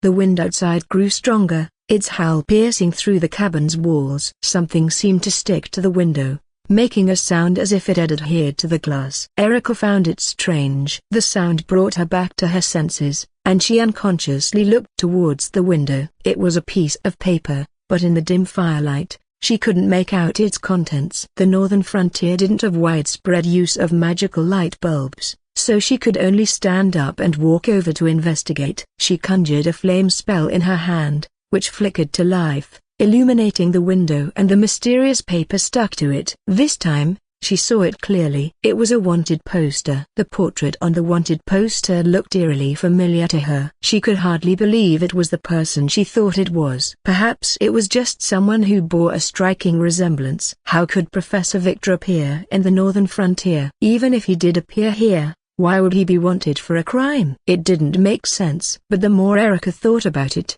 the more panicked she felt. Finally, Her eyes drifted down to the bottom of the poster, widening in disbelief. Her lips moved slightly as she softly read out the name written there. Victor Cravina. Time passed quickly. Counting the days, Erica had been here for 3 days now. She was gradually adapting to life in this harsh, frozen land. On the snow plains, she started her training early each day. Dozens of mages around her were doing the same exercises. They were not only here to protect Erica but also sent by Duke Levi for special training, mountain climbing, weighted cross-country treks through the snow. All kinds of physical training were thrown at Erica all at once. At first, Erica wasn't used to such high-intensity training, but after just 3 short days, she had become increasingly proficient, her body adapting to the rigorous regimen. Vladimir stood nearby with his arms crossed, supervising the training with a critical eye. From time to time, he would nod in satisfaction at Erica's progress. "General." Hearing Dick's voice, Vladimir turned his head. "Those pups showing their faces at the border again?" By pups, he meant those loathsome barbarians. However, Dick just scratched his head and said, "Quite the opposite of what you're thinking, General. The barbarians haven't shown their faces for days now. For some inexplicable reason, they've started behaving themselves." Vladimir was puzzled. He gave Dick a look, and the two hurried off to the Pale Mage Association's outpost. Their movement was very discreet. No one else noticed their departure. "What's going on?" Vladimir asked as he mounted his horse. Having fought with the barbarians for so many years, the old man understood that these barbarians couldn't possibly stay idle for long. Among these barbarians, there were naturally some formidable opponents. They possessed a special profession, a kind of born warrior, referred to by the people of the northern frontier as a berserkers. Unlike ordinary warriors, these berserkers seemed to never fear pain, appearing extremely frenzied and irrational in battle, and were very sensitive to blood. Blood seemed to be their source of power. Even Vladimir felt a bit of a headache when encountering barbarian warriors of that caliber. This was why the barbarians had been able to run rampant in the northern frontier for so long, and why the Pale Mage Association still hadn't been able to drive them out. Even if they wanted to push them out, to push these barbarians' living space back 100 miles, they'd have to see if these mages had what it took to go toe-to-toe with the berserkers. Mages did have close combat abilities superior to ordinary wizards, but they weren't as sturdy as knights. And those northern frontier knights? Hey, their hearts weren't aligned with the Pale Mage Association. The harsh cold of the north was the perfect space for these berserkers to unleash their abilities. Vladimir pondered as he sat on horseback, facing the wind and snow, his mind full of questions. Could these barbarians be planning to gather together and make a big move while the northern frontier knights were in disarray? However, Dick quickly refuted his idea. News from the spies who ventured deep into the north. The barbarian tribes within 100 miles of the border have been almost completely burned down. Whether it's the Flame Sword or the Pure Ice Claw, the branch tribes of these two major clans stationed at the border have basically been torn apart. The Pure Ice Claw was one of the two major clans, along with the Flame Sword. The far north had countless small tribes, but only the Flame Sword and the Pure Ice Claw had formed vast spheres of influence. Like the Flame Sword, the Pure Ice Claw also worshipped a demigod giant. They similarly received divine power from this demigod giant, which made them fearless of the cold and granted them the power of frost. However, even these two powerful clans had suffered heavy casualties, almost overnight. Everywhere they went, not a single person survived. All that could be seen were countless charred corpses. As Dick spoke, he recalled the shock he had felt for so long. Even those barbarians who were distributed out, because they were to be stationed near the border, were absolutely all warriors chosen from among the barbarians. In terms of overall strength, they were by no means weak. These barbarians even had means of communicating with each other, which made it impossible for the Pale Mage Association to deal with those barbarians stationed at the border. Once they went to subjugate them, if they couldn't quickly swallow up these barbarians, then, soon, the surrounding tribes would immediately come to their aid. But in the reports received from the spies, these tribes were annihilated one after another. They didn't even have time to contact the surrounding tribes, as if it happened in an instant. It was as if the barbarians didn't even have time to resist. Their distinctive buildings still bore fiercely burning flames. Even now, they continued to burn unceasingly. The raging wind and snow were utterly unable to extinguish them. Those poor barbarians seemed to have been wiped out without even having time to communicate, as if by a natural disaster. Such terrifying destructive power, Dick had never seen before, let alone now, when he was just hearing about it from the spies. Vladimir pondered thoughtfully. Could it really have been caused by a natural disaster? Perhaps not. He seemed to think of something and asked Dick beside him, "Those knights, have they found Victor?" Dick shook his head. "They've had no news at all," as if Victor had already left the northern frontier. Suddenly, he seemed to have a realization. "You mean?" Vladimir patted Dick's shoulder and took out a cigar from his pocket. Then he pulled out 2 pieces of flint from his coat pocket, struck them together, and a small spark suddenly appeared. It lit the cigar perfectly, and red sparks flickered with Vladimir's breath. The lit cigar turned a few times in the old man's hand before he put it back in his mouth. "Tell those boys down there to get ready." "Get ready for what?" Before Dick could react, he heard Vladimir continue, "Get ready to drive those barbarians out." In an instant, his words seemed filled with an air of dominance and indisputability. It was as if an icy lion had suddenly opened its eyes, making one feel incredibly fearful and awed. For a moment, Dick seemed to see the northern frontier general who had galloped across battlefields in his youth. Also, Vladimir took a deep drag on his cigar. The feeling of it going into his lungs even made Dick feel a moment of suffocation. After one puff, he blew out smoke rings and let out a hearty laugh. "We've got to bring this kid back, you know."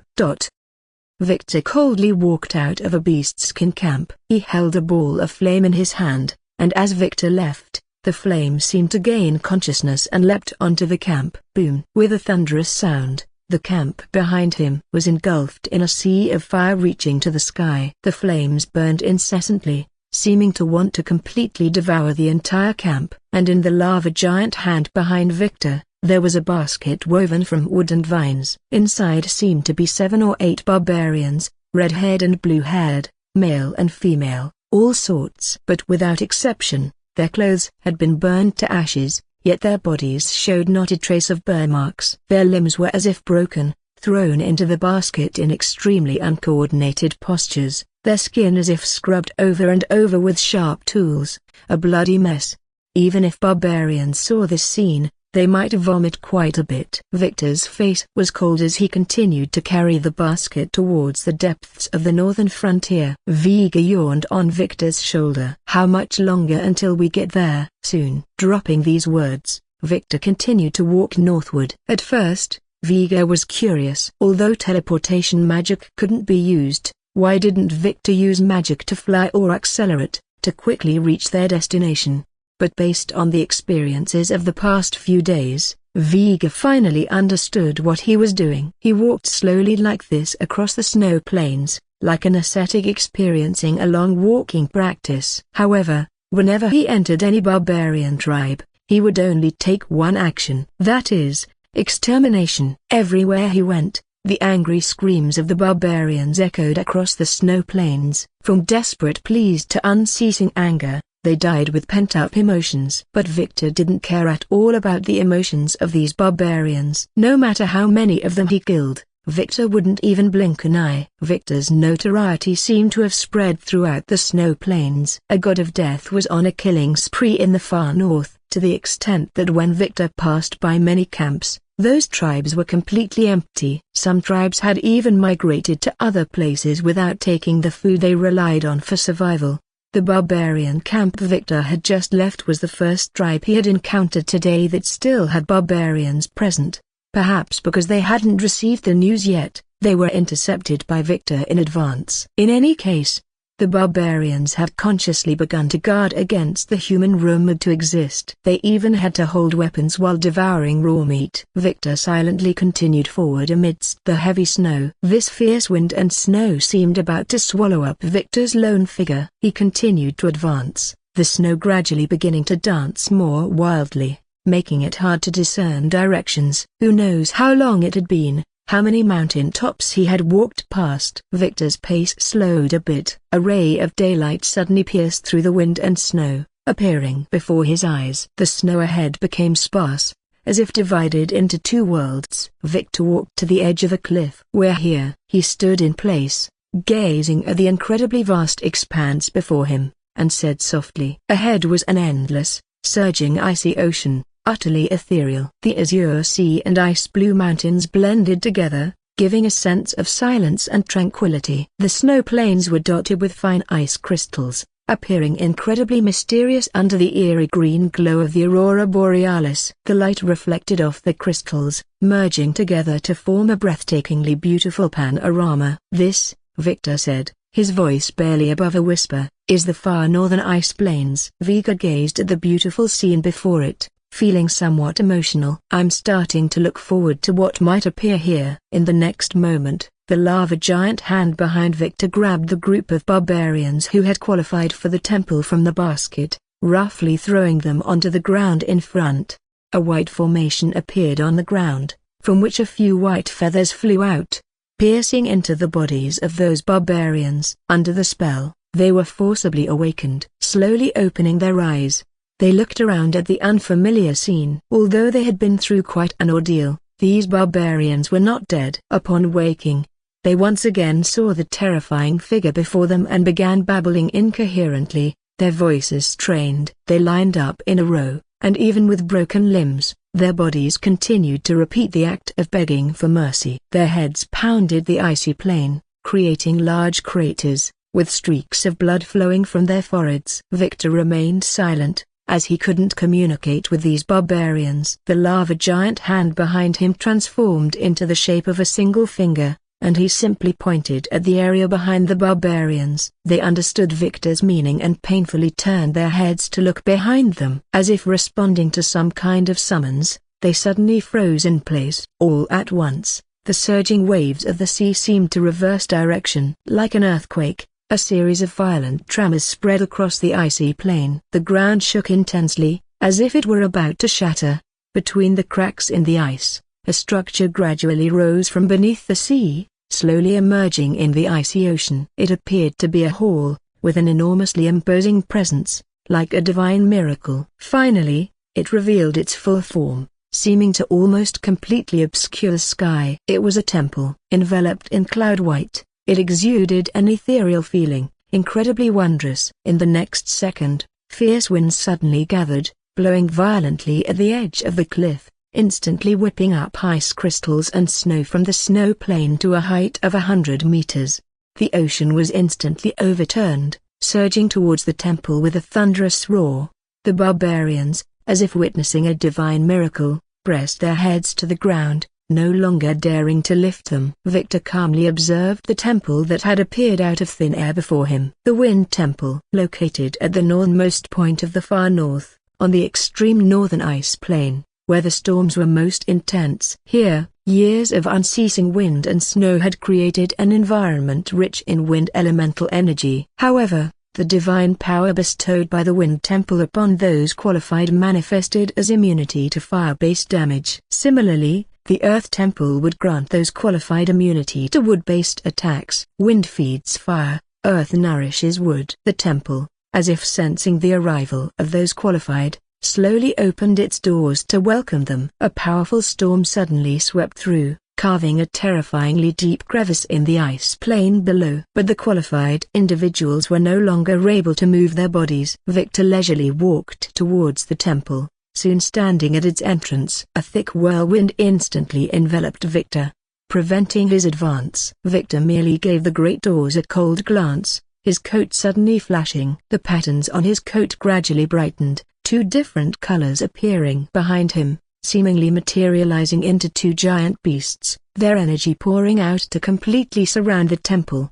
A powerful aura burst forth from Victor's body, the dense natural energy within him overflowing, easily dispersing the violent winds. The repelling force abruptly ceased, no longer responding. How troublesome! Victor knew that the power of the temple was no longer obstructing him. The calamity was a power superior to the inheritance temples, as the abilities passed down by the inheritance temples were derived from the calamities themselves. Victor was well aware of this, so not letting a calamity enter was like not opening the door for your own father when he comes to your house. Victor stepped into the temple, and the storm outside gradually subsided. Only the few qualified individuals were left shivering in the storm, their final moments of life slowly fading away in the cold and solitude, filled with endless fear and confusion.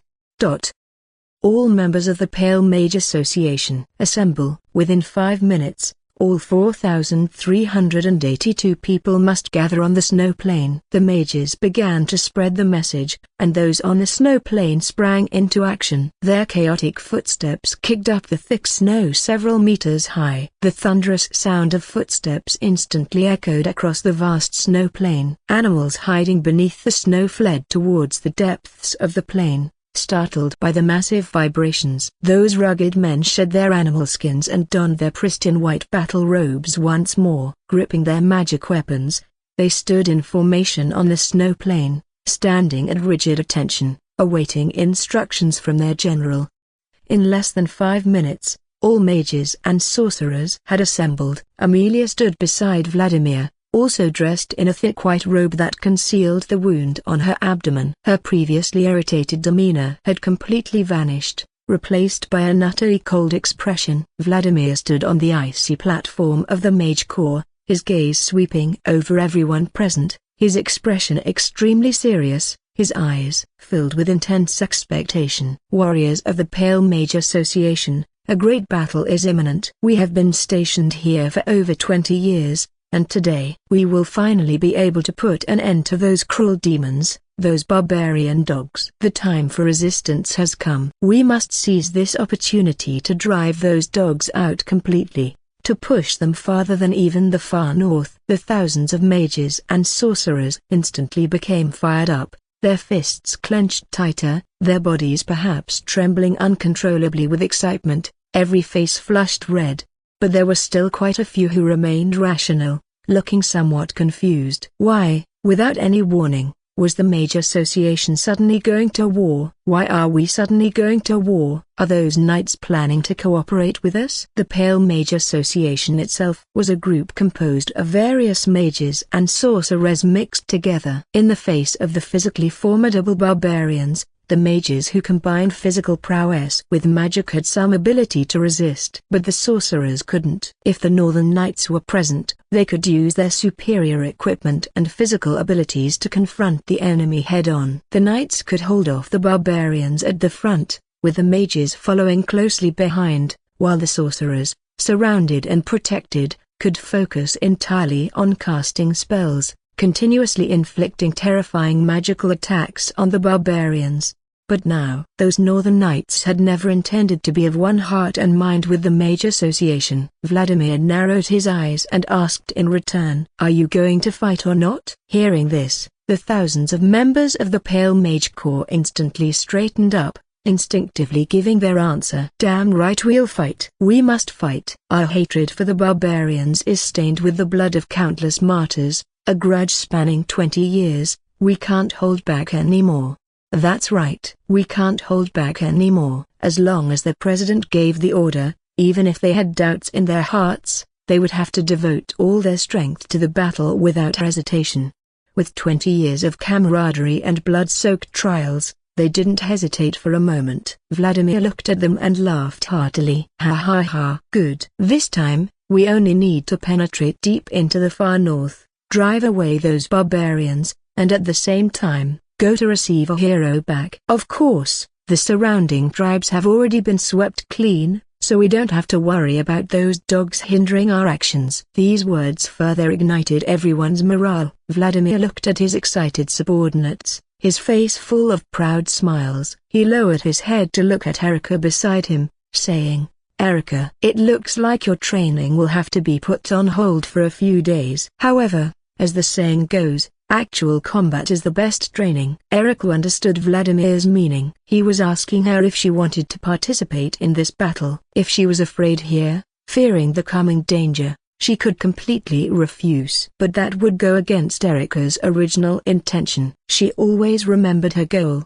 the person she wanted to chase after. If she didn't dare to participate in such a war, how could she hope to catch up to Victor? Moreover, in Erika's heart, she had some guesses. That hero who had penetrated deep into the far north and swept away countless barbarians. Could it be Professor Victor? Many doubts remained in her heart, so Erika nodded. Vladimir, seeing her reaction, was very satisfied. Ha ha ha. Good. But you don't need to be too afraid. Even if we really do fight, it will definitely be us mages at the forefront. You sorcerers just need to chant a few spells for support from the back.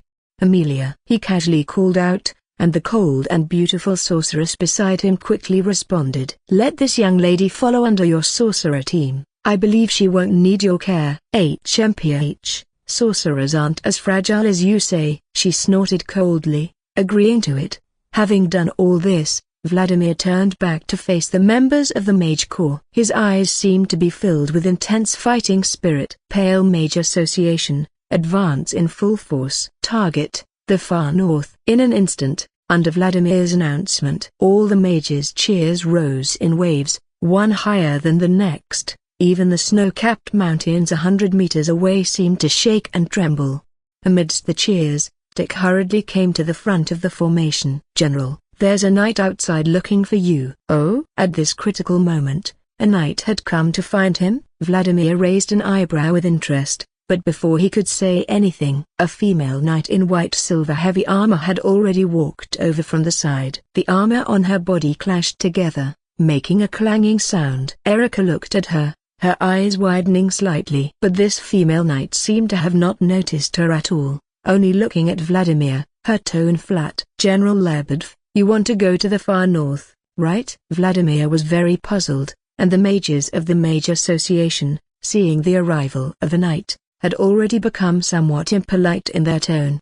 Ha, a knight? Aren't they only good at hiding in that huge castle like cowardly turtles? And a female knight? I really didn't expect it. Have you northern knights run out of men? Amidst the taunts, the female knight in front showed no signs of displeasure. She just continued to look calmly at Vladimir, saying, I have a request. I hope I can follow you to the far north. Ho ho. Vladimir laughed with interest, waving his hand to signal the mages to quiet down. When the crowd had completely quieted, he looked back at Gwen and asked, why? You need to give me a reason. Otherwise, as you can see, my team doesn't allow a knight to join. She didn't continue speaking, but instead took out a golden parchment from her waist. The parchment seemed to carry a faint magical power, as if it was approaching something, constantly flickering with a faint light. The paper was slightly warm in her hand, even the surrounding air was distorted by its temperature. Everyone present was either a mage or a sorcerer, and they could all see the residual magic on this parchment. This must be a magical tool made by a powerful mage.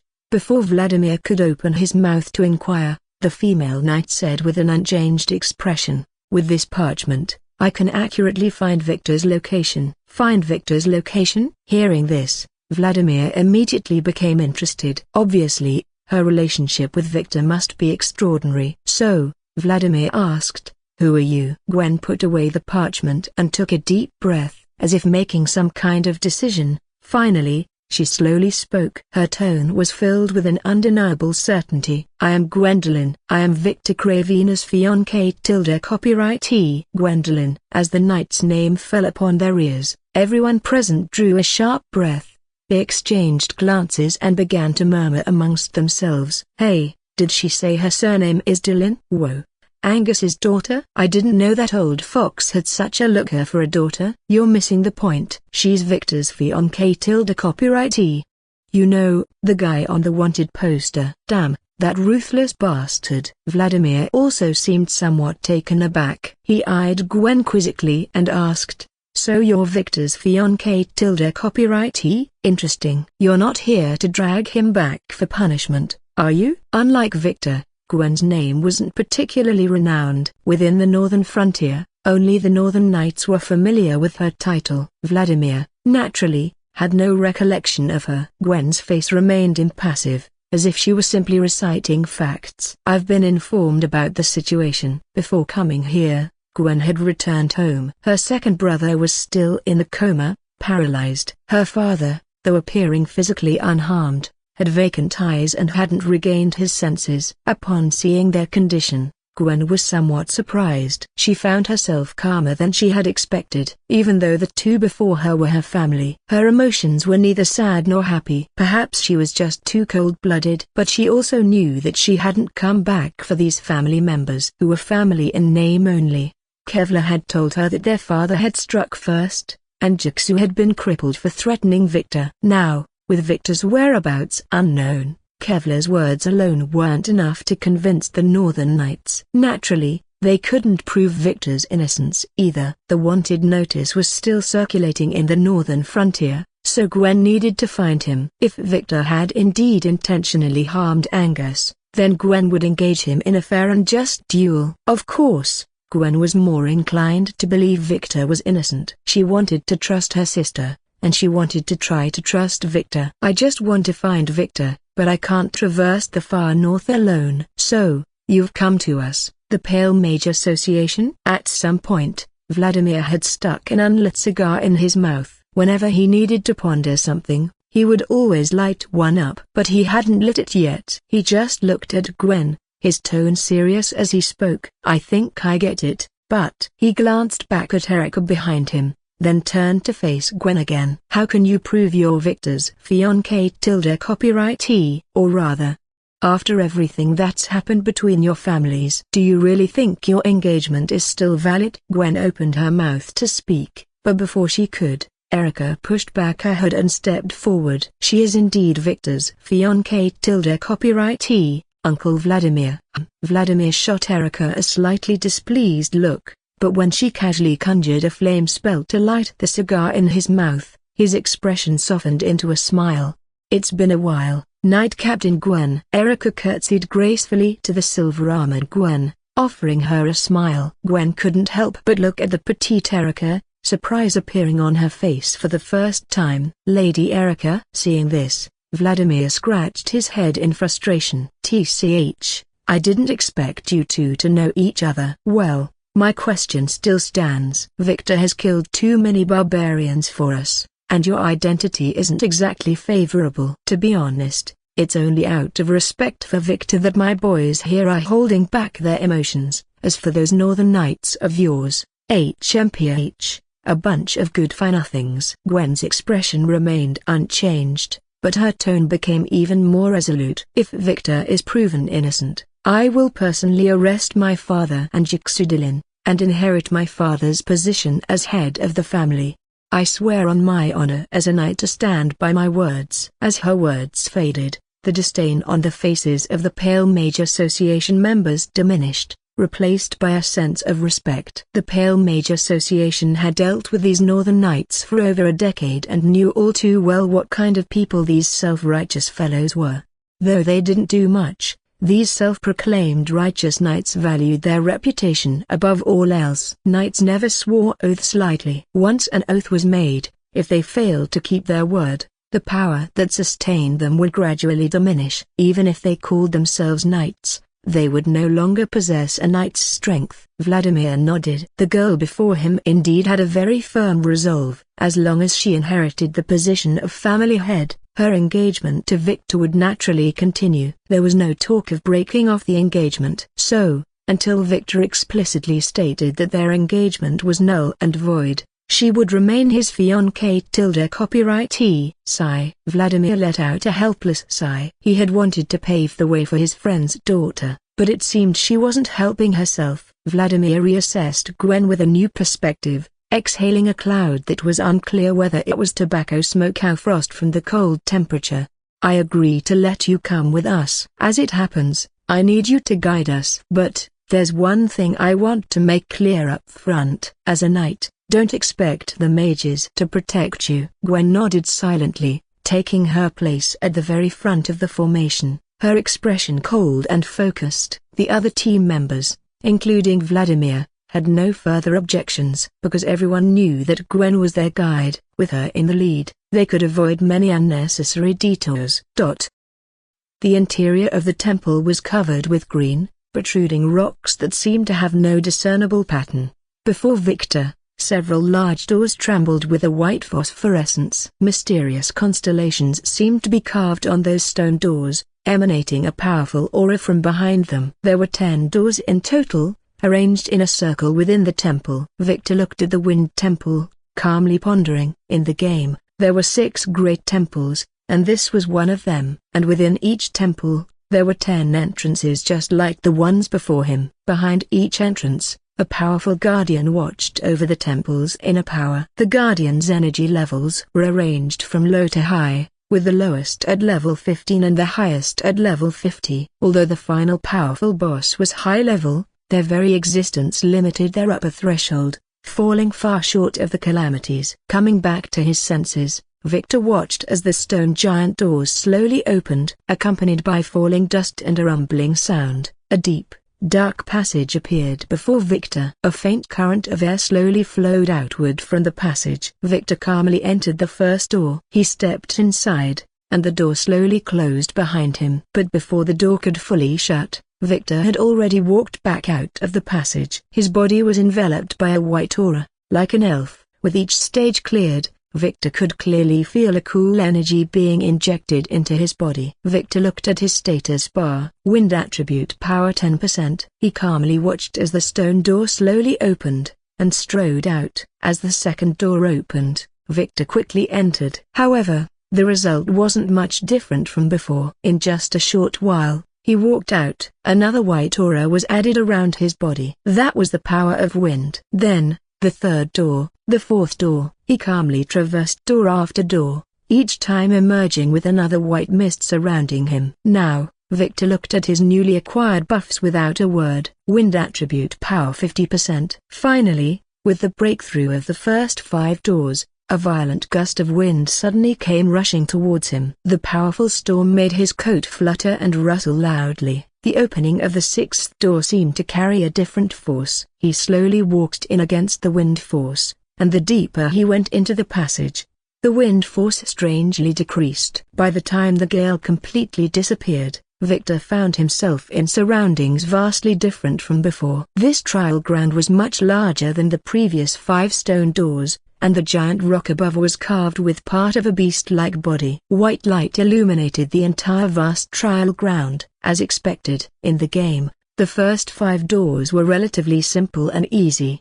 They were at a level that the vast majority of players could pass. It wasn't until the 6th trial that the difficulty suddenly increased. Gradually, from the surrounding rock walls, a violent gale rushed out. The gale constantly restructured itself, visibly combining into a strange monster. It seemed to have no physical form, surrounded by a mass of white smoke, dancing with a shapeless body. But its arm positions were replaced by several scattered wisps of smoke, transforming into various shapes: spear, battle axe, blade. The weapons changed endlessly, fiercely attacking Victor. Unfortunately for it, as a mage, close combat was what Victor feared least. In the blink of an eye, Victor's hands were enveloped by dense natural energy, a spear and blade appearing in his hands, burning with fierce flames. As the smoke wisps attacked, Victor dodged to the side and counterattacked towards the cloudy body. Whoosh, whoosh! The smoke shattered upon being hit, and Victor seized the moment, spotting the orbs within the smoke strands. The spear whipped out fiercely. Crack! The orb instantly turned to dust. That wisp of smoke, having lost its energy source, began to tremble and shake in the air, dissipating into the trial ground. As one wisp of smoke disappeared, the remaining clouds seemed to attack more fiercely. But Victor was now fully aware of their attack patterns. With his rapid dodges, he avoided them perfectly. The remaining clouds naturally couldn't escape their fate. They were all shattered one by Victor. Victor landed safely, dusting off his body, watching as a wisp of white smoke coiled around his body. He remained silent, turning to walk out of the trial ground. As the stone door opened, Victor walked towards the next trial door. The 7th, the 8th. Those stone doors seemed like mere decorations,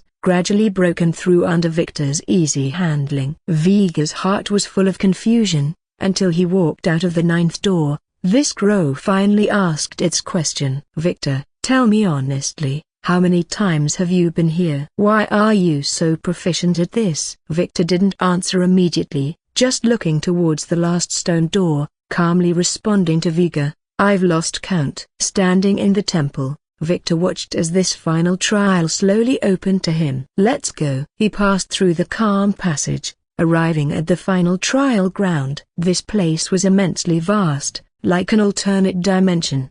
The azure sky looked calm and endless. The ground beneath was covered with thick layers of clouds, white as far as the eye could see. Countless pillars stood atop the clouds. Victor looked through the cloud layer at the scenery below the pillars. Bottomless. Victor walked forward steadily, standing on one of the pillars. At this moment, he seemed to be standing in the clouds, between the sky. With his movement, in the blink of an eye, a violent gale came rushing, blowing fiercely towards his body. Victor stood with his hands in his pockets, feeling the violent fluttering of his coat collar in the gale. Finally, a giant bird covered in white feathers slowly broke through layers of clouds, flapping the air as it appeared before him. It had a pair of white wings like large hands, constantly whipping up gales. Its body was covered in cyan cloud patterns, a powerful wind elemental force bursting forth from within. It looked down at the newcomer, its eyes full of disdain. Screecher! A roar, that fierce cry instantly echoed throughout the sky, like a clear bell. Victor looked at it expressionlessly, the patterns on his coat behind him slowly lighting up in two colors. A long health bar appeared in Victor's view. LV-50AA. It seems the battle has begun. Whoosh, whoosh. Across the vast snowy plain, a group of mages and the magic users glided swiftly over the thick white snow. A faint white light flickered beneath their feet, trembling with each step. Snow flew and the air crackled as the howling wind filled every member's ears. Under the influence of magic, the extreme wind and snow seemed to propel them forward with even greater speed. The mages consistently followed behind the Silver Knight at the front of the team. The noble and proud knight faced the wind and snow, her demeanor utterly cold and indifferent. Her silver hair danced in the heavy snow, reminiscent of a merciless princess atop the ice and snow. At each destroyed tribe they encountered, they would halt their rapid advance. Those massive settlements still burned with wrathful flames, crackling loudly. They had been burning for several days, swaying precariously in the wind and snow. Several large barbarian corpses lay scattered across the snow plain. Although their flesh had long since been burned to ashes, scattering in the air, strangely, their bones remained. Flames still burned on the bones, seemingly impossible to extinguish. It was as if their very sins were being burned away. Even amidst such fierce wind and snow, the flames continued to burn ceaselessly. This was the fifth destroyed tribe the Pale Mage Association had encountered. At each site, the previous tribes were like this one, burning with unceasing flames. A charred smell constantly emanated from the barbarians' bones. Remnants of their bodies seemed to linger. Erica stood among the crowd, watching the scene from afar. She wore a thick hood, covering her mouth. Even from a distance, this scene filled her with intense disgust and discomfort. It wasn't that Erica found it too cruel, it was just that the scattered debris in the air made her feel that she might inadvertently breathe in fragments of those filthy, polluted barbarians. Beside her, Amelia glanced at Erica, seemingly noticing something. She reached into her pocket, rummaged for a moment, then pulled out the lollipop, still in its wrapper, and handed it to her. Want one? Erica was startled, looked up, and saw Amelia nod at her. Thank you. Erica thanked her softly and took the candy. She unwrapped it and put it in her mouth. Strawberry flavor. Amelia looked at the fire in front of her, her voice cold and clear. The barbarians have killed too many of our people. They deserve this fate. You don't need to feel uncomfortable. Just think of them as wild beasts incapable of communication. Erica sucked on the lollipop, feeling the sweetness spread, and her heart calmed considerably. She now realized that the stick her sister had been chewing on was actually a lollipop. At this moment, the Pale Mage Association mages surrounded the towering flames, chanting arcane incantations that sounded like prayers or worship. White light flickered faintly amidst the wind and snow, and the unceasing flames rose even higher. They added their own magical power to the flames, making them burn even more fiercely. They hadn't participated in killing these barbarians, but they hoped this fire would burn hotter and fiercer. Let it exist permanently in this extreme northern snowland, making the barbarians forever remember this scorching disaster. Amidst the chanting prayers, the flames grew even more vigorous in the wind and snow. Even the blizzard couldn't conceal their conviction. Imperceptibly, Gwen returned to the team. As a knight, she naturally didn't need to chant with the mages. As if she had just done something, she shook the remaining blood off her silver sword and sheathed it. Vladimir raised an eyebrow as he watched Gwen return. Barbarians gathering nearby? It's the Blazing Sword team, about 20 or so. From the looks of it, they're heading towards the extreme north. That basically matched their target location. That is, where Victor was. The far northern ice fields. Vladimir chuckled softly. The barbarians have gathered on their own. Perhaps Victor's actions had incurred their collective wrath. After all the mages finished their fire prayers, Vladimir called out to them, "All right, boys. We should get moving too." Oh! With the general's order to depart, the magic users immediately raised their voices, as excited as the increasingly intense flames. The team regrouped and sped off across the snow plain, kicking up meters-high snow dust that covered the ruins. No one noticed that not far away, a pile of bloody, dismembered remains was gradually buried completely by the wind and snow. Boom, boom, boom. Flame-wrapped wooden vines transformed into countless spikes, flying towards the giant bird in the clouds. One spell was followed immediately by the next. The green leaves and fire snakes in the sky seemed to intertwine, attacking ceaselessly. The white-feathered giant bird appeared quite distressed, unable to find even a moment to counterattack under the fierce onslaught. It felt extremely surprised. The Wind Temple's blessing should have made it immune to fire damage, but facing this challenger, it actually felt the pain of being burned. Victor's magical attacks gave it a very familiar feeling.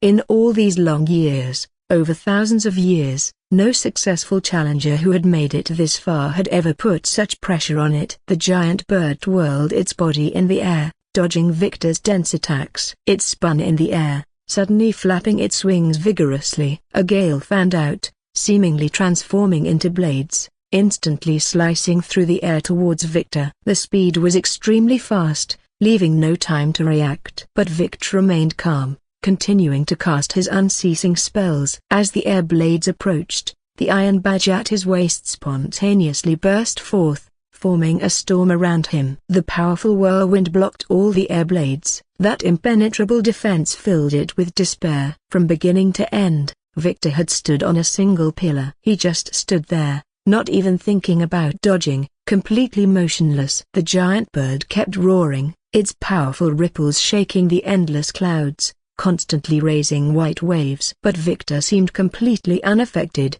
continuing to release powerful magic. Countless formations in his hands seemed to form and release as quickly as simple sketches. Under the extremely fierce offensive, the giant bird completely lost its last patience. It understood that if this continued, it would have no chance of defeating its opponent. The giant bird flapped its wings once, passing through the cloud layer, heading towards an extremely distant place. Relying on the tailwind, it quickly pulled away from the range of Victor's magic. Although Victor still had countless methods to reach it, and could even easily knock it down, he just watched its actions. The giant bird opened its beak, and a storm immediately began to swirl and gather in its mouth. Aerial blast. A white storm that swept across the sky appeared out of thin air above the heavens. The next momenta, the huge airflow instantly tore through the clouds, penetrating the pure white clouds, a wave-like spiral seemingly shooting straight into the sky.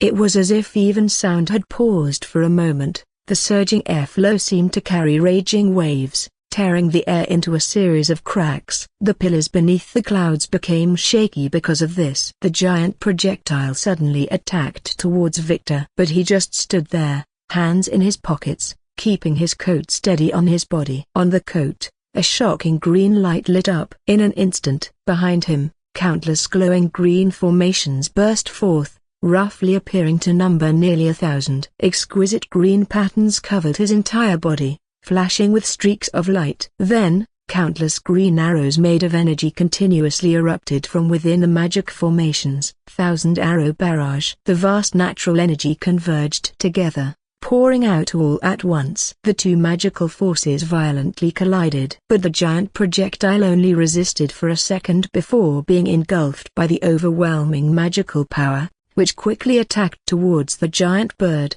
Before the atmosphere could catch a breath, the giant bird was instantly submerged in a sea of glowing green. As the dust gradually settled, waves of green completely surrounded it, emitting a rich scent of fresh grass. The raging magical power on Victor's body slowly subsided. An ordinary temple guardian beast wasn't enough to make him use any devastatingly powerful magic. Using just the skills of a calamity was enough to easily defeat it. Those war magics couldn't be used casually, and without Vega's magical connection, he couldn't prepare war magic extremely quickly either.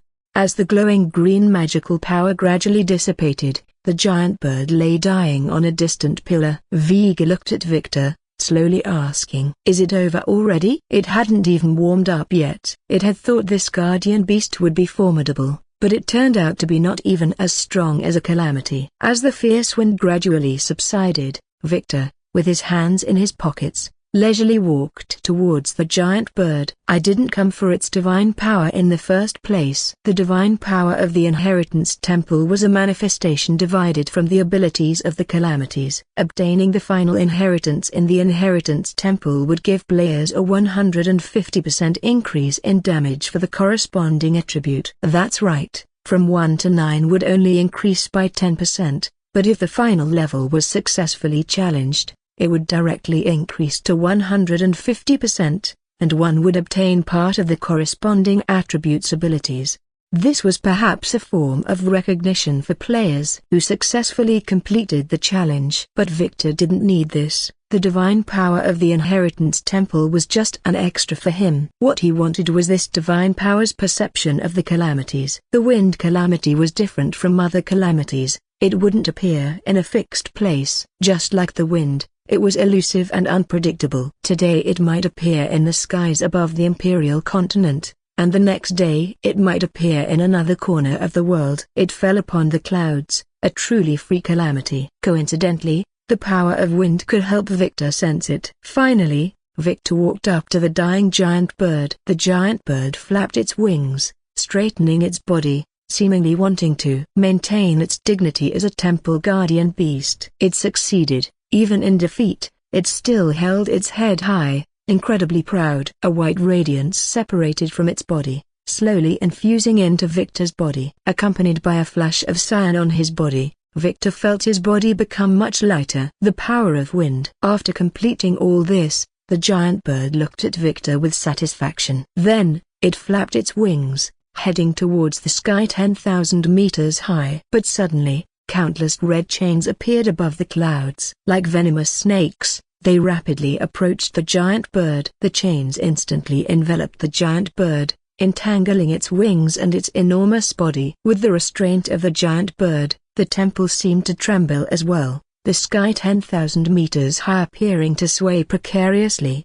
In that moment, the crow on Victor's shoulder seemed to flash with a wicked gleam. An extremely large black formation slowly appeared above the pure white clouds. Like a single stroke of black ink on a scroll, it continuously attached itself to the giant bird. In the giant bird's terrified eyes, Victor's eyes flickered with a faint blue light as he spoke dispassionately. "I apologize. I didn't say you could leave." Several pitch-black chains continuously emitted thick black smoke, seemingly polluting the boundless clouds above. In an instant, the black smoke spilled out from the white clouds, rising ceaselessly towards the sky. The massive black magic array that suddenly appeared beneath Victor's feet was also completely engulfed by the black smoke. The chains kept contracting, tightly gripping the giant bird's throat. "God of sinful and evil thoughts, submission shall be wrested from my hands. Sacred beast of 1,000 purities, fall into silence here." As the incantation was slowly recited, Victor's body beneath his coat seemed to be transformed into layer upon layer of thick armor by countless black souls. The giant bird frantically flapped its wings, attempting to break free from the restraints, but this only resulted in further corrosion and tightening. Its body was slowly enveloped by endless chains, layer after layer, turning into a huge black iron cocoon. Soon, several obscure runes floated around the chains, engraved upon them. Boom, boom. Two intense echoes suddenly resounded between the runes, colliding with each other. The white runes began to twist as if they had gained life, penetrating deep into the giant bird's body through the gaps between the iron chains. Whoosh! In an instant, the giant bird's body transformed into streams of white energy, bursting out from the iron cocoon. Following the chains, they turned into runes and merged into Victor's coat. Several white, trembling mysterious runes slowly appeared on the collar and hem of the coat, continuously emitting powerful energy. The moment the giant bird completely dissipated, the sky seemed to be thoroughly corrupted by the black smoke, becoming extremely dark. The white clouds also began to disintegrate, forming black vortexes in the void, continuously engulfing the stone pillars and clouds. The huge stone pillar beneath Victor's feet began to shake violently, and the falling debris told him that this was no place to linger.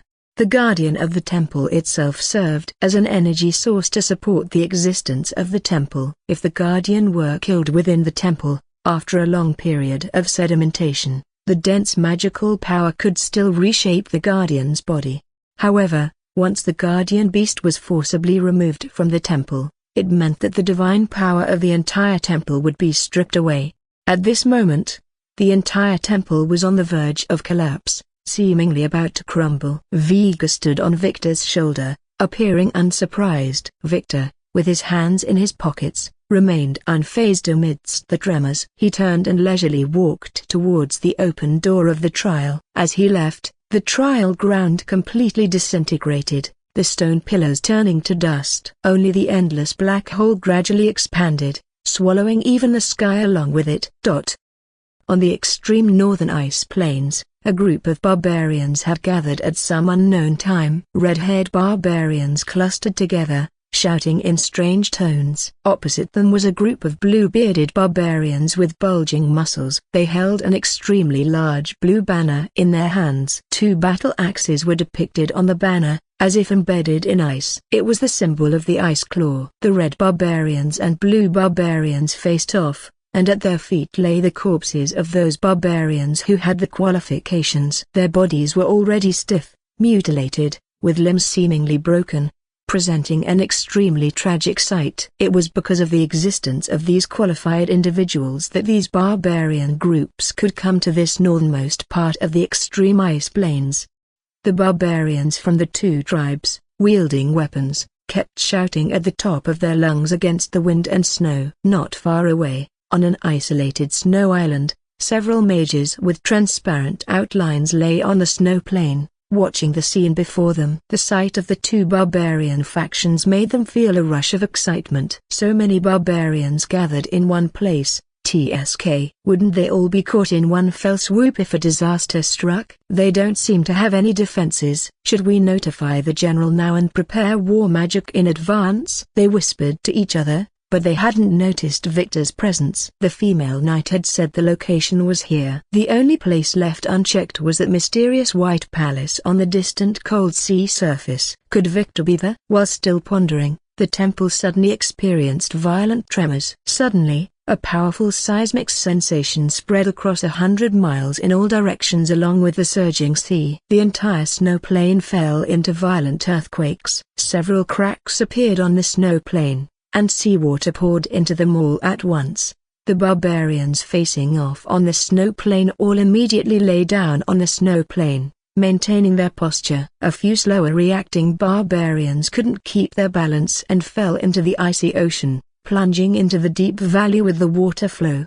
From within the temple, a muffled anger seemed to erupt, and a violent storm suddenly arose on the sea surface. Those barbarians couldn't help but turn their gaze towards the collapsing temple. Perhaps to extinguish the anger of the deity, they all lay down on the ground, constantly kowtowing and begging for mercy. But the temple did not cease its trembling due to their fear. The massive earthquakes transmitted wave after wave across the boundless snow plain. The accumulated snow also constantly collapsed and rose due to the continuous tremors. It was as if a giant ice beast had suddenly awakened on this desolate land, yet helplessly fell into the abyss. Suddenly, an intense white light burst forth from within the temple, shooting straight into the sky. Everything around seemed to become colorless. Only that dazzling white remained between heaven and earth. Under that terrifying tremor, even the members of the Pale Mage Association stopped. Vladimir, frowning, looked at the white light that had pierced through the gloomy sky. He could sense an incredibly dense magical power from it. This magical power was certainly not something humans could possess. What is that thing? The white light, as if guiding them, mixed with endless gales amidst the wild snow, cutting their faces like knives. No one could answer Vladimir's question. Under this incredibly shocking scene, everyone present felt an extremely terrifying pressure. Erika's expression suddenly changed, as if realizing something. She stared straight ahead, feeling the violent storm tearing at her body, letting her clothes flutter continuously. But soon, a silver-white figure, like a stream of light, instantly dashed towards the white light. Like a silver blade, carrying an unyielding will, it unhesitatingly defied that terrifying sky-piercing firework. In Erika's gaze, Gwen's figure lingered in her eyes for less than a moment. She had already disappeared among the crowd. Erika was somewhat stunned. Vladimir also looked at Gwen's departing figure, exhaling a breath of white mist. Looks like we don't need to wait for the report from the people in front, boys. At these words, the members of the Pale Mage Association became excited as if injected with adrenaline. Each person straightened their backs, their eyes flickering with restless flames. Vladimir twisted his wrist, and from within his glove, a huge ice axe instantly formed. He rested it on his shoulder, revealing a smile, and said with a snort, "It's time to give those pups a bloody lesson." The extreme northern ice plain had already become fragmented. The broken snow plain was swept by fierce winds that were like sharp thorns. As the white light turned into streams of decaying energy, the sea surface slowly transformed into gusts of hurricanes, dispersing in all directions across the snow plain. Countless barbarians were still kneeling in place, praying incessantly. Even though their foreheads were bleeding from heavy kowtowing, they dared not stop their actions. Unknowingly, a hoarse voice slowly rose among the barbarians. Strangely, they could understand the meaning contained in that odd language. "I don't recall ever having such a group of believers." A crow opened its beak, its single eye filled with utter disdain. It stood on Victor's shoulder, shaking its feathers, looking down at those ignorant barbarians with an air of superiority. Victor stood quietly on an iceberg with his hands in his pockets, watching those panicked barbarians. He sensed it. The overwhelming anger from these barbarians. Perhaps it was because of what they believed to be a divine manifestation, but the person who appeared from it was Victor, causing a sense of absurd anger. Or perhaps it was because the enemy who had slaughtered nearly half of their tribesmen was now right before their eyes. Regardless, when they raised their heads and saw Victor at that moment, they could no longer contain the anger in their hearts. Woo woo wah wah. The barbarians' eyes were bloodshot, and the red fur on their bodies seemed to have received a blessing of life, turning into constantly burning flames. The jumping flames gradually engulfed their bodies completely, transforming them into pure energy entities. They roared towards the sky, filled with anger, their voices spreading across the entire broken snow plain.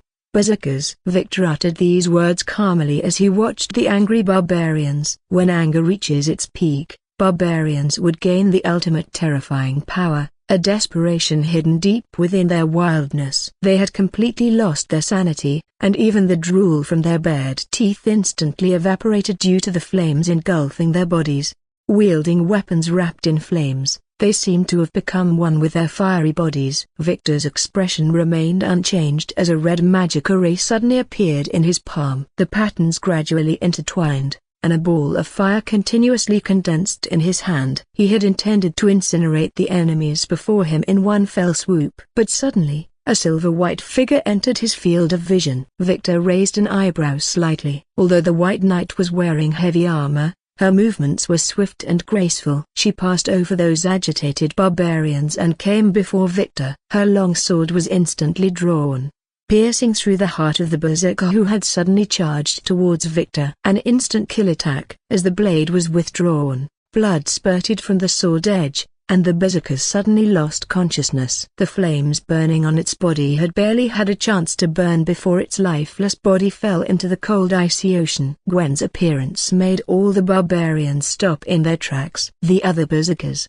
seeing the White Knight who had suddenly intervened, felt a sense of absurd fear. She violently swung her long sword on the snow plain, splattering the scalding blood across the icy ground. Even the stubborn ice melted a little. She stood proudly in front of Victor, facing the countless barbarians, her voice cold and clear. "This time," she said, "I found you first,